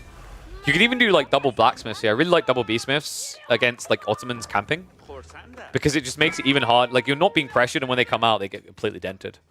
The Delhi berry gathering rate per second is ludicrous. It's like up at... Oh, what's the raw number? I think it's 1-ish. Because it's 0.66 by default, and then you have to increase it by 35%, I believe it was. It's like, in terms of like raw number increase, that gets you about an extra 0.2. So you're gathering around a deer gather rate. Pretty nuts. And then remember, like, because it's Delhi, same as Bastards, you get an extra 100 food. It's like, compared to, like, this is an interesting thing like the Delhi-Japanese matchup, where Japanese are better at gathering berries, but they gather through their source quicker, right? Because you're adding an extra 600 food minimal. Whereas the Japanese munch through that limited food faster. Ottomans, of course, like, have that interesting competition here with the 50% increased gathering rate. Like, they have an edge there. But the issue is the cap. You can't have many villages on this or it runs out. And sure, these berries are going to run out, but like there's more of them on the field, right? Whereas this special berry that you have a good gathering rate from as the Ottomans can only be found in one location.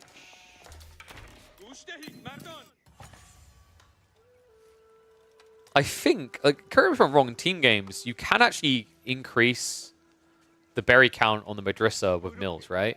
But I think it only works on spawn berries. It doesn't work on respawning, if I remember correctly. It's a bit weird. Gully, posturing, and Lash. This is difficult. You have to wait for the meta to even try to contest. It's annoying because, like, to get your attack speed buff, you need a unit. For Gully, it's just built into these archers. Now, obviously, Sipahi is an edge in that regard. Ghazi didn't have this. But for now, all that matters is these archers are getting that buff by default, right? And also, in terms of meta, you're still how far away? Yeah, 20 seconds out. And I believe Scholars are now moving. So Gully should be able to get the caps for free. I don't see Lash contesting that. He'll try to decap it later, but that's still going to be a lot of gold in the pocket of Gully. And you can see he's actually just waiting for the Sipahi to move away. Like, if Sipahi peel off and the Ghazi hunt, it's a very difficult fight because Lash doesn't have the meta with them. So 5 Ghazi versus 3 Sipahi, like, that fight should favor Ghazi every day of the week. Weird that Gully is a little bit slow on the reaction, but he's now moving down there with the Ghazi. Archer's going to camp on the north side. And very logical read so far. Gully on point.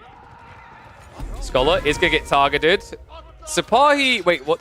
Okay, Gully, dude, this is a miss micro. Wow. Oh, Jesus. Oh, that is a cursed rally point. I can't believe that. If he ran the Scholar around the west side, I don't think the Sapahi could have killed him quick enough. Or at least to kill that Scholar, he would have lost 2 Sapahi. Instead, they'll be able to mostly get away. I think 1 Sapahi is going to die, but worthwhile, right? Like, you're resetting the timings. I like this detail from Gully. He's going to maintain the cap. He moves the archers across so that it's... I just praised you, man. Come on.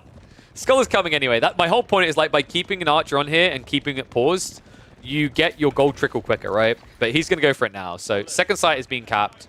It's not a death sentence that Gully lost that first Scholar because he had the second one that had captured North, right? Like, if he had only 1 Scholar out here and that got sniped, those are the type of games that quickly start to feel like a GG. Gully, some decent damage to those initial Sapahi, right? Like, whittling 1 down, injuring another. Decent mass advantage at this stage as well. Like, archer count is almost neck and neck. But 20% versus 15%, right? And also this retreat from Lash. I mean, Gully, you just punish this. Yeah, there's no reason to run away right now. Lash doesn't want this fight. You can see he doesn't. Baits the Spearman out of position. And that formation reset is going to equal additional losses for Lash. Yeah, Gully's hesitation there was a little bit surprising. Could have got 1 or 2 extra military kills. Would have actually scaled his lead. But it's still a lead building now, right? 2 Sacred Sites locked in. That's an insane amount of gold trickle a minute. You can see 250 gold coming his way. And of course, you can convert that into many things, right? It doesn't have to be Scholars. It can just be a marketplace dropped. And all of a sudden, you are paying for more Ghazi, more archers.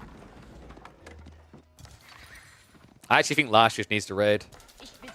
If he keeps trying to fight this main fight the next few minutes, it's going to keep scaling against him. So I like that he sent some Sapahi around the back, and it looks like he's going to find Gully on the food.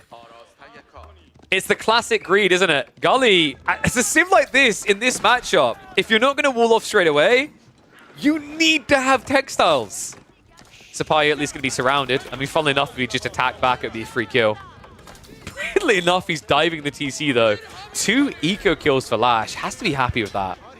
I mean, the Sapahi go down, right? But, like, you keep the rest of the army at home. You force a lot of idle time. I think Gully, like, this is why most players just default to textiles. He's doing it now. Lesson learned. But if he just done it straight away, you sacrifice a villager. In this case, that's a profit, right? Because you'd have extra villagers alive. Sacred Sites are at least still being held. And Lash is now starting to play those flanks we talked about. It's the correct move here. You just don't want to fight this main army. It's scary. It's exactly what Delhi dream of, is you coming out to the mid to have a big one-on-one. Whereas the best approach is to punish them for playing flank, right? That's the big difference here, is Lash doesn't need as many troops to defend because it's his base he's defending. For Gully, he needs enough troops to posture across the map because of raids like this. Once again in. He's got the 4-2, he's got the attack speed from the meta. Even with textiles, there's going to be losses. Gully, a little bit slow to pull away again. In fact, that could be 2 more eco kills. Make that 3. If he micros it right, and he most definitely will. So Lash, on point here. And that is twice that Gully has been thrown asunder by that berry stack. He needs to go. It's now turned into an eco lead. If this drags out, Lash wins. So Gully Deco has to do the uncomfortable with the Delhi. He has to go in. Luckily for him right now, the Sapahi aren't here. So he can take this clash. Limited Spearman trying to defend this. Archers are going to commit to the dive. Other side of the map, it looks like the Ghazi are going to chase down the Sapahi, and a good trade there because Lash wants no part of it. Also, Lash, big mistake here. He didn't get his second meta out at home, which means he's going to lose in his own base. Archers continue the dive. They need to start hitting the economy. Ghazi mass is getting a little bit low, but if you trade over onto the eco, it's well worthwhile here. Last of the Sapahi are falling. A few are running home, but now the dive in. There's nowhere to run here for Lash. Lash, he actually might have to consider the Janissary point, but I'm cringing even thinking about it. Against mass archers is the worst possible thing you could do here. But the archers are gone. Wall up just in the nick of time. Gully Deckle was not quick enough here. I don't think he will be. Archer's a little bit too delayed. Meta's going to go down. And Gully still with 30 military left. This is where he punishes, and this is how the Delhi win. And what's Lash really got for his troubles now? He's got a bunch of trapped eco and one berry bush. It doesn't feel great here. Passive reduction-wise, he has got the 3 military schools. That takes a very long time to kick in, though. Now, after that dive, Gully still with a sizable army. He's found some hits in return. It's 39 eco to 42. But when you equate the sacred sites, it's an edge still for Gully. The military schools do muddy the water a bit, but now you've got the situation where Lash doesn't really have much economy he can access. Gully is floating a hell of a lot of wood, though, and I'm a little bit perplexed as to why. Wait, no, he's going for the wall. It's going to be the Great Wall of Delhi here. We talked about this play earlier. It's a really strong element in the game for the Delhi. It just allows you to restrict any raid opportunities, which is what Lash now needs. He needed it before. He needs it now more than ever, considering he doesn't have a bulk army to defend with. And yeah, even more optimal, right? Instead of just drawing a line across the field, he's using the tree line to just try and connect towards.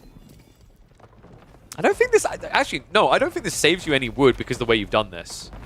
Like, a straight line across the map, I think, is more efficient, if I'm not mistaken.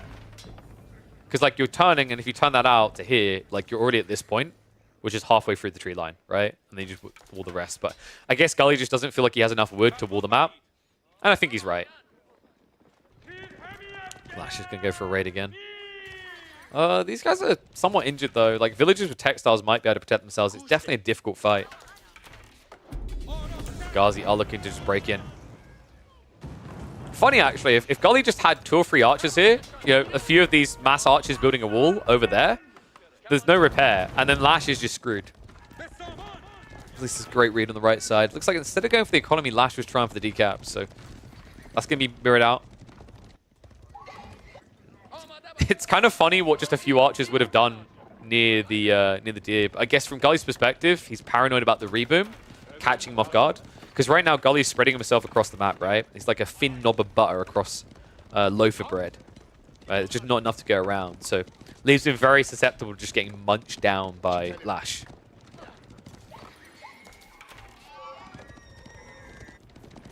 Gully now 4 minutes away from a victory. He could just go castle, and I actually don't mind that idea here.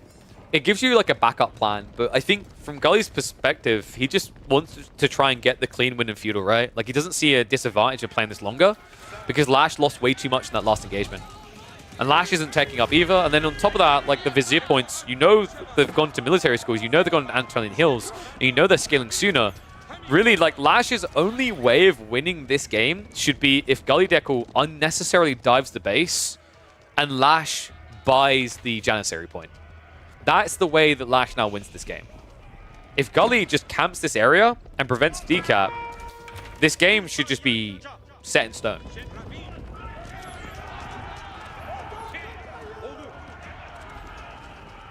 Lash, of course, doesn't have a quick way of breaking in through these walls. Oh, you cheeky, sneaky git. Is he going to do it? Nah, the Archer's going to see him. Okay, so this decap attempt should be spotted. Gully? He's going castle. Okay, maybe he doesn't care then. I mean, he could actually still block this decap, by the way.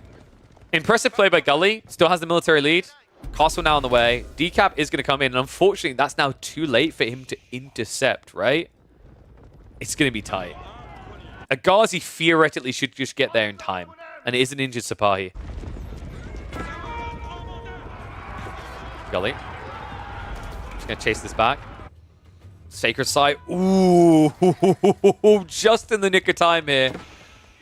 So Gully will win that fight. Sacred Site time is going to resume. And now the dive in. This is perfect for Delhi. Tech Up is coming. They want to throw this army away. It takes far too long to upgrade. And Lash, well, you know what I said about comeback mechanic, the Janissary point. It doesn't matter now. It's too many archers. This game is over. Lash is going to get wiped in his base for the second time. And remind us all that the Ottomans finally got the kneecapping we were all praying for. Woohoo! Really well played, actually, by Gully. Equals us up 1-1. Love to see it. I was a little bit worried with the way that things were drafting, that this was going to get ugly. But yeah, I'm still a bit perplexed by Lash there. Like, you know, Chinese maybe could have worked better. I think Chinese with a forward Barbican on like boar or deer near the Sacred Site is really good on that map. Outside that, like, you could even just go fast castle after barbecuing your own base. He also had Japanese that, like, I personally think is a skill-based matchup versus Delhi. And the most obvious one is like Jeanne d'Arc. I'm very confused that Lash didn't pick Jeanne d'Arc. Because now, like, remaining picks, maybe he was saving it for English, but why do you care about English when you've got Marlians instead, right? So Jeanne against Order of the Dragon might have been his thought process. I think, like, Japanese can handle Order of the Dragon fine, though, so, like, you don't have to freak out. The only other thing I can think is, like, he wanted Jeanne d'Arc for Zhuji's legacy. But I think Zhuji handles Jeanne fine. You just scale Chicken Noon, don't come out until you're ready, right? So, yeah, draft is officially at a very weird point now, is what I'm trying to say. Where are we going next? So map draft wise, we've done Coastal Cliffs, we've done Golden Heights. We're probably Lash has pick. We're probably going to be going to what, Frisian Marshes? No, Frisian Marshes, Bridges, Golden Heights. I think Bridges. I think Lash probably just goes like Frisian Marshes feels like it's just going to be left until late now because Lash has Chinese, right? So like he needs to save Chinese. I think it's going to be Gorge. Gorge, Jeanne d'Arc, and then Gully's probably going to go for English and try to camp. You could go Bastards. I think their military wing 2TC is a little bit better now. If he's going to pick Zhuji, I feel like Gully's saving Zhuji for Bridges. So I think Lash can like iron this in by just picking Gorge now. Let me have a look. What map are they going for? Let's get the confirmation.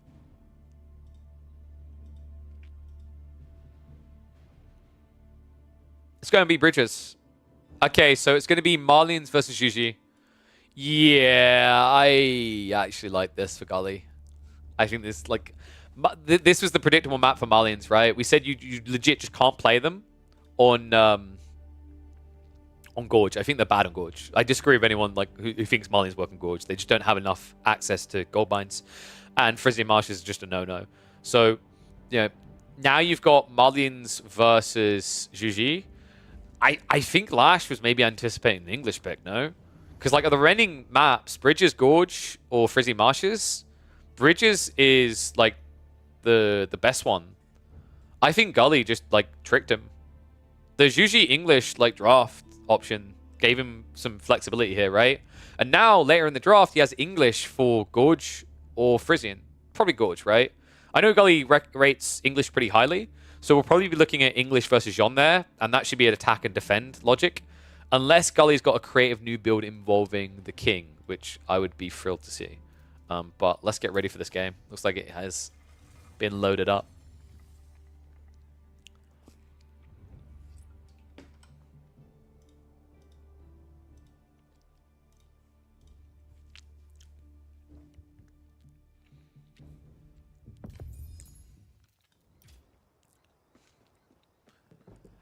All right, welcome to game number 3 of the show match between Lash and Gully Deckle. This time, Marlians versus the Zhuji.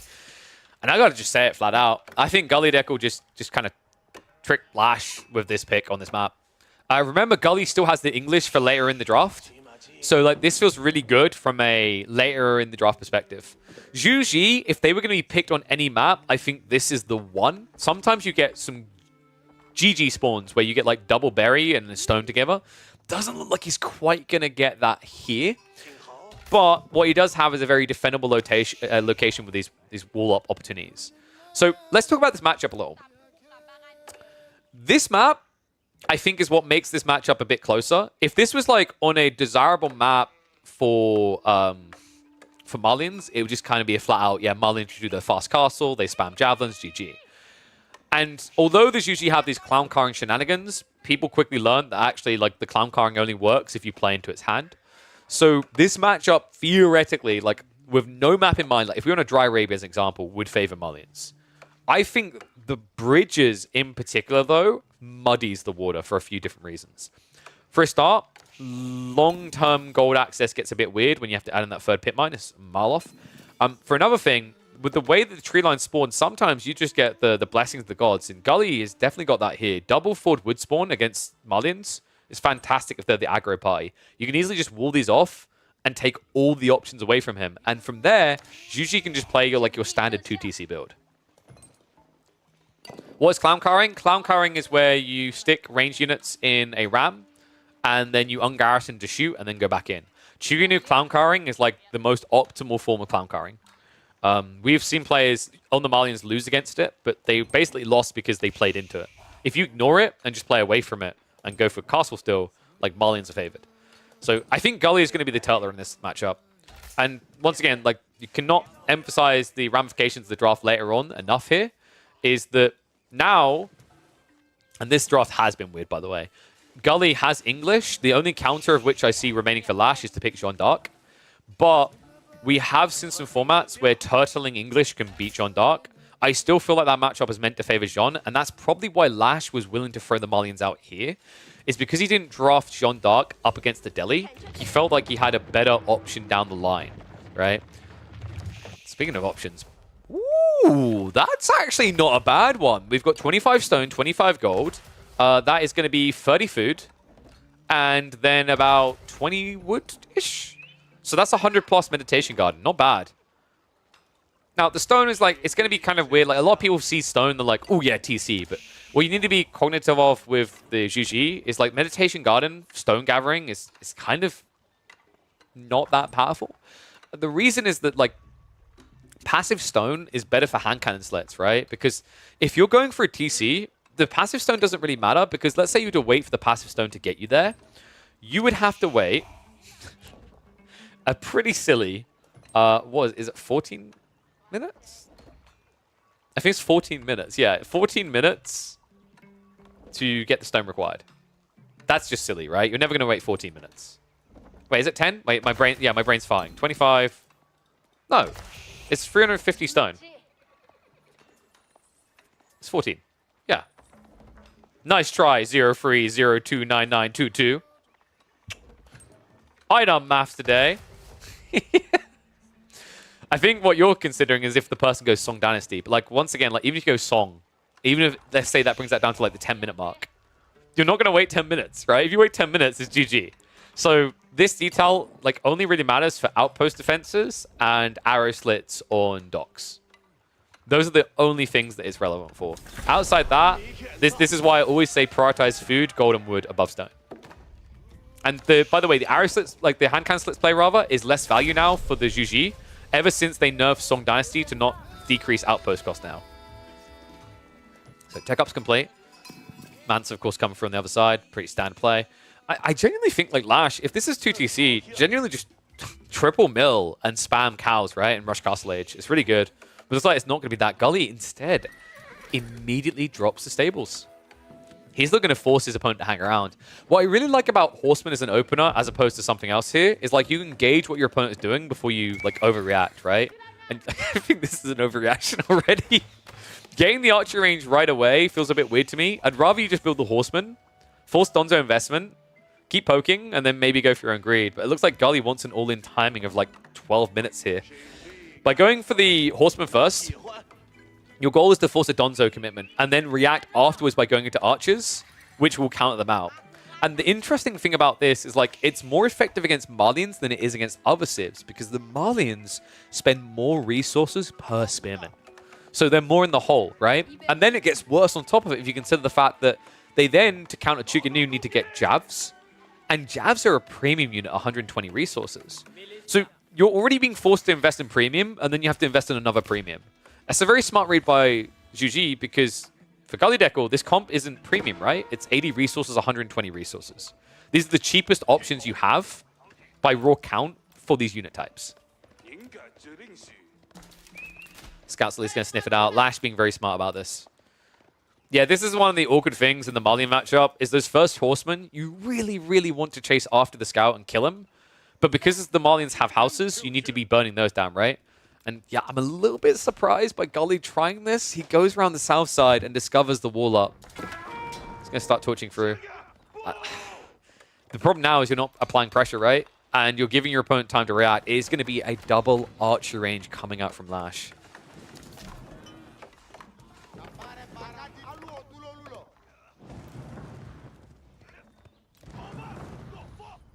You wouldn't call it smart. It's what you must do.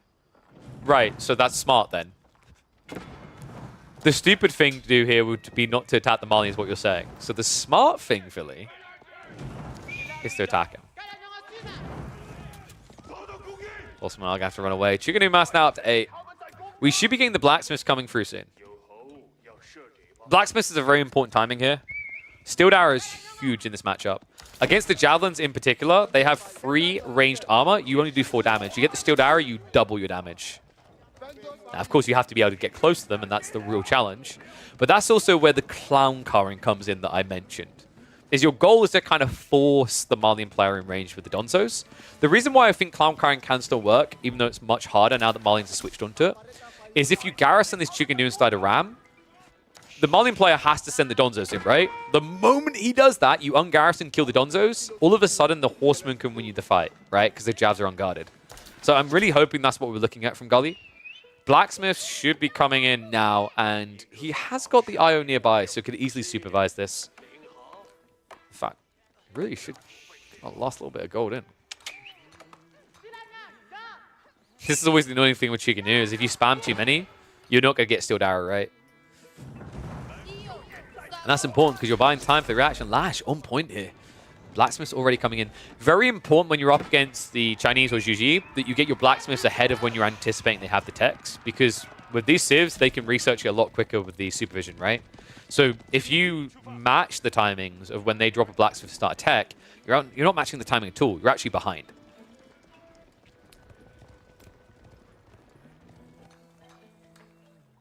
And guys, look at this. We're almost a third of the way to that second T. I'm not going to go there. Chuganu now moving in. Got to be careful about this. Because now when you retreat, you can lose a lot of troops. I think Gully Deku, like the Ram is needed here, man. Ram or Steeled Arrow. I mean, that's an expensive loss in the retreat, right? Like you tickled a house and lost 160 resources in an all-in game. Those are the type of trades like you can't really afford. It seems nitpicky, but like you're 9 minutes into the game, right? Like every little piece matters here. Lash has a smaller army, but only temporarily, right? The longer this goes on, the bigger his lead's going to get, courtesy of the Mansa giving almost 2 extra villages, the gold mine here giving 3 extra villages, the pit mine here giving 3 extra villages. Like, Lash is ahead. And IOs are nice. They'll supervise, they'll give you 20% more, but, you know, it's infinite resources versus passive resources, right? Jav's also cutting off here. Even the Horseman now getting targeted down. Oh, dude, this is so hard for Gully. The problem is he shoots himself in the pit mine, so this Horseman can't even take what should be a favorable trade.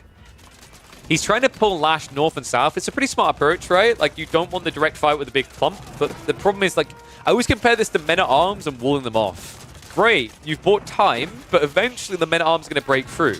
The comparison here is great. You're buying time, you're doing some damage, but the Javelin numbers are going to keep going up. So what you need is a way to take the primary engagement. That's what he's going to try to do now. Javs, though. I'm going to tickle away at this. Donzos are just going to scare away the few Horsemen fighting. Lash, a little bit like cumbersome, I think, the Donzos. I think they're overextending a little bit, but he doesn't even want the Javelins to be touched here, right? That is his premium unit. It's always an annoying thing when you have the defender advantage like this, like when your opponent has to break you, which is, I think, a big frustration for a lot of people against Malians, is you can't just let them sit back and do what they choose in a lot of matchups, right? And that's really difficult for Gully because he's playing a comp that just isn't fast, right? Horseman, great, but the Chuganu, they take a million years to arrive. A little bit of miss micro coming in from Lash. Oh, that's a misclick. Gully, he was trying to click the Donzo. Okay, this is getting a bit ugly. Horsemen have now arrived, so maybe better to mop it up, but the Chuganu count is definitely going to suffer from this. Extra Donzos are coming through. Horsemen are going to be able to surge forward, though, and credit to him, Gully Deku. Definitely a miss micro there. He was targeting one of the jabs of the Chuganu mass, but the Horseman came in at the perfect moment. Came out lashing rather at the roughest of moments, and all of a sudden, Gully, now with a 2-1, make that a 3-1 military advantage. This has to be siege engineering. Like, this is the moment, right? Like, I think cancel fitted level works. This is redundant. Bloomery, I don't mind. You've got a lot of Horsemen, but your timing now is now, rather, to get into ramps. If you wait around too long, Lash is going to be able to chill on this. In fact, Lash is already contemplating adding in the ranchers. So that to me speaks even more volumes to praise Gully Deckle in that fight. Lash wanted to start adding in the cattle there. Now he can't, right? Now he actually has to add in more troops to make up for the losses. So Gully Deckle's doing a really good job of just keeping the pressure onto Lash.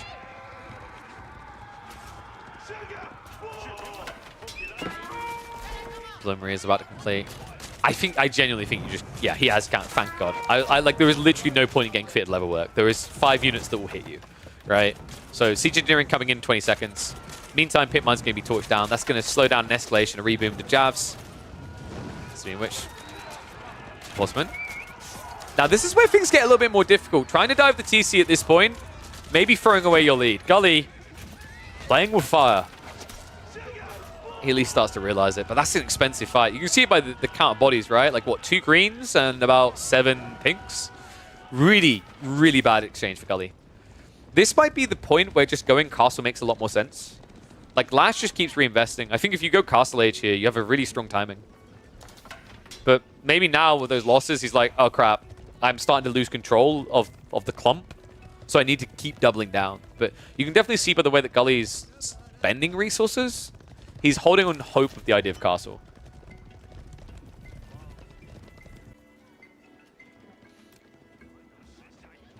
It's actually a really good game for Shaolin Monks as well. Like, Malians don't actually have good answers to Shaolin Monks. Javelins, like, they're alright, right? But like, you haven't got anything that really wants to melee. So for sure, but that takes a bit of time to ramp up into. And these relics, I mean, they're pretty accessible in this game. Especially with the map control he's got. Does need to fix his gold income a bit though. It's really slow like this because when you got the Imperial Officials, like with the Zhuji, you typically just stop on 2 Imperial Officials a lot of the time, right? Looks like he did get a 3rd though, so he will get there off of taxation. Chukinu mass building. And Lash, how many we got now? Okay, so we are almost 3 ranches complete. This is the perfect time for Zhuji. You hit Castle, you supervise for your Zhuji Chukinu upgrade, which is going to make it arrive in like 20 seconds, 30 seconds. And then you can just force a fight that Lash doesn't want, because what you do is you dive. You wait to see that he's going for the ranch into the Fulani, and then you dive him and idle him out while you take map control. Another funny thing is that this pacing, like, you're getting a really good timing to eventually genuinely just get a TC because of that passive stone. Whether he'll do it or not, I don't know. Like, I think if you think this game is going to go past 30 minutes, then second TC makes sense. But relics are your #1 objective in the next 2 minutes. Oh, that's a bit laggy. Javelin cannon is getting kind of absurd. Gully has pulled more people to gold, so that's confirmation of the tech upcoming. He's also just stopped producing Chukanu, because that's the problem. Like, when you keep building Chukanu, you keep yourself away from Castle Age. It's really weird like that. But now you can look for the tech up. Lash is going to come out, but here's the thing. If you start the tech up, rush it up, supervise, he won't be able to fight you before you get your upgrades. And then he can't fight you at all. 16 Horsemen as well, vetted up at this stage, will yeet the Javelins. Gully, you need to line formation out there, buddy. Whoop. Line formation is weird in that when you're under like 25 units, it allows you to run away quicker. But I find usually when you're like this big, you saw it there, the way they line form, they don't run quicker to their line formation, right? So you actually lose troops, sometimes more than otherwise. Shaolin Monastery now on the way. It's going to be Palace Guard Flood as well. So Rax is getting prepped. He doesn't even, like, you know, I think you upgrade the Chukanu. I don't think he's going to be investing in Horsemen here. Like, when you see 4 Raxes like this, there's no way you can afford Horsemen, or rather Lancers, and Palace Guard. But it makes a lot of sense, right? Like, Lash's entire army gets countered by Palace Guard.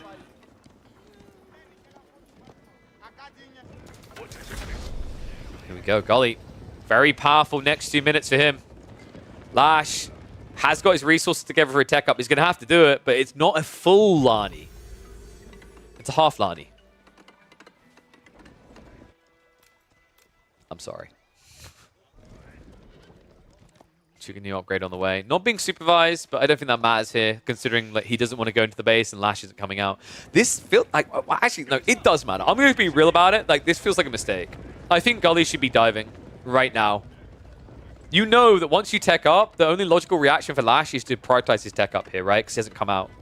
The fact that he's just waiting feels like a missed opportunity here. I mean, 63 Chukunu diving a base, like, even if you don't clear up all the javelins, you will clear eco. Because there's nowhere for Lash to run, right? Instead, you've just given him the breathing room he needs. Tech up's going to complete. And remember, the Malians unlock these upgrades very quickly, only 30 seconds away. Tech up complete. Gully now realizes it. He goes to the dive in, but this veterancy has come through, sure, but you did wait a long time. You could just target these ranches, though. If you can't get the fight with the jabs, you can just go after the ranches. The problem is it's going to take a lot of hits, and you're going to take a lot in return. Dive comes in. Horsemen lead the way. Donzos are going to have to reveal themselves here. The Chugunu are going to be able to shred them like paper. Exactly what he needs behind this. Gully already starting to pick up those relics, and the dive continues towards the eco location. Lash has nowhere to move safely here. Choke point will allow the Donzo to hold. Horsemen are going to peel off to the north side where there's a few villages. But now the Chugunu just trade. Like, his whole goal here, Gully knows the army's going to die. He just wants as many kills as is possible. Wow, look at the timing as well. He knew Wedge Rivets was going to come in eventually. He gets maximum pain, maximum effort while he can. Even though the Chugunu are meant to be counted, I'd say that this is a reasonable trade. You've been killing villagers. You've taken out most of the jabs. You've forced a lot of idle time. And behind this, you are now in control of the game, right? 60 eco, should have 2 more relics coming home in the next half a minute. And there's no quick way for Lash to now come and punish that. I am just going to be that guy who says, imagine if he'd done that 30 seconds earlier, though. Like, you see what I mean about this timing. It's so ridiculously powerful. The Javelins, they get extra armor when they age up into veterancy, plus the extra +1, right? So they would add 2 armor less overall. That's 4 ranged armor total versus 6 damage when you only have the level 1 upgrade. That's huge. But because he didn't go for that dive earlier, you saw how much more difficult it was. Imagine how that fight would have looked if he went in as the tech up was happening. He would have killed all these Javelins. Gully now behind this has got some Donzo issues on the flanks. He's running out of food. I think Gully has a delicate issue now. He hasn't put the walls up, so he can't access the secondary deer pack. Border the south side is at least an option. He has gone for that second TC we talked about, so that did sneak in. But he now needs to go into Song Dynasty and into a farm transition. He's got 1,000 wood. That'll get him a third of the way there. But that also means that that's 1,000 resources not going into protecting yourself. And Power Scars count does not look scary, guys. After all those Raxes, like, this is the count. I mean, I just kind of feel frustrated on behalf of Gully. And kind of at him, like, I think he missed a golden opportunity to put Lash in a grave here. Like, Lash was dead to rights when he had 4 ranches and was forced to go for a tech up. But Gully just didn't realize it.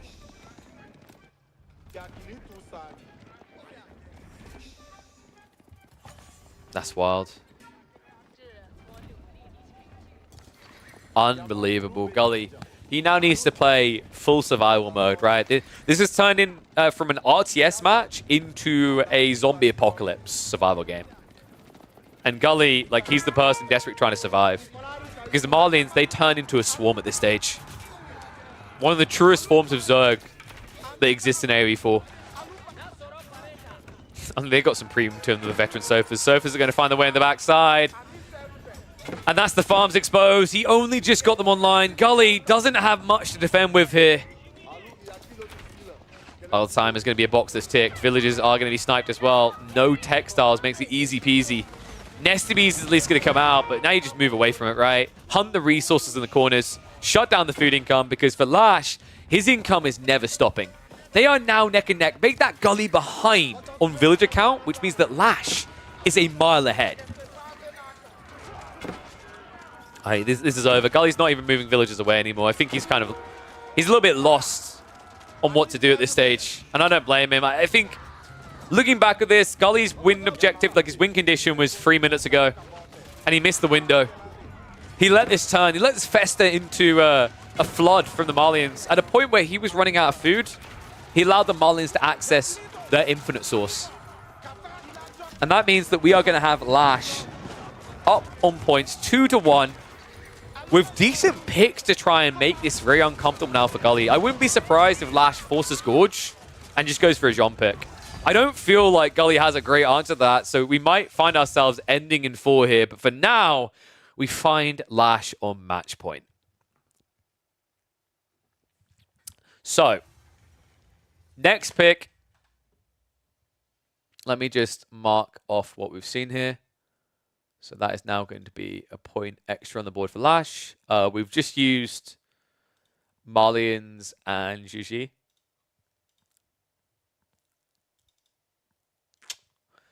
So they have Gorge and Frizzy and Marshes left, right?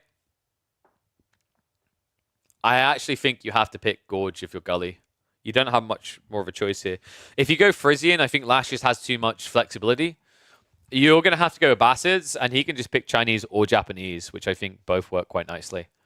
And then, so what's going to happen here is you're going to pick Gorge. You're going to go, what, English? Unless he's using it as bait. But like if it's English, it's going to be Jean, right? But if you go Order of the Dragon, it's going to be Jean. Abbasis versus Jean, like, Abbasis is stronger. I legit just think you've got to camp with English on Gorge and pray that, like, Jean d'Arc doesn't beat your ass in, right?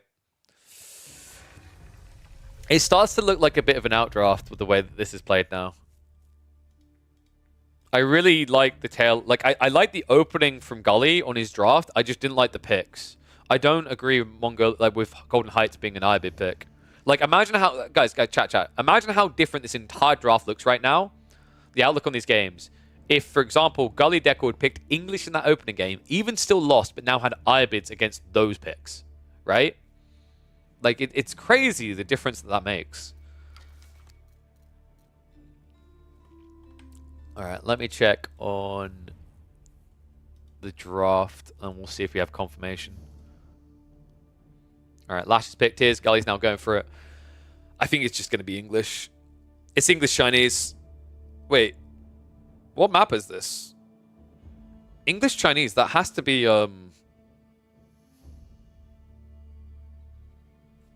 Is he picking English on Frisian Marshes? I mean, there's no way Lash is like, I want to play Chinese on Gorge, right? That would be quite weird. All right, thank you, Gully. Yeah. We were just talking about it. What map is it, Gully? It has to be Gorge, right? It has to be like Frisian Marshes now that it's Chinese. I cannot like because you're not going to Barbican rush the English, right? So like, I don't see the value prop in playing Chinese on Gorge. That is a peculiar one. What is the background? Oh, that's Battlefield. That's Battlefield 1. Just a flamethrower dude on a pony. That Battlefield was really fun, actually. More recent Battlefields got flat, but that one was actually a fantastic game.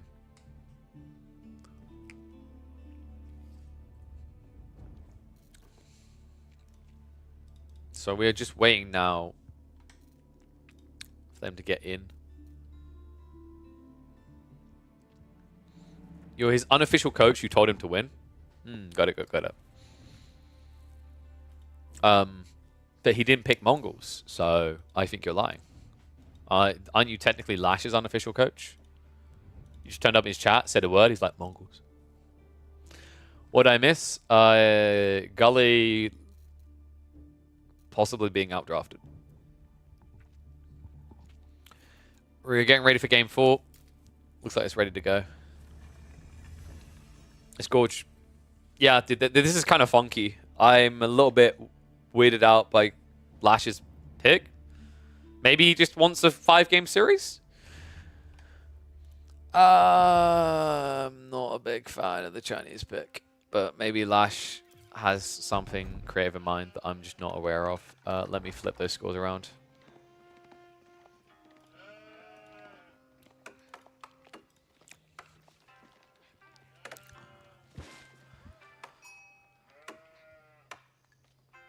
All right, this series just took a turn for the weird. Like, every time what I've expected has not been what I've got. We get into game number 4 of this best-of-5 show match between Lash and Gully Deckle. Lash picking his coveted Chinese, his first pick in the entire draft. Meanwhile, Gully pulls out his first pick as well. He goes to the English. Now, this is interesting to me because to dissect what remained, we had Frizzy Marshes and we had Gorge as options. Gully picked Gorge.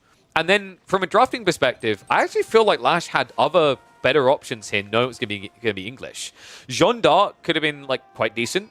He also had the Japanese. I rate both of those quite highly.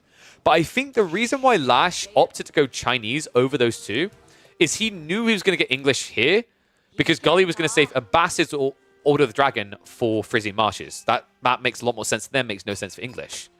So by picking this, like, had Lash gone for his other picks, had he gone for example, Jeanne d'Arc, which is what I expected, because Jeanne d'Arc is on most maps quite favored against English, or Japanese, he would have anticipated that Gully Deckle would camp, right? He would just sit in his base, he would play Moi TC, he would boom up, because I think that's literally the only way English can play those matchups. By Lash picking the Chinese, he threw the ball back in Gully's court and said, I don't want you camping, I'm going to camp. Because that's something China does very well. Especially when they get outrageous spawns like this. Are you kidding me? Back deer? Dude, this is a jackpot. Wallable deer over here as well. Wallable boar in the corner. This is like, the only risk is Ford Stone, right? Like the Ford Stone is a bit dicey. So we might see Lash commit the Barbican like here. Or actually, I like it. I really like it here. Because then it makes the Lombo rotation difficult because you can't run between the TC. And they have to run all the way west to get around to the deer. So probably going to be looking at a Barbican out, say, here. Secure the stone. And then, like, 2TC makes a lot of sense for Lash here. Gully on the other side. I'm hoping we've got something innovative, man. Like, you know, the problem is, like, this might be one of the worst civs to pull out the new Abbey of Kings build against. I think the Abbey of Kings build is really, really strong. But the Chinese with the hand cannon slits makes it difficult. The kind of curveball that might work in favor of Gully here is that the Chinese are going to want like a TC, right? And they might want to drop it loose. And that's where you could potentially block them. But overall, I wouldn't rate Abbey of Kings too highly here if people are expecting to see it. Just because there's a lot of small tree lines that make this very easily wallable for Lash. And yeah, there you go. It is going to be the Council Hall. I, for one, feel that the Council must be disbanded.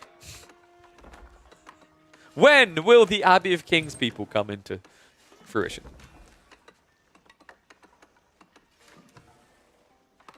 Hey, sup, BlazeQ? Yes, Marine Lord is absolute Chad Lord, actually.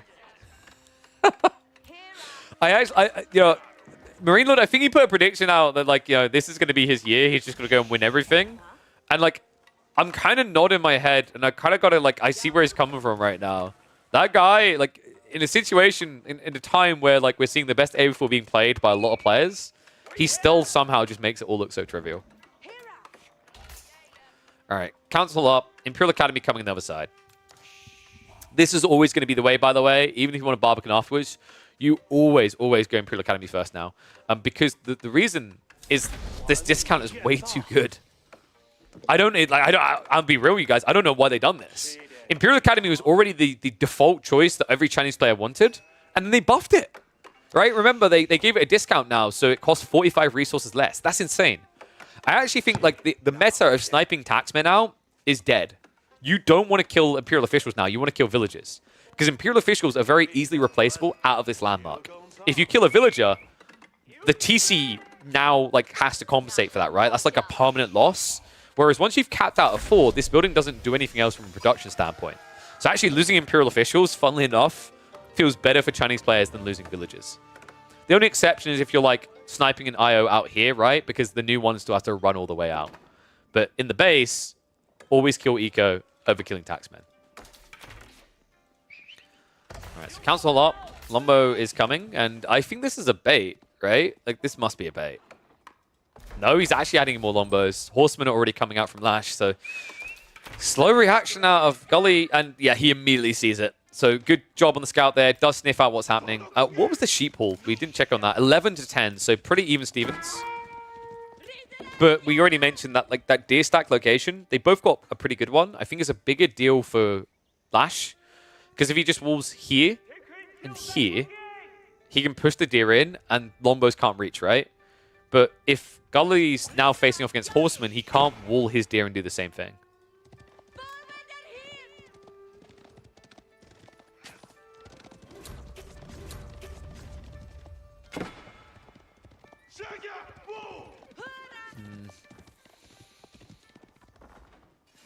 He's just going to play farms, isn't he? Yeah, so Gully's win condition now, like his perception of this game is that he needs to get into 3 to 4 farm clusters, and then he can either attempt a men-at-arms spam all in, which can be a little bit dicey against Chinese because Chuganu, or he just goes for Castle Age. Lash, on the other hand, is actually reacting quite aggressively here. Archers plus Horseman, he's looking to punish Gully for not being present on the map by getting in that base. If you thought that those Marine Lord games are dangerous, this one's going to get very volatile, by the way. Because Lombos are not in a position where coming out on this map feels good. But the problem is, Gully is paranoid. Like, he doesn't have a scout showing what Lash is up to. So he has to posture as if Lash is being greedy, right? Because, like, if this is a snuck second TC at any stage, it's GG. And there's that deer play we were talking about. The walls are coming in now. This is everything Lash needs. Like, I would not be surprised if he just goes fast castle here and floods Palace Guard. It's really doable with his spawn. There's not really much you can do to contest, right? Because, like, the gold isn't even being gathered right now, guys. Barbican's going to go up, so you can do that. But even if you pushed him off the gold somehow, he's got the taxmen, right? With the double taxation, there's already 100 tax waiting to be had here. The mill has 171. He's not going to run out of gold. It's what makes this Civ so bloody infuriating.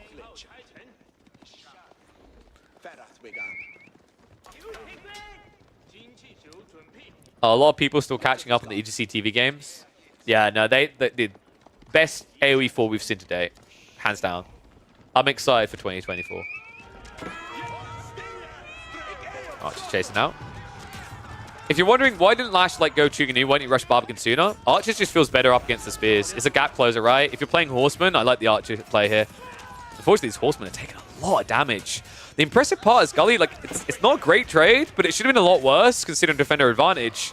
And this is all without any blacksmith upgrades. Tail end of it. Last of the spears going to get cleared up, but last of the Horsemen are also gone. So Lash has to back away, but now he has the Barbican to protect him. And Gully hasn't committed to those farms at all, so he's going to have to consider going out to the deer then. I don't really feel like you have as much flexibility now with that detail. The men-at-arms is also kind of funky. Deer on the backside is accessible. Lash hasn't actually used it yet. Wait, he's holding a lot of wood. There's no way he was considering a second TC. That's just not feasible here. The way you play this is if you want to do 2 TC as Chinese, you go mining camp first, supervise, get stone, come back for wood. Because you're not going to get back on that stone afterwards, right? So it looked like it was just a delayed play into production. So double archery range plus the blacksmiths. We're just going Chuganu mass now, aren't we? This is really uncomfortable now for Gully because his economy is being eclipsed, right? Like with the 4 taxmen, there's the taxation, but then there's also the Imperial officials for 20% extra. Basically, right now, all of Lash's economy is being buffed, practically all of it being buffed by 20%, right? So you have to take this number, add 20% on. So right now, he has essentially got like 42 villages versus 32. Gully's only competitive element is going to be the mills with the farm gathering rate. But even that is going to bring him just beyond the rate you get from gathering deer, right? Like, it's not a cozy position to find yourself in as the English. You need to do some damage. I also love the idea of Lash just cutting reinforcements to the Horsemen. Why this unit is so frustrating is the way that it can avoid fights and fight you where you're weak so easily. Right? Like, Gully right now is... he needs to stop pushing troops, right? Like, getting cut like this is bad. He tries to outplay, but unfortunately, Lash is paying just as much attention there.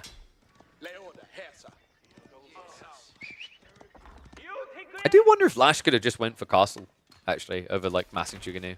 Sounds really dicey, but this is one of the nice things when you play against English and they just spam lombos, is you can actually just like get that nest of bees out, right? And kind of GG them, because the tech up means they can't dive you.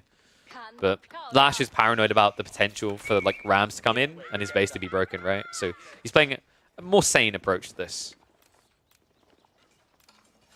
If Gully can keep the feet dragging in this, the hooves dragging of Lash for like an extra 10 minutes, I actually think English start to look like kind of okay. You do have to find some eco damage along the way. But like realistically, Lash doesn't have much room to expand. And on top of that, these farms are very cheap to add in. And as they escalate, all of a sudden, your food crunch never lets up, right? Lashes is always at risk of doing that. Even with 20% more, it's still a limited resource. And a farm transition isn't something that the Chinese are really comfortable with until like 85 to 90 eco.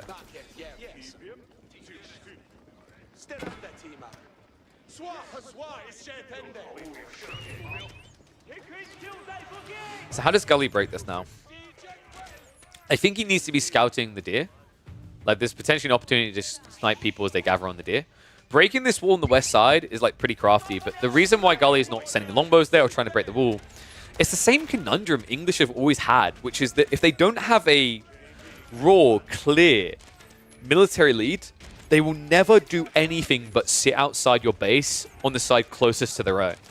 And the reason is that running here exposes your reinforcing line.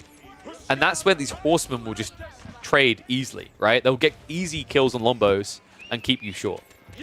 So yeah, like this is still a big conundrum on how you resolve this for the English and why they've been underperforming a lot in competitive. Is I feel like they've become a very, very predictable civ.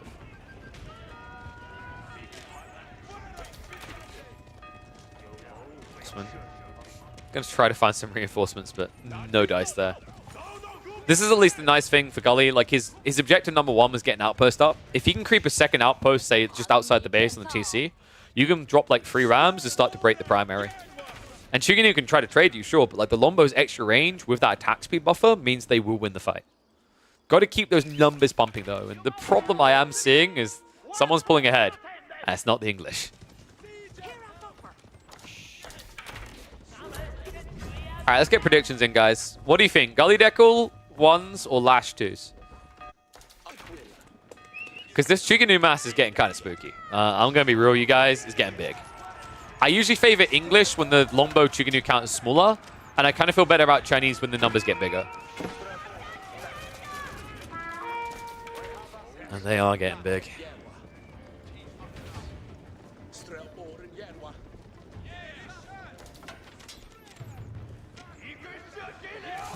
Behind this, we're still, what, only 2 farm clusters? Men-at-Arms are starting to be added in, but doing this in mass for Gully is difficult at this stage. Also, just feels sucky in this matchup to spam Men-at-Arms. The long feudal, the win condition for English is exactly what Gully's doing. But the problem is in the Chinese matchup, the water gets muddied, right? Like, you know, you build Men-at-Arms at this stage against Nomi archers, heavily reducing their damage, man. They can only hit you for what, like maximum 2 damage? Chuginu hit you for free. So very difficult from that perspective, right?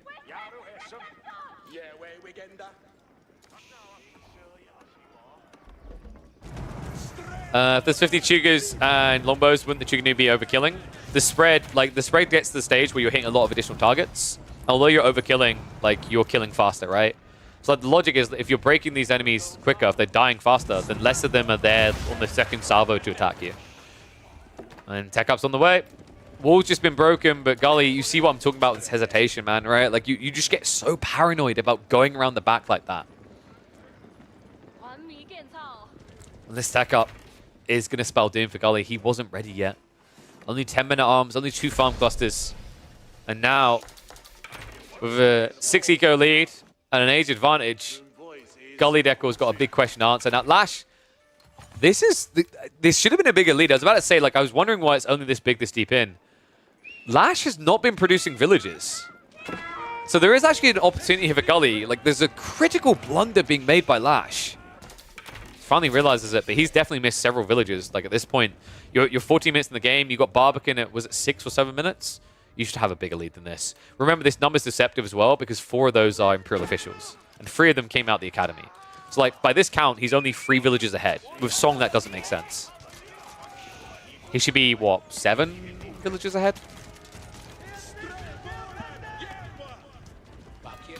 It's definitely a big mistake. However, Lash is now vetted up. If one Nest of Bees comes... Oh, God, it's over. I'm not even exaggerating. Gully can't fight. He can't even longbow this down. It takes way too long with Clock Tower to kill. Chicken are going to move in. And the Paper Shredder is activated. Nest of Bees comes through, and Gully is in Doom Central here. Frontline is already dead. Nest of Bee Flurry starting adding a lot of damage. Gully doing the best he can to trade out, but it just feels like a moot detail, right? Like, tail in this fight is now going to be range versus range, and the Nest of Bees is the critical ingredient. Oh, dude, what a rough one. So Gully not going to be able to get us to a 5th by the looks of it. I feel like looking back at the start of this game, maybe Gully just needed to gamble on kind of a ramp timing going in. It always feels difficult against the Chuga Nu. I would have loved to have seen maybe just like a multi-TC approach. I know it's like still Chinese favored, but yeah, I think the bigger deal is the Abbey of Kings build. Yes, you're up against the hand cannon slits, but you have a unit that heals, right? And it heals on the go. And you know your opponent has to play flanks at some point to stay in this game. Your Lombo count will be smaller, sure, but like you could even think about like you build the king, you force the Chinese to react, and then you go second TC. Maybe that would have worked better. Just felt like we were playing the kind of typically doomed approach in this game. Gully is at least going to get what he needs for a tech up. He has got 4 farm clusters, so you know, Lash still hasn't been playing perfectly, right? This game isn't 100% over. I would favor Lash like 85% at this point. And it will require Lash making some mistakes, but there is like a way that Gully can get crawl back into this. I think like rule number 1, Lash now needs to play into relics or into a second TC. Otherwise, Gully will start to build up a lead.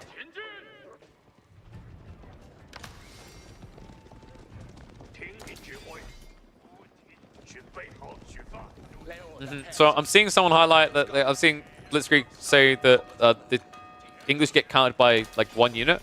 I'm going to burst the bubble for you, buddy. Every unit gets counted by this 1 unit.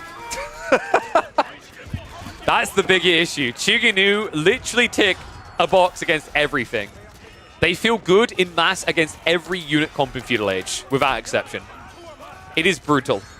And this is brutal. Gully, dive comes in as he completes the tech up. He hasn't actually got a substantial army together. The Nest of Bees literally wheeled across the entire map for this. I mean, that's it. That feels like game over. Crossbows at least are coming out for Gully, but the Chuga Nu, there's still too many in the base. And the Lancers are flooding. Lash is played out into the pocket resources. He's not running out of eco anytime soon. He doesn't need a full-fledged farm transition. And although Gully has his own, I think it's about to be heavily unoccupied. That's now 10+ worker kills instantly after this dive-in. And it means Lash is going to be able to get the 3-point win in game number 4. Gully will probably hang around, right? He's not just going to GG out as it is the last game. He might as well see if it's recoverable. But now you're talking about a 20 eco lead. A 4x military advantage and a flop of the landmarks. There we go, guys. That is proof that the council must be disbanded. Right like that. Oh. Yeah, that was a bit of an ugly one for Gully. I think Gully was expecting the... I think he was expecting Jeanne d'Arc. And he thought, I'll like camp and it'll be good, right? Because China would have made a lot of sense for Frisian Marshes, right? But I love that Lash, like, he understood Jeanne d'Arc, Japanese, Chinese, like, they're all good for Frisian Marshes. That's why I think that was an outdraft. Like, when you got the tail end, the weird part to me is I felt like Gully was in a good position. GG's Gully Decker. Yeah, it was. Yeah, it was not a Player 5, it was a BO5. I felt like Gully was in a good position from the start of the draft on what he'd picked, but the Iabid first pick was very odd to me. I don't think that helped him at all. I think that completely unraveled his draft. And, you know, like, credit to it, like, when you're playing unorderly AoE4 like that, it actually gets very entertaining from everyone's perspective. I think that would be fair to say. That kept that quite fresh.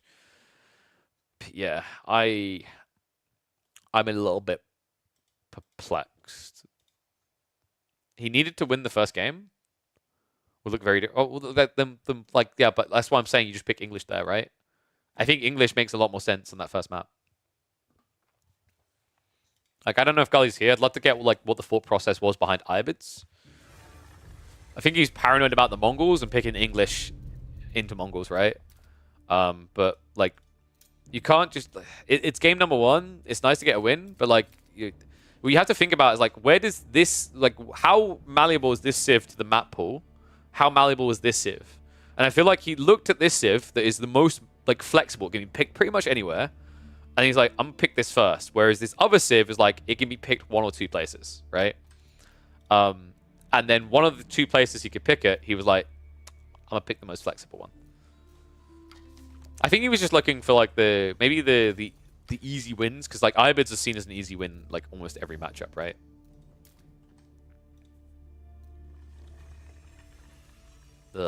Free for alls.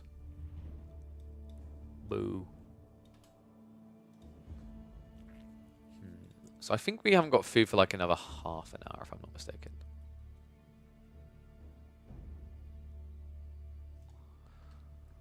So we can cast some more games on the ladders. I guess we'll look to cast... Who should we cast? We had some other games lined up, I'm pretty sure. Give me a sec.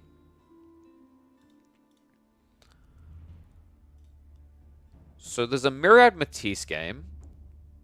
There's Faye versus Noha. I think there was a Faye versus... I don't know who this person is, but they are higher ELO than her. They're ranked 48 from China. That could be interesting. That was Ibids versus Jeanne d'Arc. Don't think we're going to cast free for alls. Wasn't there a patch that apparently made English S tier? I think that's just like the clickbait, dude. Like, they're not S tier. The Abbey of Kings build is a buff. There are some really good matchups now.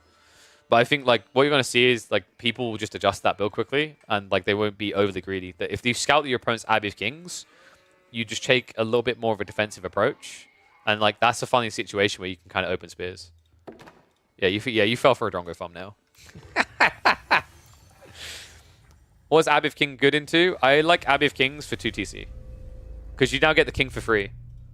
It's like, it's kind of like, Abbey of Kings is like Japanese, but like with Coca, but on a land map. That's an interesting way to think of it.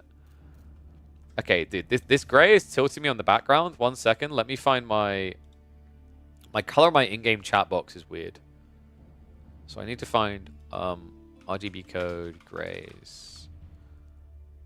Let's have a look. It's being really freaking weird. So let me find. So 224. 224.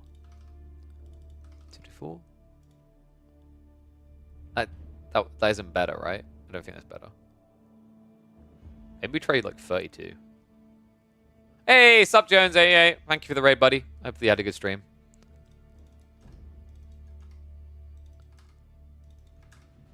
Let's try that. Oh, that's better. That's much better. Yeah, the alternative was really cringe. Sorry, I need to catch up on YouTube chat because we haven't checked in since before that series. Abbey of Kings should start being played more for the Free King. Yeah, like it's literally the same logic as like Coca Township. The advantage you get is you force a reaction. Although like it's better than Coca Township because Coca Township doesn't really like, it doesn't do much more unless you're on a water map, right? Like the Shinobis are cool, but they force a reaction. The cool thing about like Abbey of Kings is like there's extra layers to the cake because the healing, right? It's like it's actually a better Coca Township outside of water maps, obviously. But I think like actually on water maps you're gonna build Abbey of Kings all the time now. I'd like honestly like Council Hall and build 5 Lombos or Abbey of Kings get a Free King. I'll take the Free King, thanks. You can force so much more out of your opponent. And like, it's not a good counter, right? Like if you have Longbows, they're gonna build a Horseman. When they counter you, then they counter raid you. If you have a king, jackpot. Need a game? Yeah, we could look for some games, Voldy. Have you got one on the new patch? Because I know you sent me that message. Do I need to downgrade my game because the patch released? I don't know how long that takes. Oh, so put on some music while we figure out what game we're casting next. It's from last night. Yeah, it's on the last patch. I checked. I mean, I could probably like hop onto the last patch a little bit later. I haven't checked whether it's accessible or not. Because there was a Killjoy game as well. They removed replays of the game? Yeah, they dropped a patch yesterday. Fixed 1 or 2 bugs, basically. It annoyed me because they told us that they would start actually giving us heads up before dropping patches. And their heads up was 1 hour. Love that as a content creator who makes his content around casting replays that you can't see.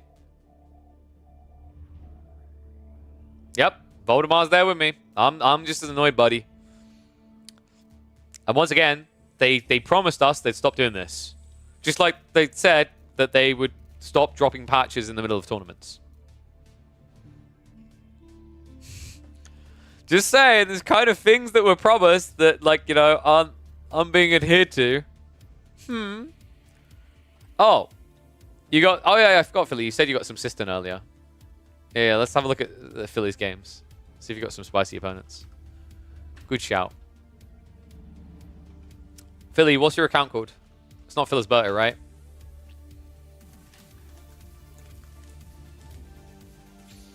Maybe not should allow replay down. Whoa, whoa, whoa, whoa. I'm living within their expectations here, okay? Like you're asking for new features. I'm just asking them to give us a heads up of the things they do, right? Chill, chill, chill. Jesus. What are you going to ask for next? A pause function? Alright.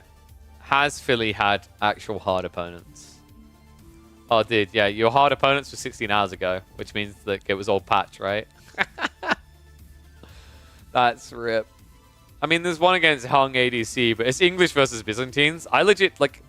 I might just imagine this. I don't know how English are meant to win English versus Byzantines. I don't think it's winnable, right? Like, maybe with an Abbey of Kings build is like the one way. I think otherwise you just can't win.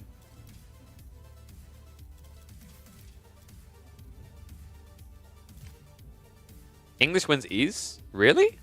How so, Voldy? I feel like English is just the worst Byzantines now, right? Like, you just play Javelin Contract. Or if you want to camp, you can go Longbows. But like, you just play Javs. Even Hippodrome actually feels pretty good.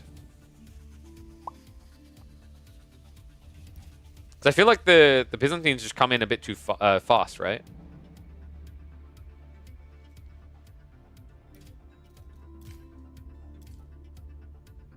Ooh, so we've got Puppy Paw versus Phillisberto. Got some Chrysor versus Phillisberto. Alright, alright. Just rush? Yeah, but like if you just rush them, they just defend with jabs, no? And they have like better economy so that they get the jabs for free. I guess like it's map dependent, right? Like, but I feel like if it's a full breadth map like Dry Arabia, they can just wait out, right? Like I guess it's a bit spawn dependent, but and alternatively you just go Hippodrome, no? Like I feel like Hippodrome just beats English there, right? That's my thought process, because I think I've seen a few Hippodromers against that. And it's really brutal.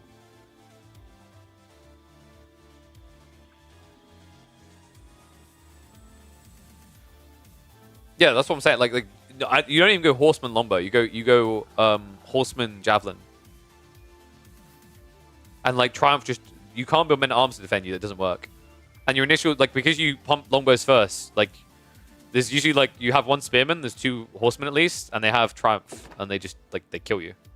Right? Oh, yeah, Voldy, but I'm saying that they control the opening with Horsemen. Right? And then jabs come in. It's like it's just all about Horsemen. It's like, what was your deviation? What's your reaction to that? You just, like... Do you stop, like, do you just fully, only build, like, 3 Longbows and spam Spearmen until you're comfortable? I guess? That has to be your opening, right? Then the question mark is whether, like, the Byzantine economy is good enough to just build archers as well. Which I kind of feel like it is. That's the thing that I think makes like Byzantines really annoying and tricky is because of Conscriptio. Even like at that point you have level 2 Conscriptio, right? That's a 40% increase. It's like you're able to scale archers, like you're able to just transition units very quickly with that Civ. And that's even like after they nerfed System, but it was only on Dialecticus, right? They didn't touch Conscriptio. I mean, I'm willing to admit if I'm wrong here. It's just like last time I saw this a bunch, I felt like Byzantines just looked pretty good in it. And now Byzantines have been buffed more, right? Don't know if this is the fairest of matchups to make this judgment on. No offense, Philisberto, but it is Puppy Paw. It is the second best player in AoE4 right now by tournament stand. But we'll find out.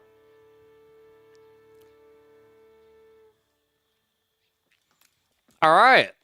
Well, we've been having this discussion in the chat. It's time to answer it. What's better, English or Byzantines? That's right.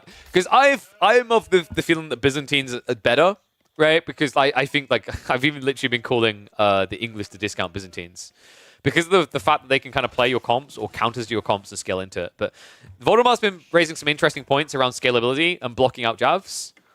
We're going to see how it plays out here between some of NA's finest. We've got Puppy Paw going up against Philisberto. Philisberto, who has completely converted himself. He's wall-lolled himself away from being a Mongol one-tricker, and he's now looking to be a Byzantine one-tricker. Basically one Civ away from actually being able to get pretty deep in tournaments. So we'll see how this goes. Oh, I did forget to remove the score. Thank you very much. Let me go ahead and I will toggle that off. Good shout, Hosen. I wouldn't have noticed because I'm blind. So we are going to be on Rocky River, which I think is like a map that should favor Byzantines, right? I could see the English timings being really good against Byzantines on shorter maps. Longer maps feel a little bit more sticky and difficult. There is one really big positive, and that's the Fort Spawn in gold. That's something that can keep the Byzantine player honest in Feudal Age.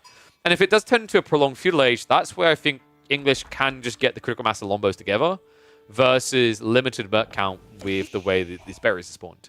But question one, before we even get to that, is going to have to be, is this going to be a Hippodrome or is this going to be a Grand Winery? I personally think that Grand Winery isn't that good here. Voldemar was raising some really good points about blocking out the berries, and that's step one. But I also think just Hippodrome Triumph as an opening plays into countering both things the English do, because they usually don't have many spearmen, but we're getting it! Dude, this is cool. I am already well and truly invested in this. Imperial Hippodrome would have been great against Lombo's spears, but this strategy from Puppy Paw is phenomenal. Abbey of Kings coming out. This just received a substantial buff, folks. Abbey of Kings now pumps you a knight for free. You save a big chunk of cheddar to get into your opening play, and that opening knight timing, that opening free king, allows you to do a lot of frustrating things up against many an opponent, whether it's a TC boomer, someone looking to get the first units out. It sets a pace that allows you to maintain control of the game. And you saw the importance of that, by the way. You still have to wait 35 seconds, but Puppy Paw wanted it so quickly. He used 9 villages to build it up. That's crazy. Right now, Philisberto's reaction has to be, huh? Nani? What was that timing? Because we are now, we're not even 3.5 minutes in the game, and Puppy Paw has already gone into Feudal Age. And that means by the time you tech up, the knight is already going to be on the way, right? He comes out in 5 seconds. Your first horseman is going to take 20 seconds after that. You haven't even got the food for it yet. You're going to need 2 horsemen to contest this king. Because remember, he's got decent base armor, good health, and reasonable melee damage. And funnily enough, Triumph gives you an ability to heal, but this unit has it built in as well. This is a great opening from Puppy Paw. And he's immediately going for the 2TC build. So I remember when they made the change to Abbey of Kings, introducing the king, right? They put that in, and then immediately, the day afterwards, I saw a few players like Beastie experimenting with 2TC builds with the English. And mixed success, right? People adapted to it, and then they realized Council Hall is just better. It gives you, a bit more flexibility. This timing? This freebie king saving 200 resources makes your TC timing phenomenally quick. you're getting basically like a 25% discount on the cost of your TC, right? To make the same play. And the pressure point in the game is so much earlier as well. Like, look at this raid coming in. Immediately forces him off the berries. Barely touches them. So now he has to go into the sheep. Philosbo does have 15 sheep, so plenty to work with there. But on the other side, Puppy Paw isn't skimping either. And what I'm wondering now is, like, do you just go for, like, a campy style afterwards? Right? Because Puppy Paw, realistically, like, he's seen Hippodrome. I think he scouted this out. I'm pretty sure he saw it. And you can see, like, it hasn't even been used yet. Because, like, what do you do now? You have to build so many horsemen to justify this, and you know what's happening at home, right? Like, he scouted out. I think he did just get a glimpse of it, or he's about to. There's going to be 2 TC. So now, this idea of just spamming horsemen kind of feels rough, because diving English TCs is difficult. And I think Puppy Paw is probably just going to add in a Rax to guard against what the logical play would be, which is spam horsemen from Hippodrome. So where does that leave Philosbodo? Philosbodo's options now, you could try to play 2 TC, but you'd be doing it on delay. I think he's just going to go fast castle. In fact, I'm certain with the double outpost up on the gold, this is a fast castle build. Pretty smart choice. I think, like, of the options on the table, Philosbo, like, he'll agree. He got outplayed in the first 5 minutes here, right? Like, he is now playing from behind. It already feels bad that you have to abandon the ship. This Hippodrome is worthless, but, like, the alternative is trying to play TC Mirror puts you behind. So what you're just saying is I'm going to completely outplay my opponent now. And you have to then ask the question, like, English versus Byzantines, without Grand Winery going into Castle Age, are you really stronger? Considering that the English move into Men-at-Arms, and I think Men-at-Arms with Armor Clad will beat Varangian, I don't think you are. So I 100% agree with this choice. And Puppy Paw, the question now is going to be whether he plays some sort of feudal pressure, or if he just rushes towards Castle himself, because he will know, seeing this double outpost, this is a fast castle build.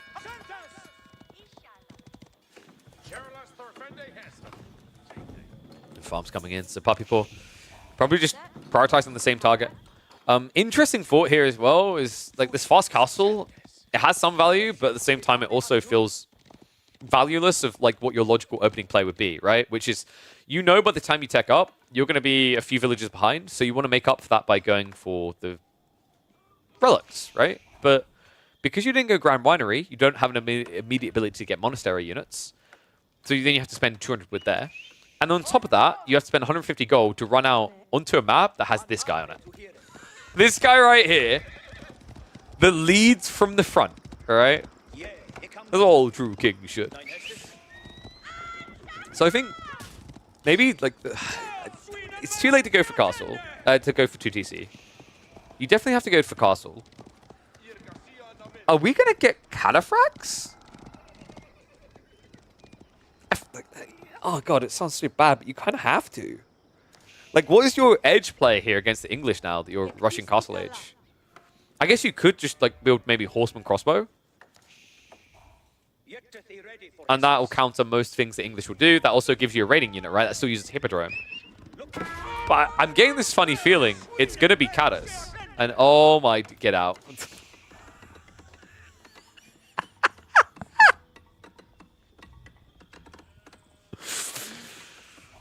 Oh, I mean, it saves you some stone, I guess. It's Sist into the first bloody hill. Is he going to sell the... Dude, he's going to sell the olive oil, isn't he? I mean, nah, he can just go Keshiks. I think you have to go Keshiks here. It feels really bad to just spam cataphracts. You need Keshiks, you need numbers. And this has been scouted out. Puppy Paw's going to try to delay it. And find some success with that. Yeah, that was really frustrating, actually. Like, Philosbo didn't want to stop gathering food, so he didn't garrison straight away. So Puppy Paw was doing a good job of idling him. And look at the timing on the other side of this. Puppy Paw. That delay is very important. It's going to allow him to stockpile what he needs for his own tech up. And yeah, this is just White Tower now. Because here's the thing. Like, if you're Puppy Paw and you see a system the first hill, you are 100,000% anticipating cataphracts. White Towers, diving them, even with the gulp, Triumph, you die. Right? Because the White Tower is a Gatling gun. So this is a great read. And on top of that, like, now you have this awkward issue where anything you don't kill, Abbey of Kings can heal. So, like, this is now a healing race that realistically Byzantines can't win, right? Because the gulps, you know, they're going to come in every 30 seconds, great, but, like, that's limited. And if Puppy Paw's win condition is now to camp, his healing is always there as long as he's not fighting. So like you've got a drastic dynamic difference here, right? Out of combat healing versus in combat healing. The problem is to get that in combat healing and feel like it's worthwhile, you now have to dive one of the most powerful defensive landmarks in the first 10 minutes of play. And that's why. Look at that damage. 36 damage. Let's put real about what it really is. It's 72 damage every second. And your Cataphracts, you check their health, you check their armor. I think they have 4 armor? Yeah, 4 armor. Oh, man. So you're going to be taking 48 damage a second. That's more than the Gulp gives, remember. You heal for 25 damage every 6 seconds. Triumph is only 2 health every second. So you will die. You will die to these castles. And there's the Gulp coming. Which is appropriate because right now he's the Gulp and he's like, I don't think I can win this. Meanwhile, the King raids continue. Remember, he gets upgraded automatically, so much better at chipping away at eco count. And the Knights have come out. And I love this response. Like, Puppy Paw, the whole idea is the White Tower defends you. The Knights will edge out an advantage when you clash near your base. And then when you're done defending, you just march out across the map and hit his economy. First Keshik's only coming out now. Monastery is being dropped, so it looks like he's going to be playing for relics as well. Makes a lot of sense. The first one is just easy peasy jackpot. And some might think this is like greedy, but this is the power of the White Tower when you both rush castle like this. Is like, actually, how does the Byzantine player get in? Like, what does he target? What does he kill? Right? The farms are also going to be nicely protected back here. Like, this is the nice thing about Rocky River. We've seen a few players play English like this on this map because the tree lines make it so easy to camp. You just need to wall yourself across. Like, if he puts a wall here towards the White Tower as well, there's no way in for Filisberto.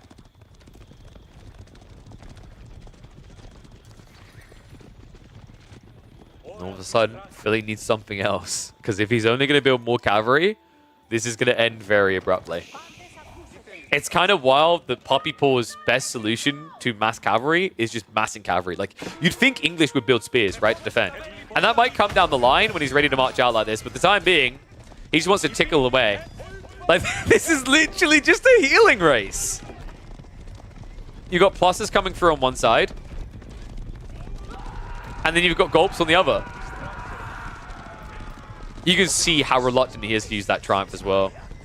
I mean, it's a big ticket now, 26, but now you're in a situation where you basically just need to get a big army together and go for one big clash. It looks like Philly instead is trying to get that second TC. So he's already... It kind of feels like you're admitting defeat, right? Like, you had to do this on such a delay that you're now 20 villages behind. This has to be free TC, right? I mean, Philly, why stop that? 4 TC? No. Okay, that might be getting out of control. But he definitely needs at least 3.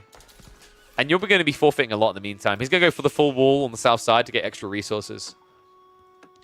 This is brutal, though.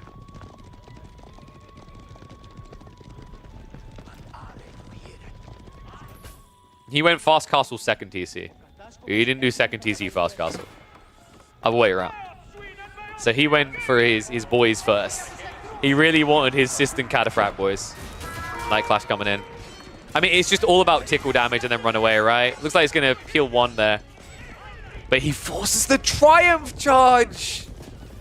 Ah, dude, this is pain. Cataphracts are slow. You wouldn't believe they're getting more movement speed. Look at Keshik's by comparison. 1.79. Cataphracts are tanks. They are not quick. So that was perfectly done. Puppy Paw just forced the strongest Triumph charge that Filisberto is going to have for the next several minutes. Jesus. I think Philly has got his work cut out for him now. He's setting up a lot of walls, but it doesn't feel safe. Third TC should be coming down in a second. He's gathered all of the stone. I mean, it has to be free. If it's not free TC, this is a humongous miss macro. There's no keep drop that makes sense either. Maybe do like a super loose TC down here and kind of gamble that you don't get scoured for a while. You have to take some risk because, like, if you try to play this sensible, calculated, you're just going to lose in 20 minutes instead of, like, 10. The alternative is you win in 20 minutes if you play risk. More farms getting added in. This is going to be 5 farm clusters. Guys, Puppy Pool's just going to go in. Like, this is the stage where you actually have the economy just to go Imperial Age. And that's when Enclosures comes in. That's when this Civ gets insane.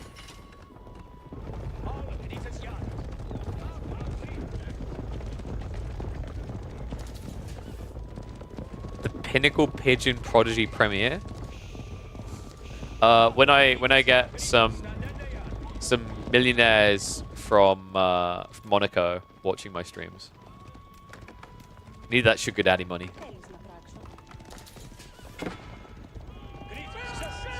Oh, dude, it feels so bad when you have to wall like this as well. Like, think about the resources wasted doing this for Felisberto and the idle time on the eco. Then look at the comparison. Like, this is classic English, right? I only need a corner of the map. I'm a camper. Honestly, if English players were FPS gamers, they'd be Call of Duty mains, right? They would be like full-on camping. Corner camping, waiting for like that tac nuke, right? That's what he's going for here. Wingard Palace is going to be his tac nuke. Wingard just got buffed, by the way. Great. Like, I think they decreased the cost of, I think the main one was the Rangers. Interesting. So Puppy Pool. Getting a whole age ahead. You went sister to the first hill for this? I want to vomit. Oh, dude. You know what? Clearly, they should not have nerfed this. I'm kidding.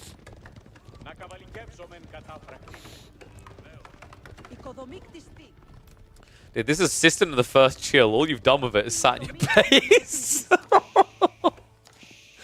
Oh, this is brutal. I mean, he has, like, practically no map control, right? Like, he secured a lot, but the mid-map is completely, like, inaccessible, which means with 3 TCs, he's going to have to rush an Olive Grove transition with no Grand Winery. Like, this is so painful to do. He's on the way, at least. But, I mean, at this stage, Puppy Pool, he's not even committing to new units. He's like, can I go Imperial twice? No, you need to pick a Bastards for that. Okay. Knights are on the move. Oh my god. Is he legit gonna... I feel like he's just spitting in the face of Felisberto now. He's legit just gonna win this game with Mass Elite English Knights against Sistine Hippodrome.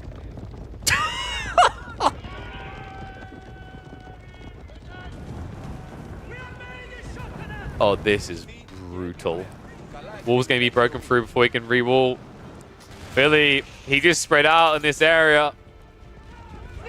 Spread out just in time to have his little wings broken. 20 seconds out to elite stats for the Knights. You have to fight now. You can't even wait. Limitane are going to take way too long. Hits the economy, hits the farms, and that is all of his food income. Felisberto, is the game just going to end here? Triumph gets activated. Elite stats coming through in a few seconds, which is why you're seeing Puppy Pool willing to commit to the fight, to run the entire military force to the ground. And here it is. That king as well. An absolute Leviathan to try and kill. That's it. That has to be game. It's over a 20 eco lead. You can't use your third TC. You have nothing to protect inside. No food income. No hope in hell. What a sick execution by Puppy Pool. This new build, guys, mark my words, like, Abbey of Kings is going to be on the rise. It's not going to be the be-all solution for every game, and this was a weird game for it to be whipped out in, but it was the perfect one for it to be whipped out in. Felisberto saw that king, and, oh, he's like, oh, can I refund this Hippodrome, maybe? Like, it just doesn't feel like it had any value at that point. And the TC timing, man, like, we saw players experimenting with this 2TC Abbey of Kings build before, but the timing felt a little bit too late for you to get real value out of it. Because adding a 200 resource king in slowed you down so much, but it's saving you so much time now. It feels like with that difference, not only are you able to force the reaction out of your opponent, but you're able to get your own power early. This change to Abbey of Kings is comparative to what Military Wing done for the Abbasids when it spawned 4 units for free. It is a game changer, a game evolver. Finally, the English have an option that is not simply just adding Council Hall and building the same one predictable unit. And mark my words, like, while we're seeing a TC boom in this game, there's going to be other permutations coming out that involves aggro into GG play. And well, although it took us a while to get to that full aggro, we are now there. It looks like there was a chop through. The Knights enter into the main base. The Veteran Horsemen have also arrived, and that is going to most definitely be game. Good God, these Wingard Raiders come out so quickly. Remember, that's the whole value play of the Wingard, right? It's like you don't get a big discount, but you get them insanely quick. You get 6 units in 19 seconds. Whew. Oh, that's true. The Byzantines are now the worst civ. The council needs to be disbanded. I am happy to say the council does not exist in this game, though. The Abbey of Kings does. I think now Philisbodo is just processing the loss because there's no coming back from this. His downfall all began with this. Ended with this.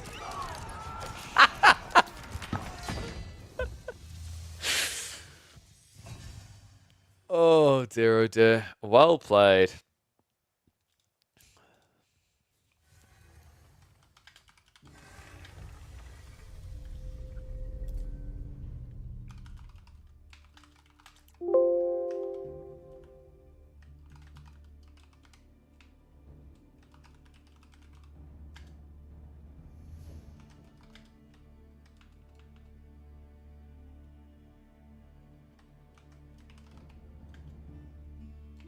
What do I call that one? English aggro is insane.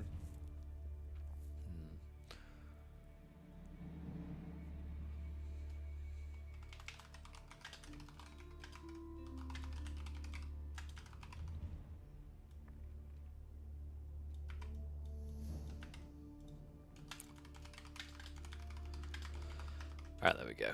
Right, so apparently food is ready, so we're going to do our thing where we put a replay up for you guys to be entertained by. We're supposed to show System and First Hill is viable, not like this. Dude, no, what are you on about? Like, I've got all the sample groups I need out of NA. I've got that tournament game where Soldier decided to sell all his olive oil and go fast castle System and lost. And now I've got this game where you built Hippodrome and literally didn't use it for the entirety of Feudal Age. GG.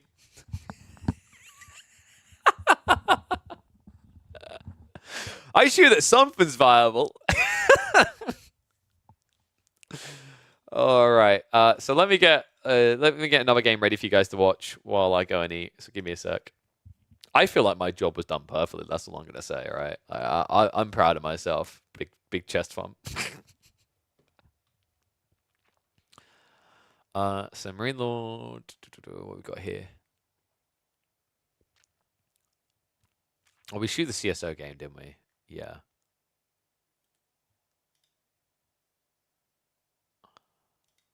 Anno versus Kiljadi, maybe? I don't think, like, yeah, if I do that one, I won't let the whole series play. What else we got here? Now, I feel like the quality of my YouTube videos is a little bit blurry. Is everyone else feeling that when they've been watching them?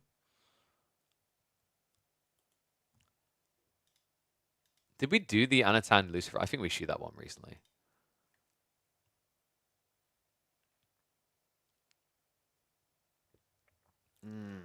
Now you're Yo, what is up, Lash? Thank you very much for the raid, my friend. GG in the show match. We did cast it all the way through. Make Rams? Dude, golly, I think like the biggest lesson you take from that is don't pick Irobids on Golden Heights, man. Oh, I think like you had a decent draft until you threw away literally the most flexible civ in the first game. Lash played the second half of that show match from a drafting perspective really well. But yeah, like you're you kind of put yourself really in the doghouse by game number 3 because you were completely counted at that stage. Yeah. I'm going to be honest, Gully. I think you rate English a bit higher than you should. You seem to love them. I'll give that to you. But like, what was the draft? Because yeah, we were saying like, dude, this should hold everything hostage. You did lock out when you picked Delhi on Coastal Cliffs, which felt fairly predictable after you wasted Irobids, because the only other option is Zhuji. I thought Lash was going to go Jean, but I think he was worried about Zhuji, and that's why he picked Ottomans. What else could you play? Play English. You always play English. English or OOTD, right?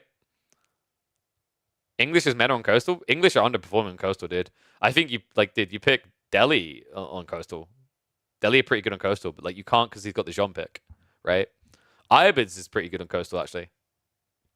English versus Mongols instant loss. Yeah, and like I said, I think that's why you were worried about it, is like you went Iobids against Mongols. But like if you're worried about that, I think you trust in Order the Dragon instead. Like, I don't think it's insta loss, because I think if you pull 3 villagers and wall yourself in a corner and then fish until you've got the dock, you can do it. It's not uncomfortable, but like, yeah, I legit think like probably Order the Dragon would be your alternative. But like throwing away Iobids, that felt like a big if.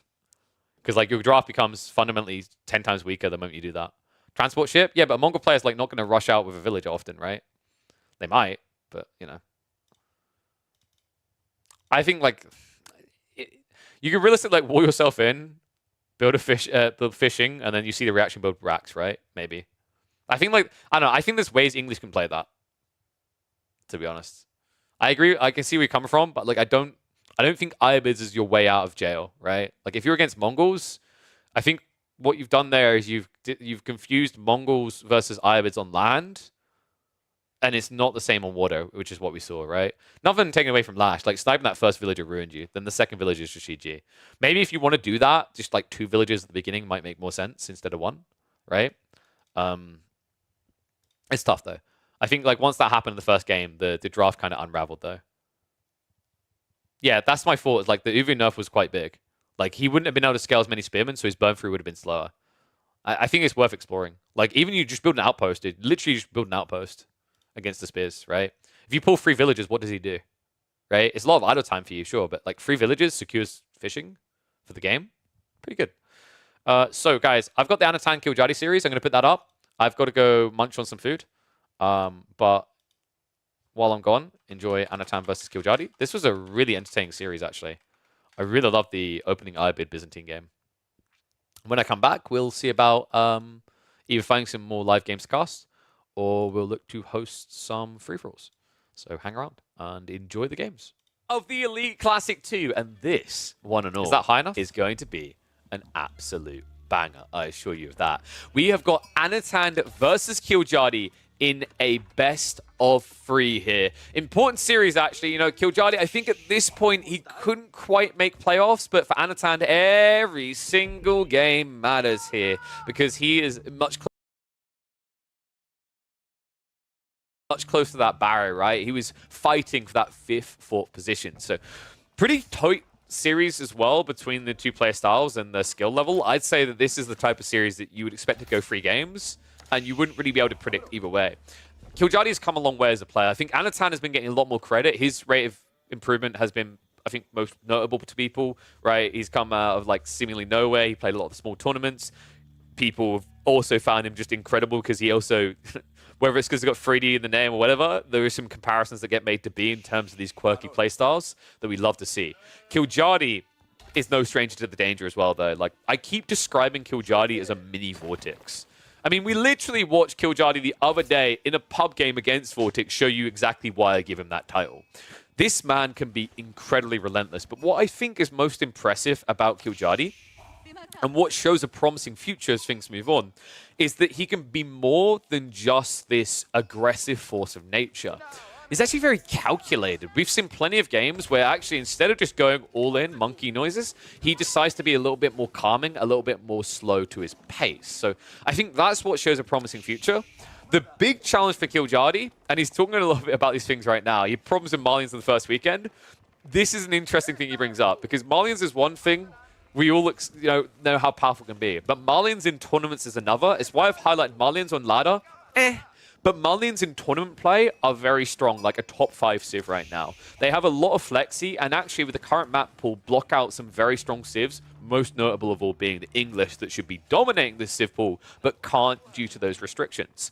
So this is something that's going to take time for a player like Killjadi. He hasn't got as much experience in these tournaments. The Elite Classic 2 is the beginning of what I'm expecting to be a lot of tournament appearances for him in the future. Once he starts to figure out those drafting formats, which, by the way, this drafting format especially, if you haven't got experience in tournaments before, I think that's where this drafting format, while I like it the most, is maybe more punishing for less experienced players. But I'd say for those players, what they've learned from this one tournament far eclipses what other players would have got out of a single tournament elsewhere, bar maybe something like Red Bull Wololo, but that's not because of drafting experience, that's more because of LAN experience, right? So what I'm getting at, promising future for both of these guys. But let's see who's going to be the better brawler in this one. Because I think draft-wise, they both got a decent lick of it here, things that can function. Byzantine versus Ibex is definitely an interesting opener. I've got to say, Anatan's execution of Byzantines on Lipany has really impressed me. He has some very clean timings and very clean execution getting into those mid-games. Big shout out to Aki, by the way. Thank you very much for the sub. Welcome back to the Swarm. But Kiljardi with Ibex is a tricky bugger. Sometimes he does just go for that classic fast castle. Sometimes he plays the discount Abbasid build. I think Kiljardi was one of the first players to start putting in pressure in Feudal Age, and it's kind of a risky thing to do here against the Byzantines specifically, right? Because if you play the Feudal Age a bit too long, the Merc spam is going to get very strong, especially on a map like Lipany, where you have so many berries to work with.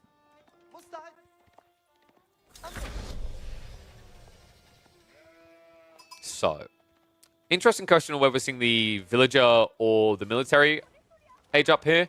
I think you go melee upgrade to force your opponent to react. Greedy boy, Kiljardi. In fairness, I kind of get where he's coming from. Like, so the reason why you typically go Growth Wing against Byzantines is 2 of their free contracts counter you, right? But you have to realize the Desert Raider timing is really frustrating for Anatan. Because he went Grand Winery, he wouldn't even have the Olive Oil to start grabbing the first group of Mercs, right? So you actually have a window of about a minute to aggro the Byzantines. You can actually force them to build archers, right? Which is pretty bad. Like, when have you ever seen a Byzantine player have to add in archers and feel good about it, right? Like, that's what the contracts are meant to tick for you, that box. So kind of surprised he didn't actually go for this. What we could still see is maybe a Desert Raider pump out here. Like, he is actually dropping stables. In reaction, stables on the other side.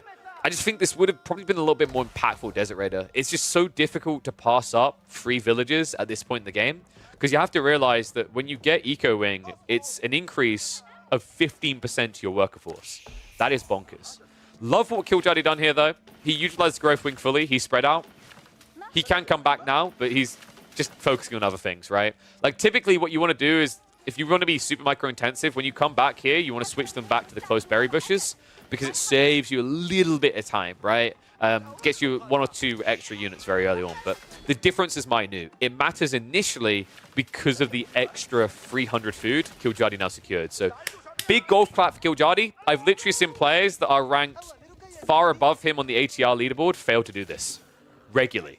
Like, face-palmingly so, I've watched it multiple times where they have just exhausted, sometimes even 3 berry patches. Well played by him to not make that same mistake. Wolves are going to go up on the flanks. And so we are going to get stables plus racks play. So interesting, a melee mosh pit here. And guys, he did add in the Desert Raider. So I'm proud of good old little Kiljardi here. This is the right move. So this is interesting because do you guys remember when we used to see like a Abbasid Horseman spam with a Camel Archer behind? This is the exact same thing. This is the exact same strategy. The Desert Raider does this, and it means that you can beat the enemy Horseman. The funny thing is if Anatan had gone for Hippodrome play, he could offset that threat. But the issue with Hippodrome, I'm not even going to begin to like delve deep into it. I'd have to make a podcast out of it. Hippodrome fundamentally has so many issues while looking on paper like one of the most OP tier 1 landmarks in the game. It is by far one of the weakest for very specific reasons around timings. Understand. What? Oh my dude, Kiljardi's he's gonna have a smile on his face when he sees this. Anatan went for the Eastern contract. Dude, this is like the worst thing you can build. I genuinely think there is not a worse thing he could be doing in this game than this. You're up against Spearman with the Camel Aura. You literally have nothing to solve for Kiljardi's army right now. Outpost trying to go up. That's looking like a fat L there. Sure, you got some Limitane being added in now, but I mean, the Spearman can match you out. Here's the funny thing, folks. Remember, the Ibids are the Abbasids in this element, Phalanx. When you start spamming up on both sides, it's not the Byzantines that will win this anymore. It's going to be the Ibids. Ay. This is problematic. He hasn't even actually upgraded from Dark Age Spearman yet. He's trying to get a raid in on the other side with the Horseman, but imagine if you had Hippodrome right now, right? I mean, you probably still wouldn't do anything because it's a terrible landmark, but you'd at least feel a little bit more impactful here, right? You better kill 2 or 3 villagers. Instead, you're still freer behind in a game where, what, you've got the level 2 assistance, so you're at least evening this up a bit. But remember, that only puts you up at a 14% gathering speed buff. Irobids, they have the 10% to kind of mirror you out right now. Love the villager pull here. Shivs out. Body blocks are important, right? Like, by getting rid of these horsemen, he's freeing himself from having to guard this area. It's very important because Anatan, these horsemen are incredibly expensive at this stage. And when you see your opponent adding in Limitane as well, you realize that he doesn't actually have the economy to build both simultaneously. So Anatan's thought process on the Keshiks, I don't think he expected the Desert Raider. I think what Anatan done here is he saw the Growth Wing. He saw it was a Growth Wing play by what was happening in the berries. And then he chose the Eastern Contract because he expected his opponent to just either go fast castle, as most of them do, or build Archer Spearman. There's no way Anatan expected a Desert Raider here. It's so easy to forget because, like, Ibid players just never do it, but we've been seeing a few adding it in. We saw Marine Lord do it just the other day, and it looks absolutely phenomenal up against the Delhi. It's just having a similar impact here because of the odd choice by Anatan. Killjoy in this position, like, he has to be feeling quite confident, right? Like, his mentality is going to be play Feudal Age for like another 3 minutes and then still go Castle Age. And what a pincher. He actually grabs a lot of the troops here. Limitane are going to start striking back. Desert Raider looks like he is going to be going down. But Spearman mostly in the mixer now. Not the best micro, but the issue for Killjoy is needed the body blocks to make sure his opponent could run away. That's still an expensive loss now. The Keshiks are able to go in, though. Killjoy, man. We need to get more spears out here. Second Rax has been added in. I think he was a little bit too focused on the body blocks there. He's at least going to get the cleanup. And this was an expensive loss on both sides, right? Like the Horseman, the Desert Raider going down bad for Killjoy. But Horseman and Limitane cost kind of evens it up. I love that Killjoy used his villagers here. Villagers are critically underrated at this stage as an attack force. It seems Killjoy has been subscribing to Donati's build orders, right? Because like this unit, even without textiles, against Horseman, Limitane, like this many don't kill you quickly, right?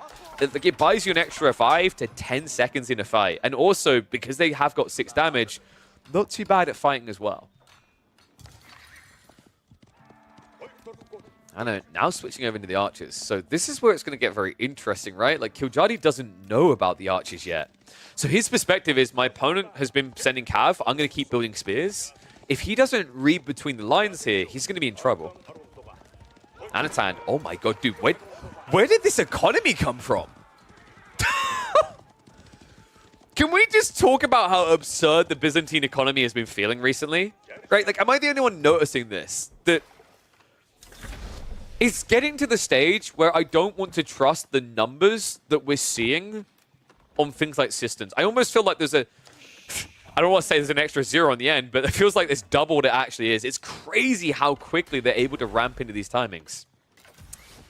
You know, I'm actually checking, because I'm so shocked by this timing that I had to check that he didn't build a marketplace. Killjoy, of course, has teched up as well, but that was Advancement Wing. Like, that's incredible if you think about that. That Anatan is able to almost match the timing while building Active Army and going for Advancement Wing. So, like, the difference is Killjoy saves 500 resources more, right? The fact that Byzantines were able to keep up with that, despite the fact that trade looked like it was good for Killjoy, just shows you just how powerful this eco is becoming for the Civ. Oh, wait, sorry, was it Logistics Wing? Oh, okay. My bad, I'm blind. You know what it is? I got 2 chill, I got 2 casual, and I was expecting to see a bar here that would tell me, oh, sorry, here, that would tell me what age up with. I want too amazing of things. I understand. I'm way too greedy of a person. I should just be happy that the entire Capture Age software is able to write the word Ibids. Okay, so this is pretty good for Killjoy then. Logistics play makes this so much better because the Byzantine player has Grand Winery, so he's got a vested interest in relics, right?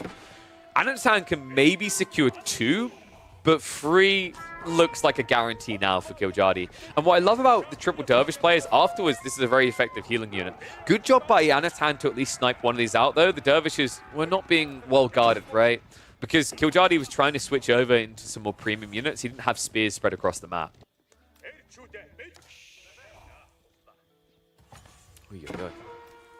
Lancer Skillen's now showing up. You can't hold this area.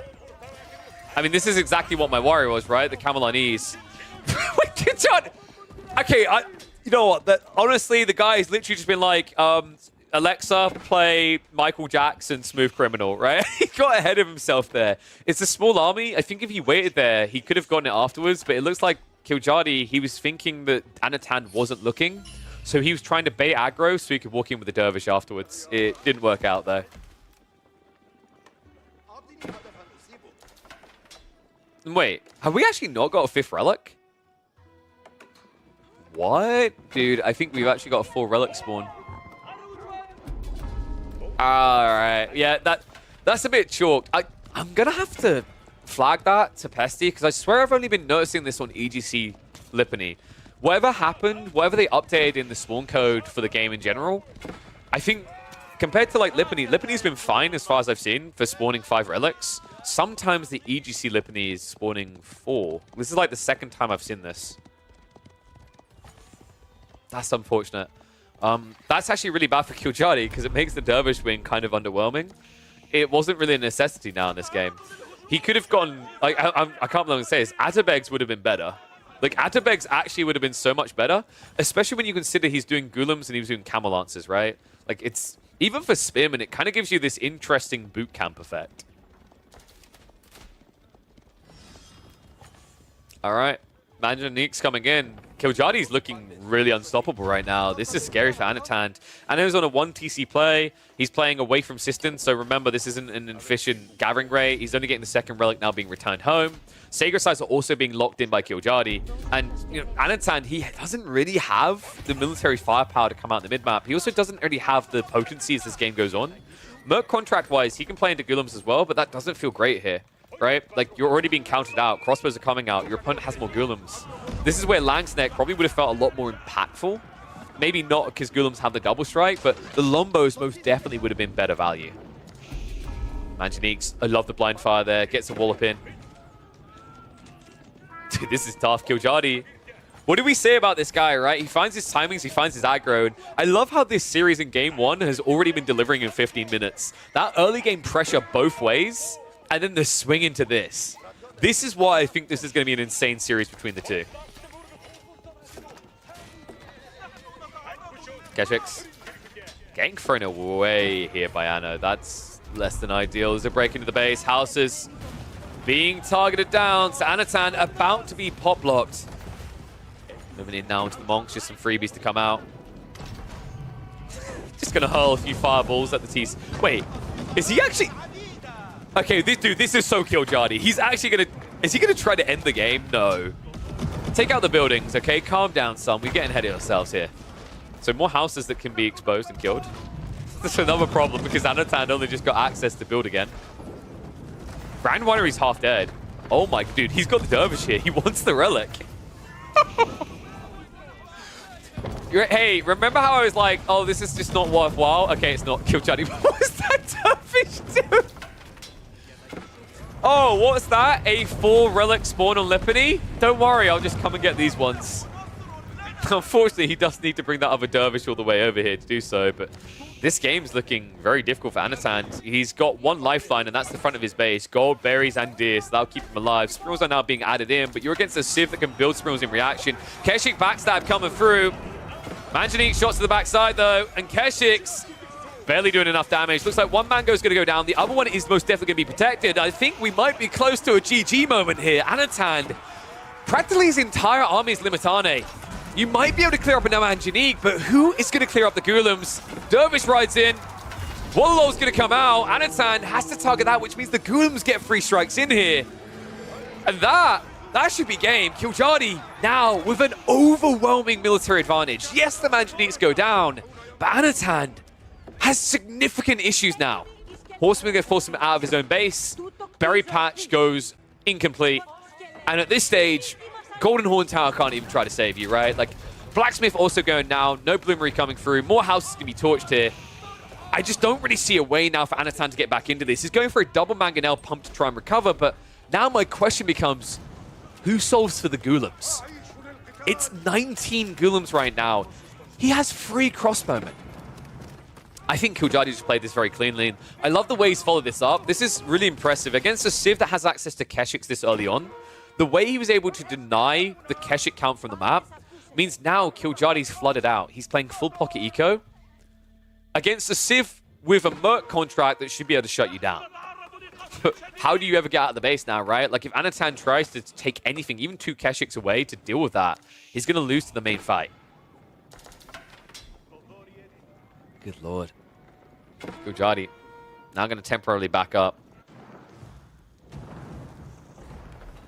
The re-wall behind this. Anatan's like, okay, and stay out of my base. Oh no, you've been seen. So villagers, I think they did get out in the end, right? No, oh no, they most definitely didn't. The Ghoulems, they're going to punish this. Remember, they got the double strike. Textile's at least there.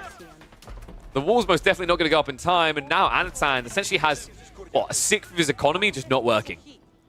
Meanwhile, Killjadi's fully unleashed. And remember, those relics were never re-garrisoned because Anatan can't afford to spend any time repairing a 5,000 HP structure. Dude, this is brutal. Killjadi's execution was so clean. What impressed me as well is, like, when I said that tech up was coming from Anatan, I was convinced it had to be an advancement wing with the way they traded early on. It just shows you how clean Killjadi's execution is with the Ibids, and also just how powerful the Ibids themselves are, that he was able to do this.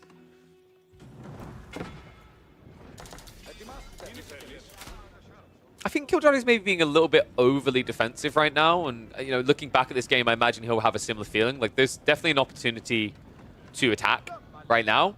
But he's got a very big, like, advantage at this stage, right? So I think he just wants to try and get towards Pop before going in, knowing that Anatan doesn't have that same flexibility, knowing that Anatan has to keep coming further and further out into dangerous territory.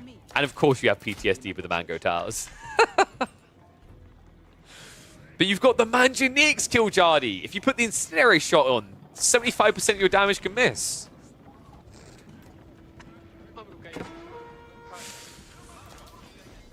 All right, looks like he's going to hit the place where there is no outpost.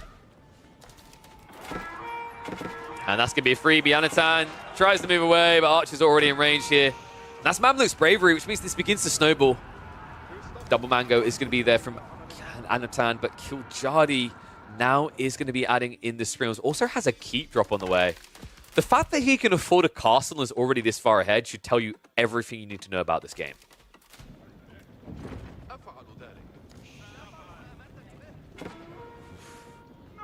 It's kind of crazy, actually, how confident Killjadi is in this game, that he's essentially allowed Anatan to have most of his map side still, right? Like, he's allowed him to have the berries, allowed him to have the deer. This is the first time he's poked at him for trying to go for those. Just shows you how big the lead was that he built up. Like, that timing attack was crazy, and that's a big part, actually, of why Ibids are looking so strong right now in competitive play, right? They have an ability to close the game off that costly transition very cleanly compared to other civs. And you have multifaceted options, right? Like, sometimes it's the all-in like you've seen from Killjadi. Other times we've seen players drop double TC afterwards to go to free TC effective after grabbing all the relics. But this read has just been on point. Like, he isn't allowing Anatan to reach later in the game, because the later you go, the more it favors Byzantines here. This is your strong point. There are some civs where you can afford to go to that Imperial Age together with them. This is not one of those civs. So instead, he will be looking for the kill and blow. And Anatan right now, what he's thinking is, if I can just hold on a little bit longer. In fact, maybe if he could just spam a few more outposts. Like, I actually would love to see that. He hasn't even chained in the systems. What? What happened here? This all looks so cut. Wait, guys, did he even have assistant? No, dude, did he build a... I think he built a mining camp instead of assistant. Oh my god. Are you kidding me? No. Dude, I actually think Anatan... Okay, he did? Okay, thank God he did. I was about to have a heart attack. Yeah, I could have sworn he had level 2 once upon a time, but like the fact that he hasn't daisy chained all these in still is really rough. Killjadi, spreading that line. Gulem's going to win this fight. Now, I know what you're thinking. Both sides have Gulems, but one side has notably more and has crossbows to boot behind it. Siege trade out continues. Manjanik is going to be brought low. Looks like the Springles should be able to win out and then die. Mangoes from Anatan should be able to clear this up, but it's just such a big military advantage now. So you're going to see Killjadi just reset. He'll back away, probably build 2 Springles, and then come again. Good hold, actually. I've got to give credit to Anatan for how far behind he is. That was a remarkable hold. But now, this is where Killjadi is going to give the appropriate respect, right? Like, we're going to see a spam of Springles, which economically Anatan can't match. He's now 13 villages behind. You got 2 relics, 2 sacred sites. It allows this type of gold spend. And on the other side, unless Anatan can catch Killjardy sleeping and get a massive Mangonel hit here, there's no real way that these Mangos will be able to fight.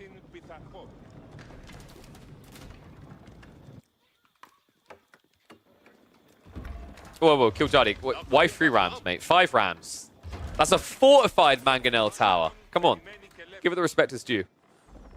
What I'm curious about, actually, is this Presidium? No. So that's a little bit of a mistake by Anatan. No Presidium. If he wants to hold this area, he needs to pivot over to that when the dive comes in. Presidium's pretty insane when you've got fortified outposts. Like, level 3 at this point, well, it should be level 3. It's, I think, going to be 10%. It should be 15% reduct.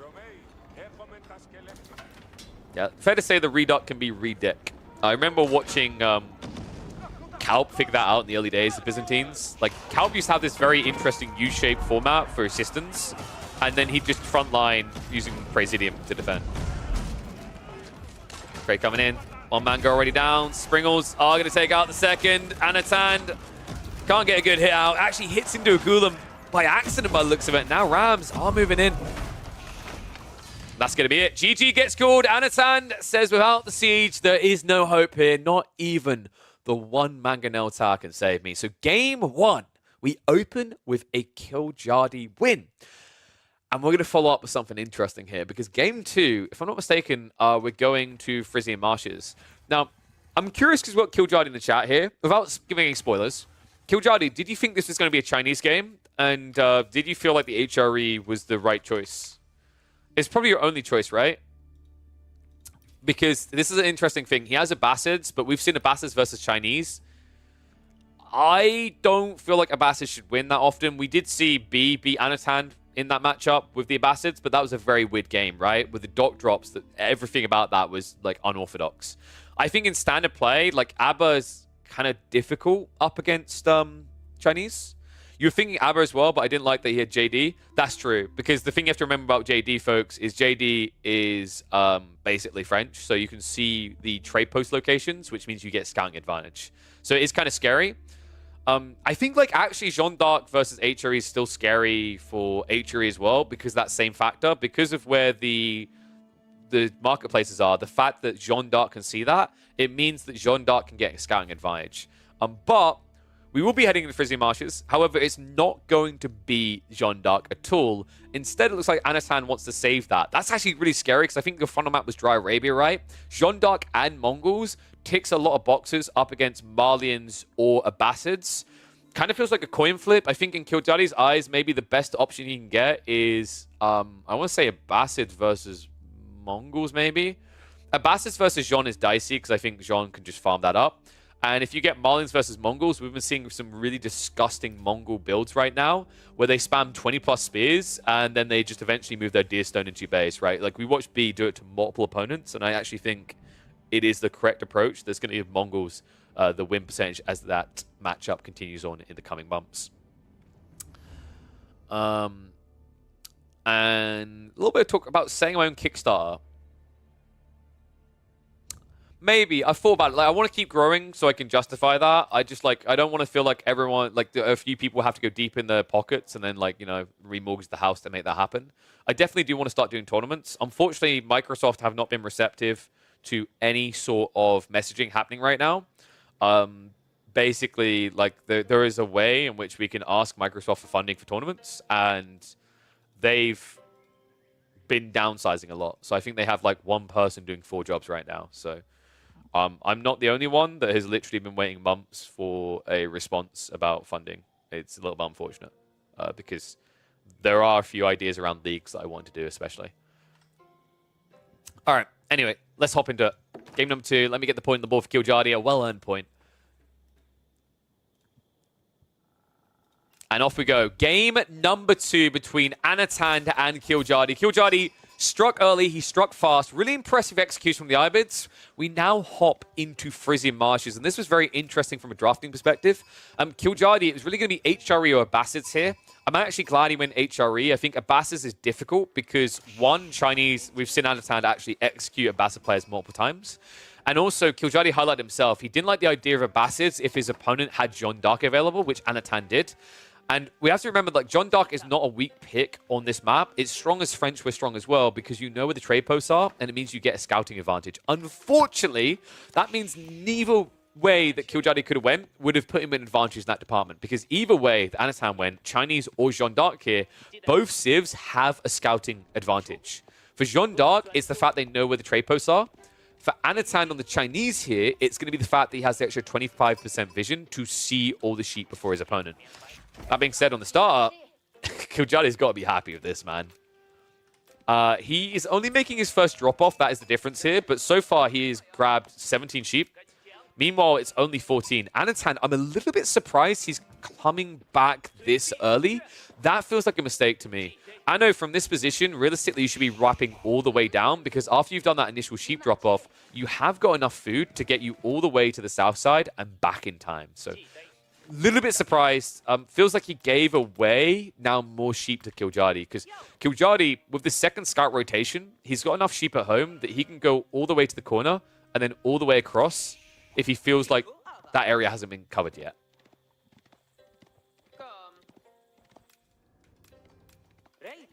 So, Killjoy, another interesting thing to me is that he didn't go for a double scout opener. Personally, I'm a really big fan of double scout openers, but I guess like the reason he didn't do it here is, especially against Chinese, it's kind of underwhelming. The reason it's underwhelming is because the scout patterns you take, you can't really get an advantage like you would against other civs.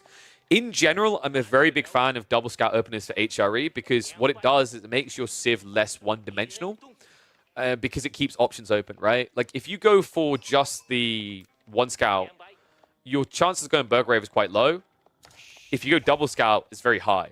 I think the reason why Killjoy didn't want to do it here is usually on this map, more so than any other map in rotation, you have a good shot at going Burgrave even with one scout. Any other map, it's kind of your super gamba, right? Like you won't have enough to make a good Burgrave, so you'd have to take some risks. But on a map like Frisian Marshes, because the sheep count is like, I think 36 or 40 in total, I think it's actually might even be higher than that. You can almost always guarantee it'll be enough for that play. Looks like, unfortunately, he's been a little bit unlucky on the rotation here to find sheep. Should find a few on the wraparound. And, well, Anatan, yeah, this is a little bit surprising to me that Killjoy, I guess he expected Anatan to go straight for the sacred sites. I've been noticing this Frisian Marshes typically spawns like 3 or 4 sheep on the same screen as the sacred site. At least this one it most definitely does. Like, this has been pretty consistent over the last like 4 games I've watched. So I'm wondering if Killjoy knew this, and he thought that Anatan would prioritize that area, and that's why he went wider. It does mean that the scouting rotation is going to be complete, but I like the approach now from Killjoy, because he's going to arrive in the enemy base at a point where he can figure out what he's doing, right? Is he making a move for a Barbican rush, for example? The timing is actually going to line up quite nicely, because he'll probably hang around here to see what he does with his gold, and it's going to let him know whether he needs to rush an outpost up at home to defend. Knowing what Anatan does, that there's no forward gold spawn, I don't think he's going to commit to a forward Barbican. Like, actually, Anatan very craftily didn't waste extra time checking the back here. He just saw that there was no forward gold, so there's no outpost rush potential. So instead, we're going to get a macro game. All right, guys. One's if you think Killjoy's favored here. Two's if Anatan, because this is looking like we are going to probably get a Castlade rush on each side. Kind of a dicey matchup, actually, I think, for the Chinese, right? Because if this is a Castlade rush and you're both going to spam, say, your men-at-arms types, it's really bad for the Chinese. So I feel like Anatan has to grab stone. I don't think you want to just castle and castle rush this. What you do is you go Song, you go 2TC, and then you send a few villagers out to wall off the relics. Killjoy should be a pretty clean and clear choice. Not ideal on the Arkham, but this is the reality of what usually happens on this map. What I don't like is the amount of sheep he clubbed down here. Killjoy, like right now, is going to hold his hands up in chat. He's like, I'm sorry, guys. I've been littering. Left a few sheep behind, right? So this is why typically if you see that your Archon has to be elsewhere, high-level players in HRE have gotten used to shifting the sheep over time. You can even gradually club them as you go, but you basically want to shift your entire food department to the north, which is what he eventually done here. But yeah, he definitely left a few scraps around. I'd argue these scraps were not even worth taking, right? Because it's just 40% worse. So you would have been better off just shifting your villagers immediately over to the new sheep and then leaving this to the very last. Killjoy, we're AoE 4. AoE 2 is the one where the units expire. We don't have to worry about that. Which, when you think about it, really makes us look desperate. Imagine there's just like this slab of meat that's been on the ground for 5 years and you're still willing to eat it, right? You must be hungry. So Killjardy on his way up. I'd love to see a Burgrave play here, but I've got a funny feeling we're not going to get that. Interesting thing on the other side, Anatan did not go for a second TC at all. So he's now targeting Castle Age as well. The interesting part, though, is with Song Dynasty, he could afford to send 1 or 2 villagers out to wall. I just think now it's too late. If you're going to do this play, it would have been much earlier. Yeah, I think Anatan's actually scared of the idea of the Burgrave spam, and that's why he didn't want to go 2 TC. Right? If this had been 2 TC, Burgrave spam wins. Instead, I'm expecting Killjardy to just play your standard Regnets. The fact that he already revealed this info of Horseman is a little bit surprising. I don't think that was 100% necessary. One tough thing about... Wait, what? Oh, Killjardy, you're nasty, man. You're so dirty. The bait and switch. Okay, wait, make up your mind here. It was a misclick. Okay, you're not that dirty. I thought that this was a bait and switch. That would have been actually genius. By opening with stables, there's no way your opponent would expect Burgrave, but it is actually just going to be Regnet. So this is just standard orderly play. I'm not going to lie. I actually think Burgrave would have slapped here. Walls are already going up from Anatan. Did you... No, he's seen it. So, like, you didn't get a fake scout moment. He's coming to your base with scout. Yeah, I thought you bait and switch. But the problem with this is, like, you're trying to bait and switch. You know he has Song, right? So you know he hasn't got Tang anymore. Did you time that right? I'm now questioning it because without Tang, he might not have seen the switch. He's going to see on the way back. I mean, still, like, you've had some impact here, right? He's walled himself on the front side. I assume he still saw it. Right? Oh, got you, Killjardy. You mean he scouted you? Yeah, okay, that makes more sense. Maybe if you built the Burgrave here, that's less likely to be scouted, right? It's difficult to stop, though. That, by the way, for anyone wondering why did he open Horseman and reveal that there's potential cav, that's exactly why he opened Horseman. He was hoping the Horseman would do this. The problem with this play for Killjardy and why it sucks here is you were doing this against the Civ, like, that has Tang, right? I'm actually curious. Like, I love that we got Killjardy because we get 100% confirmation because I'm never going to catch everything on my own because I'm too busy being a terrible observer at the same time.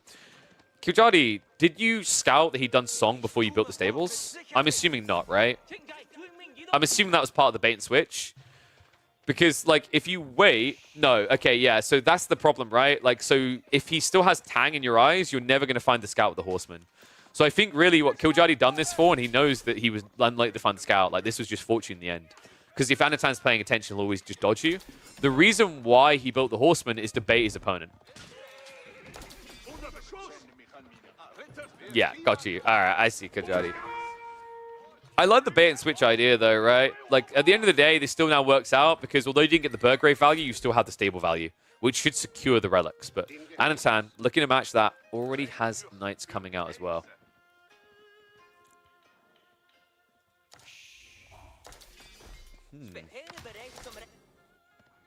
I don't know. Does he see all the relics now? Yeah, dude. He's just about scoured every relic of the map. What scares me a little here for Killjardy is he's actually not stronger at this initial surge point. He can't build more Knights than Anatan can. That's the power of the supervision. Prelate is going to get sniped out. Sick move there by Anatan. It's really important to slow down this initial timing. Like, the whole point in the HRE is the first 2 minutes of the Castle Age is critical, right? Because you need to get that surge off the Relic Gold. But delaying him by 2 Prelates is actually such a huge margin of difference, especially when you're playing the Chinese. Especially if you have that ramp up. Supervision is in there, so really well played by Anatan. It's taking 14 seconds to get these Lancers out. And his economy is big enough to actually sustain that at this stage.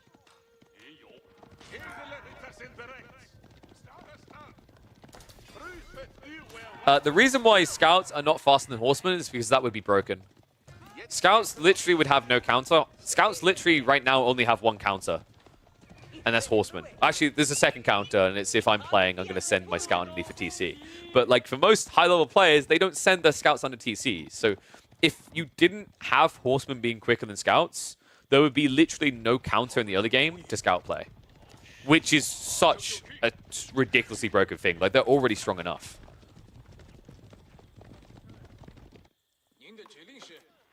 And no, he's not double supervising. He's supervising the wood. Anno now adding the spears. Kujati's doing the same, which is quite interesting here. Not even trying to go into men-at-arms, just too expensive, right? Like, his food income's kind of underwhelming. And the prelates are going to be targeted here, so Wallow's going to come out, but that's a big no. And he can win this fight. He's even going to take the relic, and he's going to Wallow instead. Killjardy has to turn and burn. Men-at-arms a little bit too late to pull away. Okay, dude, I hate this game. That's definition of cyanide pill on the mouth, right? Like, we've turned him. This agent works for us now. Just hear the crackling of a tooth. You know what that was, guys? That was, so that was actually the German being so happy to find Confucianism that he just dropped dead. He wanted to go to his next life.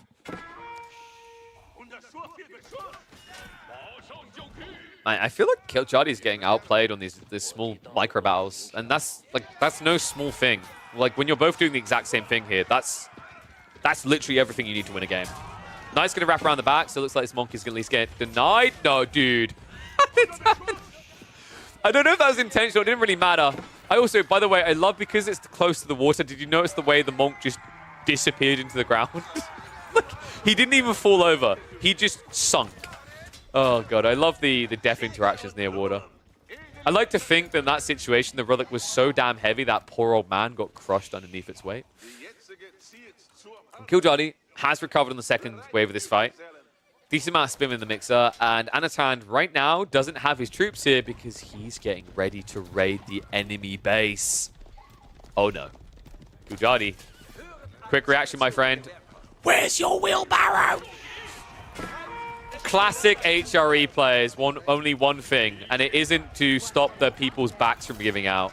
No wheelbarrow here means a slow retreat towards safety. Most villagers are going to get away, but the wood line could be a problem here. If the Lancers just charge straight for it, big damage can be done. Eco's going to get hit. Huge idle time here. Mimo on the other side. It looks like a loss there as well. Spearman able to buffer this way all on the lonesome. So great strike there. Anatan throwing away a lot of military, but the idle time is notable here. Third relic is at least on the way home. Home now for Killjardy, but there's no way you get this home. I'd be incredibly surprised. The Lance has been queued up. Yeah, this is looking shaky in my eyes. He's already out sheep, right? On the other side, you can actually see that Anatan's still got 5. This is why I actually slightly favor the Chinese the longer this game goes on like this. The thing you have to remember is that the HRE might gather 40% quicker, which is better than 20%. But the thing that I always try to re-emphasize to people about the HRE that makes them kind of sucky in these situations, they exhaust their safe resources 40% faster. That's the other way to look at it. The reason China is so absurd is that they don't exhaust theirs 40% faster. They don't exhaust theirs 20% faster. They get 20% more of limited resources. On top of that, they then get taxation, so they're adding additional gold safely in their base. It's insane just how much better Chinese are the longer Castle Age goes on here. For HRE, your goal is to get those relics and get the hell out of Castle Age. The longer you get dragged around here, the worse it gets.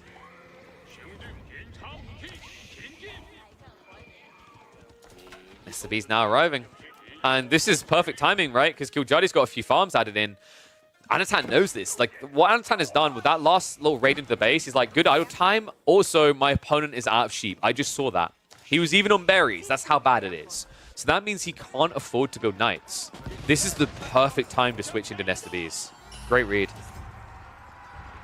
Landsnack now also being added in by Killjardy. An interesting choice, but makes a lot of sense. We saw this in the tournament earlier, actually. If you guys remember the Byzantine-Chinese matchup, this was the exact way that the Chinese ended up losing, is the Byzantine players spam Landsnack, which beats both Palace Guard and Spears. The problem with Killjardy here is, like, compared to the Byzantine economy, where that Landsnack spam kind of feels permanent, it's less so for you here, right? You don't actually have this increased gold gathering rate. You only have 3 relics, which is still pretty good, but for Landsnack spam can feel a little bit underwhelming. And on the other side of this, we're now talking about a 2 TC build for Anatan. He done it on delay. He also now has fishing going. So, like, from an eco perspective, it's undeniable. Anatan is now a mile ahead. This is kind of wild. If this was a farm transition needed, this would be a very different game, right? Like, if we had this timing where HRE were adding in Landsnecht, and Anatan had to add in 3 granaries, Anatan would be like, oh, I'm kind of dead. Like, there's no combat game build that's going to win this. But this is the difference Frizzy and Marshes makes, right? And this is where HRE kind of looks underwhelming a lot of the time on this map. Like, if you think back, how often do you see HRE in a dominant position in the first 15 minutes? Like, that's when they win, right? It's similar to water maps, ironically, right? These ponds make it similar to water maps in a different way. On water maps, HRE is all about that Arcan on the first wood line to win water. On this map, it's all about the gathering rate boost with all these extra sheep to win the game quick. If you reach this stage in the game where you have to start thinking about fishing, you've basically lost your big advantage as the HRE. And the problem is right now, because of all those Lancer losses, he doesn't have anything to stop Anatan from taking advantage of this. Oy, oy, oy. Things are looking bad, folks. Kojadi, it's mainly just spears against Nesta Bees. Love the trebuchets as well. We've been seeing a little bit of this recently from the Chinese. Stone could start to be gathered. I really love the idea of a keep drop follow-up here. It's very effective against the Imp Rush builds, and realistically, like, from Anatan's perspective, he should be a bit paranoid about the potential for that. He hasn't scouted the base recently. He's coming back in now, and this should confirm that he doesn't need to worry about cannon placements, which is such a huge relief, actually, for the Chinese here. Love the outpost in the center. The amount of vision you get from this just dictates the flow, right? Guarantees that Killjoy can't sneak troops in. Guarantees he can't get a backstab going on. Looks like we have got some spearman break at the backside. Villagers are moving out for a long wall. Anatan basically just trying to secure his long-term eco. If he can lock in all of these fishing ponds, he can end the game before he goes to farms, which makes this so much simpler, right? If you have to do a farm transition, the HRE are already doing that, right? Their late game is getting set up. You don't want to have to resort to this. Juicemoon at least going to keep running in.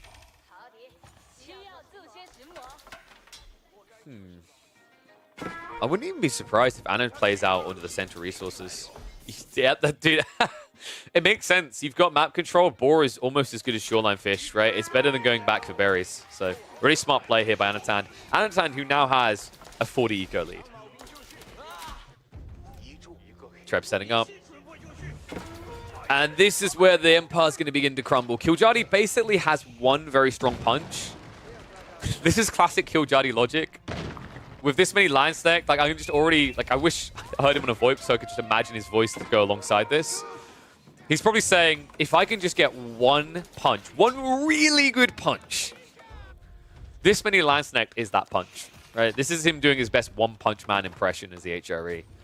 The difficulty is, like, these are still very fragile units, and you are against Nesta Bees. So by the time you reach the enemy, you're going to be at half HP. If he staggers and start stepping back, you could just get wiped. Here we go. Lansk. Wrap around on both flanks. Nice little splinter groups here from Killjoy. Notice the spread. Notice the breakup here. Nesta Bees actually attacking the wrong target. Anatan having to back up. Nice, riding in, but the clock tower, Nesta Bees are incredibly tanky, and there it is. That's the one he needs to target right there. The line stick mass. Shot's not going to come out quick enough, though. Anatan finally gets a few flurries out, but the Nesta Bees are down. Killjoy finds that firm strike, but is it going to be good enough? Only 9 Landsneck left over. It's a decent fight, but now you don't settle for decent, right? You need overwhelming here. Killjoy, if this was a game where their economy was even, this would feel like kind of a GG push. But now, in a game where you are over 40 economy behind, as sick of an engagement as that was from Killjoy, it's simply not enough. Now, it's the reboom that scares me. Right, gold access isn't great here for Killjoy. He's got 4K over here, but that could be denied. Nesta Bees did get cleared up. That's golf clap. He saved himself some time. But now we're talking about just as many spears as yours and the crossbows that can start tickling this down, right? Like, you need to essentially maintain over 20 Landsnecht. Let's say you lose half those each fight. That's 1,000 gold. And Anatan can afford to keep meat grinding for another 30, 40 minutes quite easily with this type of map control.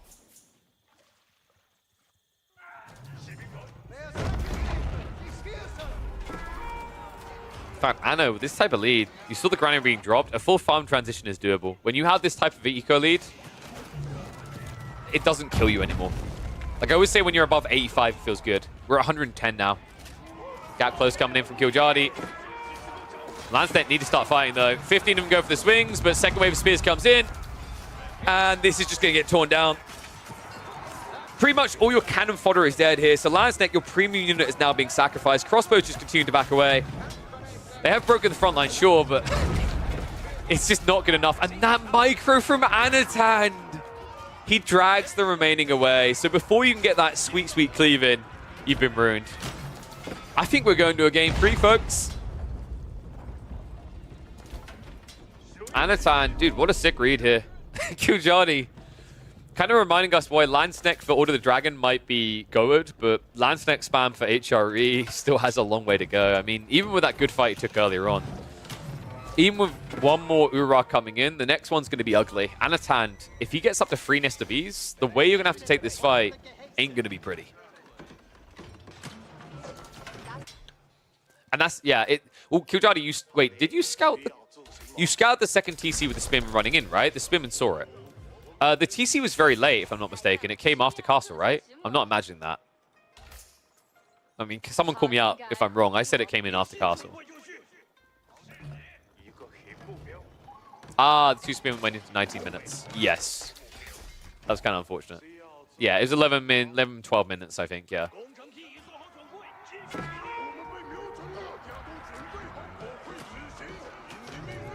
Well, I'm thinking now forward to game number 3, because I think that's what you have to do at this point. We've got Sprills coming out, but they're kind of worthless if you can't defend them. Oh my God. And you cannot defend them. Oh boy, that's going to be the GG push. Gold is about to be forfeit. And Killjardy, without gold, are you really even HRE? Without relics, are you really even HRE? The answer is most definitely no. Your repair's at least going to come out and make it last a bit longer. Nest of Ease Flurry does come in. Second Nest of Ease is still here, though. With no Landsneck line left to defend with, there's only one way this one's going to end. So, game 3, I believe, if I'm not mistaken, we're going to be going to... I'm trying to remember what it was now. Was it Dry Arabia? It might have been Dry Arabia. Tough one as well. If we're going to Dry Arabia, your opponent has Mongols or Jean, and you've only got Malians and Abbasis left. Ideally, what you want is your opponent to pick, I think, Malians here, and you go for like an Abba pick. But I've got a weird feeling Anatan's going to look to whip out those Jean. And Jean can work well against either Malians or Abbasids. Good execution by Anatan in game 2, though. Killjardy, dude, imagine how different this game would have been if that scout had not seen that Burgrave, though. Ifs and buts, folks. Game 3. On the way in a second. So, game number 3, I'm pretty sure it was Dry Arabia, right? So, Malians or Abbasids versus Mongols or Jeanne d'Arc. It's really tricky because if it's like Mongols versus Malians, I think it's like an insta-GG. If it's Mongols versus Abbasids, you have a little bit more of a comeback, but I think you have a harder time if it's Jean. I have a feeling Killjardy's going to lean on the strength of Malians and competitive to try and get him through. Whereas, like, something unorthodox from Abbasids might swing better. Let's have a look. So we're heading to Dry Arabia. Yeah, it's Malians. Dude, Anatan read him perfectly. Malians versus Mongols is fine. You just have to have a decent spawn. You say that. I have been seeing some really odd builds at the moment, Killjardy. Like, we're talking never-ending Dark Age, which you think is better for the Malians, but it's all about timing. I agree spawn matters a lot. If you get like 2 safe golds, thumbs up. If you get like an exposed secondary gold, that's where it becomes really problematic. I will have to see which way it can go, though. This matchup, by the way, this is an interesting one, actually, because this matchup used to be dominant for the Mongols. Recently, it's swung the other way. We've been seeing the Malians actually absolutely content with the state of the game. They get away with it. They just spam Donzos and it's A-okay. What's interesting to me, actually, though, is that in this tournament in particular, Mongols, I'm pretty sure, have like a positive win rate. If I want to say like 60, 65%. They've been looking pretty damn good against this Civ. And spawn-wise, like step 1, the option for trade later on, it's not going to be there for Anatan. But Anatan has been scrimming a lot with B, and B has been responsible for a lot of those Mongol wins. we might get a prolonged Dark Age here. Let's see, is he chopping the tree? He is. Okay, so Rax is definitely on the way. I'm looking at the spawn. Killjadi did get double spawn gold back, which isn't too bad. It's very defendable. I'm hoping he's going to read this for what it is and prep the Rax straight away. You can kind of knee-jerk react to the Rax play of the Mongols afterwards, but you can get in early and see what your opponent is doing, right? Like when you wrap around the back here and you check the Uvu, you should have the info to now know to move on to wood. So we'll see Killjadi probably switch over in a sec. So the thing that I think makes this prolonged Dark Age spam really difficult, if that's what Anatan wants to do, it makes it really difficult for the Killjadi because eventually the straggler trees run out, right? And then you're already spending a lot of wood building Donzos. You then have to take a pause to spend time building a lumber camp and shifting out to your primary line, right? When you consider the double production plus the fact that the Mongols already have their tree line optimized, that's where they tend to get the edge. What matters most, though, is the food count. You can only make this prolonged play if you get a good food haul. So far, both of them pretty low on sheep, because I think they scouted a very similar area. In fact, they're about to intercept. Anatan should have an edge here, though.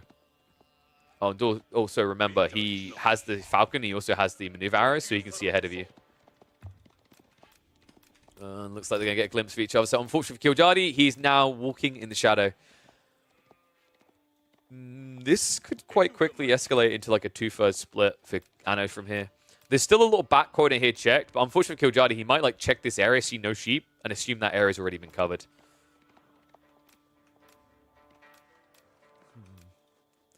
So, hit the 2x speed a little bit here. Speed's already in the way. Free and escalating. And okay, he's actually just going to go for the Saharan Trade Network. Golf claps. This is really smart. Like, the Malians never want to do this, right? Like, we've seen Malian players just go Mansa because they're so greedy. What Killjadi's doing here is not something we ever see. Like, even when you're up against Mongols, players always still go for the Mansa, and they just choose to get into the Donzos instead. I think Killjadi just didn't really feel great about the sheep haul, so he knew if this turned into a Donzo spam, he'd just lose the game, right? So it's actually a very smart read by Killjadi to pivot like this. Outpost is still going to go up. Anatan, in fairness to him, is going to deny a lot of gold in this area. So this is still going to be a frustration, and that outpost will go up before the Saharan Trade Network. So at some point, Killjadi is going to have to find a way of burning this down.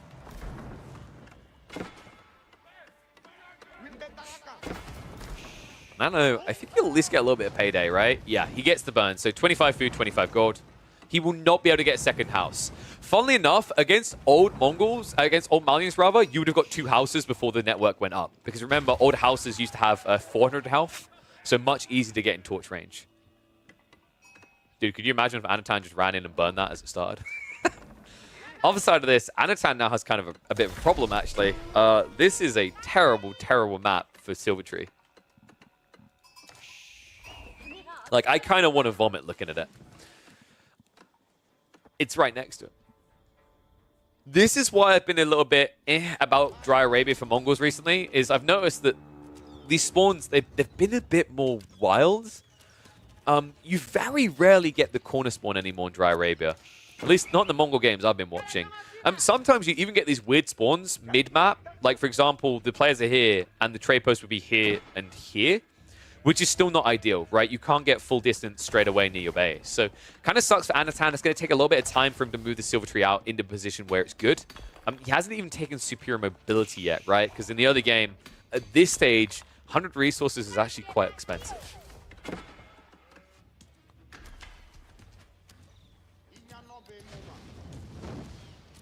So, how are we looking overall? 2 sheep left over, 12 on the other. Dude, this is gold. There's still 1 sheep left here. Killjadi, did you know if you found this sheep at the back of your base, you would increase your sheep count by 50%? This is pretty brutal. I also love the fact that Anatan is just microing out Spearmen to get extra torch damage in, and then he's going to garrison them inside, right? Because the Saharan Trade Network isn't garrisoned. Dude, this is so disgusting what Anno's doing. Oh, this is brutal, man.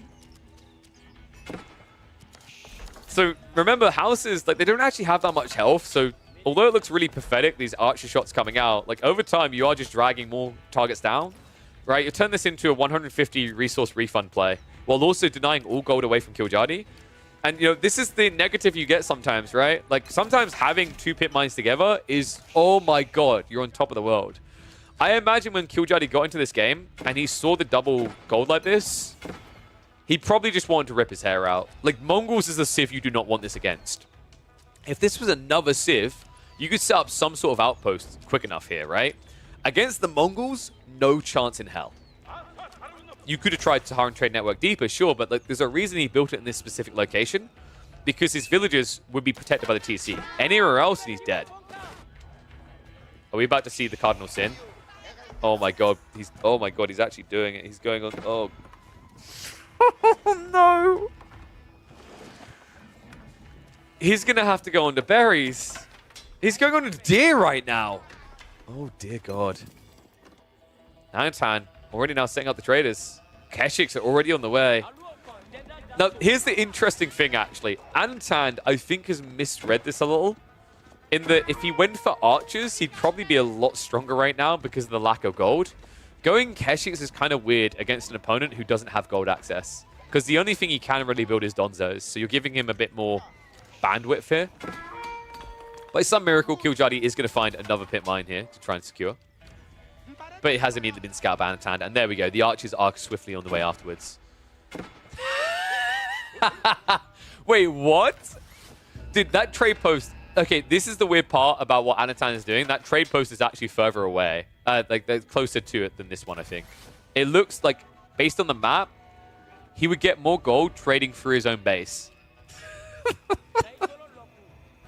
At this point, I feel like he's just BMing, man. Like, there's no reason to trade here over your own. Except for the fact that Killjoy's not like the scout there, right? Like, okay, so the Giga Brain moment here is like Killjoy, he doesn't see trade towards the Silver Tree, right? And if he runs over, he might just rotate in a way that he sees the Silver Tree with no traders. Okay, it looks like Anno is switching over now. I guess, like, I'm trying to figure out what the real logic is then. If it wasn't because he's trying to hide the trade, what was the real reasoning here? It should have been the hide trade, because there's no other reason. Like, your opponent can't build sofas. He has no gold.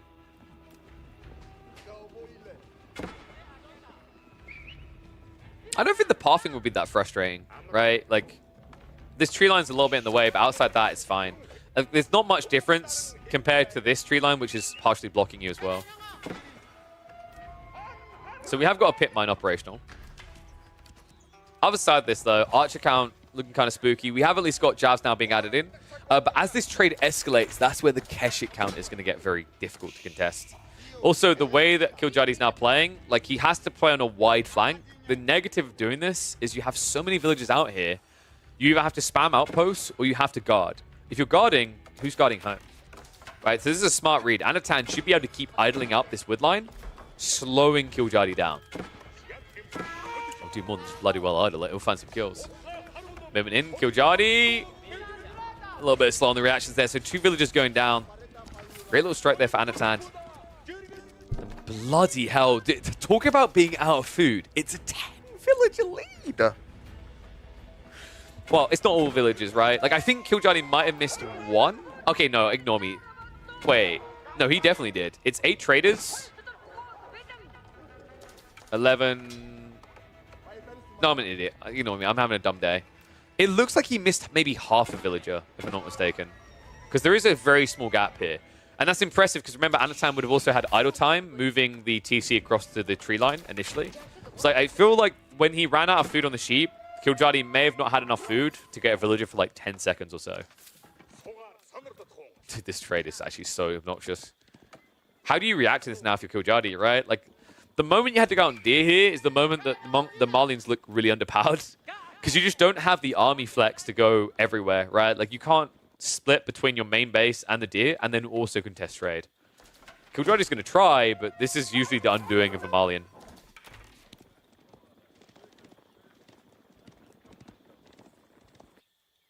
Most trade is already shifted away.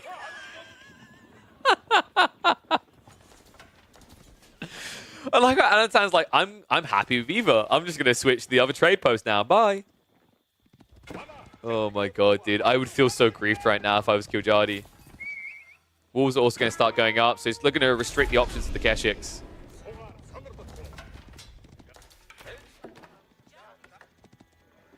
Khan is at least going to get sniped out. He's making his move. This is dangerous, actually. Killjadi's pulled everything.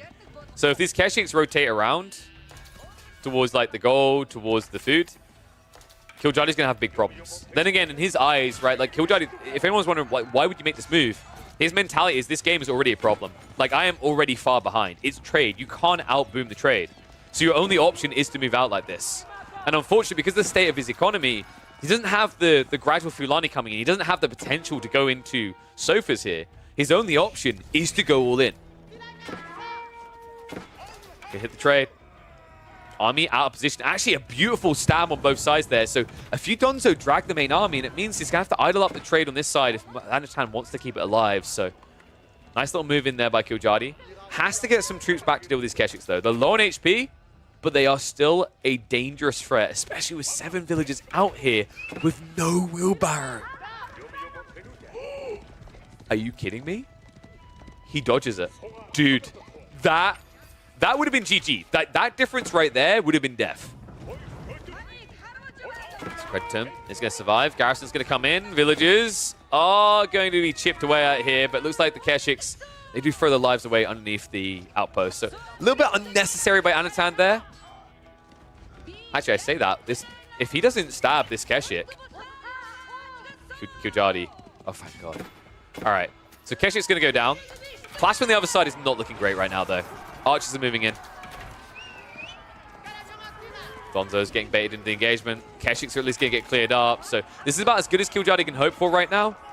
But he's not idling the trade, right? The trade is still fully operational, and he's now in full retreat.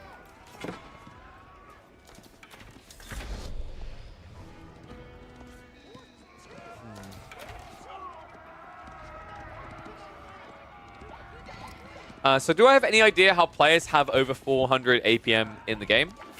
It's usually like a combination of control groups and like separate kind of like TC spamming.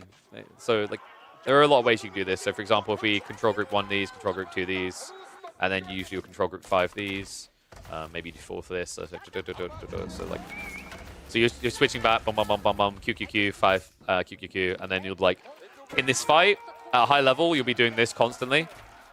Right, to like switch back and forth between the spear and the archers. So it does add in quite a lot of APM there. And then on top of that, like a player like me, for example, I click a lot. Like anyone who's watched me when I very rarely play the game, instead of just casting it, I mash the crap out of right click in a fight. Like for a knight, I'll be like, like I actually lead them on the cycle because I'm a MOBA player. So like that is definitely an element that still exists for some RTS players that will add into it.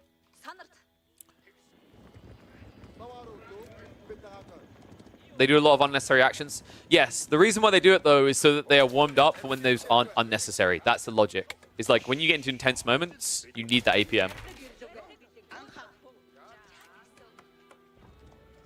So, more Keshiks moving in now. Anatan. I mean, Killjadi basically has like one opportunity to fight, I think. This game is getting away from him quickly. He didn't shut down the trade. He's also now being idled up on the food. This man still does not have wheelbarrow. Oh my God. He only just realized. Killjadi staying true to form. Who needs wheelbarrows before 10 minutes, huh? He's like, I'm going to walk my villagers out here, and they are going to stay here. He's at least going to stand on the trade. So well played. Killjadi getting some return fire. Anatan quick to peel the rest away. Army is marching across, but not many Keshiks to fight with right now. Like, one weakness of what Anatan is doing here, he hasn't respected the javelin count. This is a problem for him. This main army, but the bigger issue is like Killjadi, he has an opportunity to take like a decisive fight right now, but every time he goes for it, you're noticing Anatan is kind of just drifting away from him and looking for economy instead. Yeah, the raids really have done the damage here.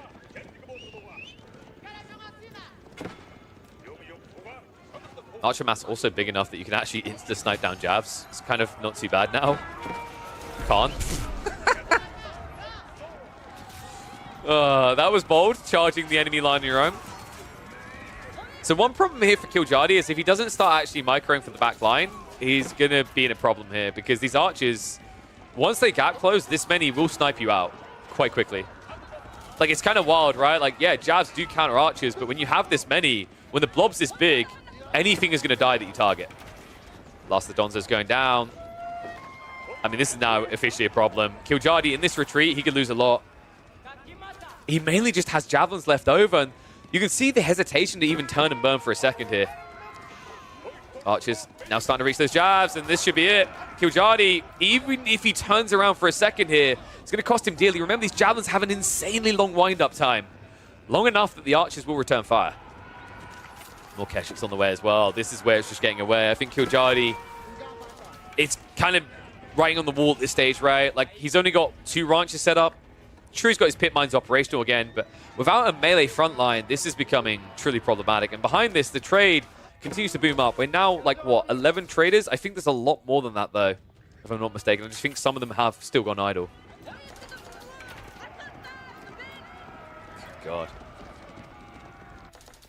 I mean, the economy lead is just insane in this game. I'm trying to think back, like, what Killjadi could have really done different. I think Anatan just kind of done dirty on that opening. And also, you have to remember that, like, although Marlians usually have a very strong economy at this stage, Manticore being missing is actually quite painful for a guy who's lost so many villages and is so far behind an economy, right? It's just even deeper in the hole. I think the way that maybe this could have been done differently is if Killjadi potentially adds in a few Sofas, but Sofas just feel rough here, right? Like, if Keshiks mirror you out, you're never winning that fight because they heal off you. It's very difficult. I think the spawn played a very big part in this. The lack of sheep was the biggest problem of all for Killjadi. It's not even just the gold. You can kind of play no gold if you have enough food, but being drained on sheep so quickly just inevitably led to this situation where now he's being peeled apart. Villagers trying to just garrison inside. I mean, I guess the plus side of having no economy is you have enough room in your TC for all of them. But, oh my god, he's going to try to snipe on the other side. Anatan, though, with the outpost, early warning to get out of dodge.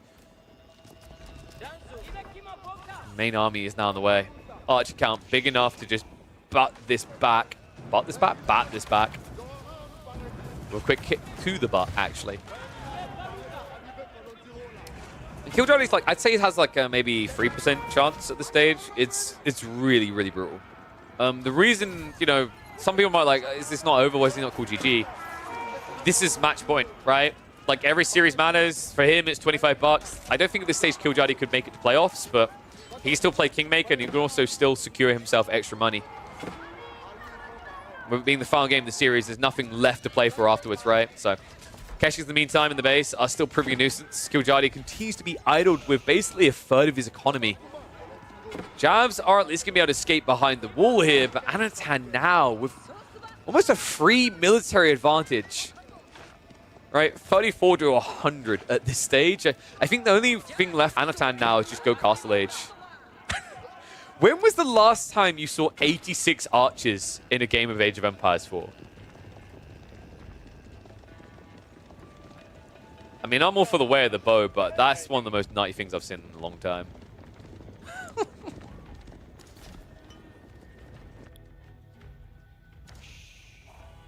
Looks like he's going to stop building them, though. There we go. Cancels the units. Kurotai now on the way.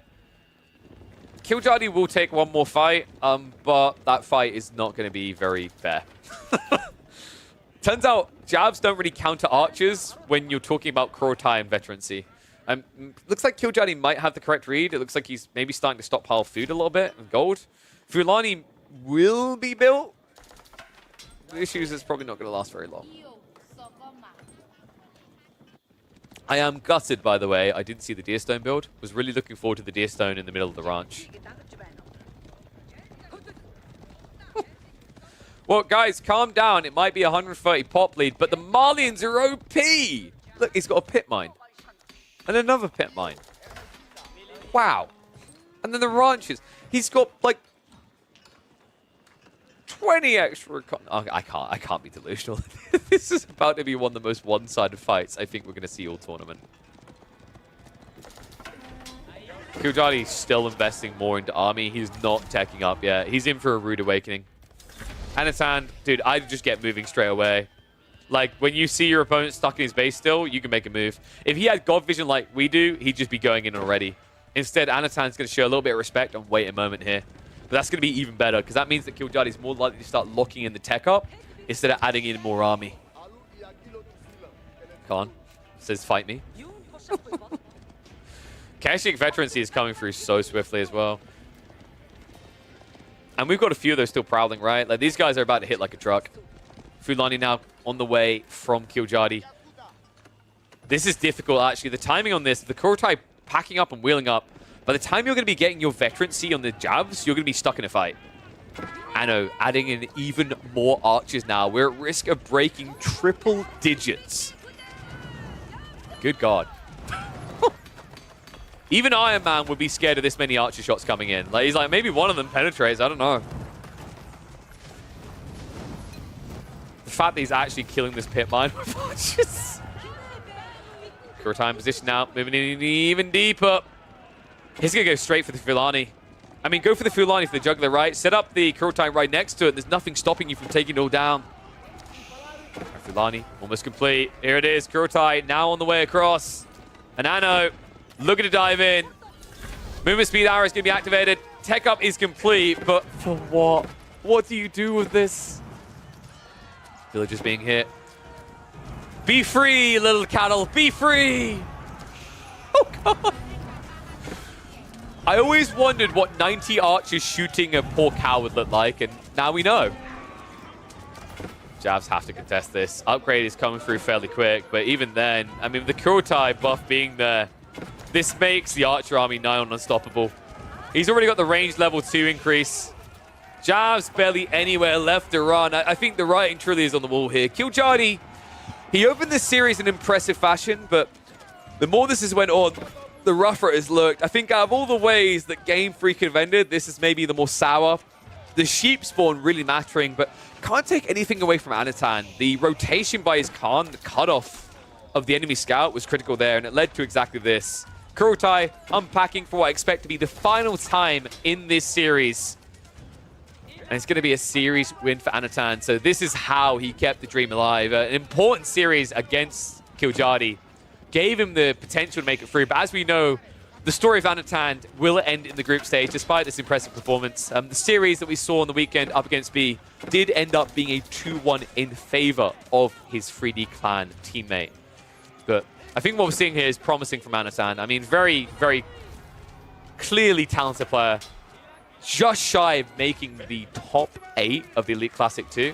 Fair to say that I'm expecting a lot from both of these players as we get deeper and deeper into 2024.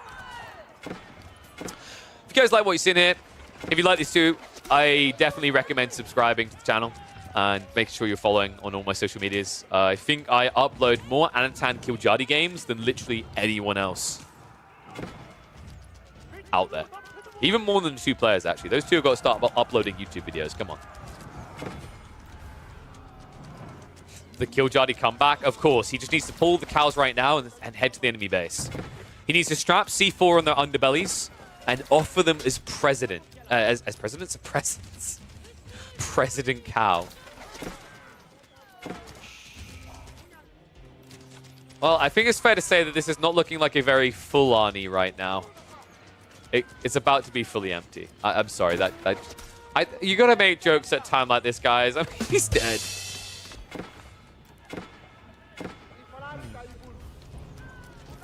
I'm wondering, like, if Mongols versus Abbasas would have worked better. I think it can, because, like, Abbasas, you quickly gather your gold, you get the military wing, and you can actually block out the outpost rush. But as we highlighted, like, the reason why Killjoy chose this instead of going for the Abba pick, if this had been Abba versus Jean, you're just as screwed, right? I think Killjoy was just looking at the potency of Marlins and saying if there's anything that could beat Jean, this would be the Civ. If it's Mongols, he said himself, he sees it as more of a 50-50. It is definitely very map spawn dependent. But Imperial Age complete. That is going to be it. GG called. Anatan takes the series 2-1. Yeah, pretty cool series, actually. That final game was brutal, actually. It's crazy. Like, Johnny, I don't know, man. In these tournament games, sometimes if he just, like, holds on to the point where he's like, he's just getting up, completely crippled, but, like, one of his arms is falling off. Like, he can't actually bring his arm up. It's like, I'm not done yet. And I'm like, well, buddy, hold on.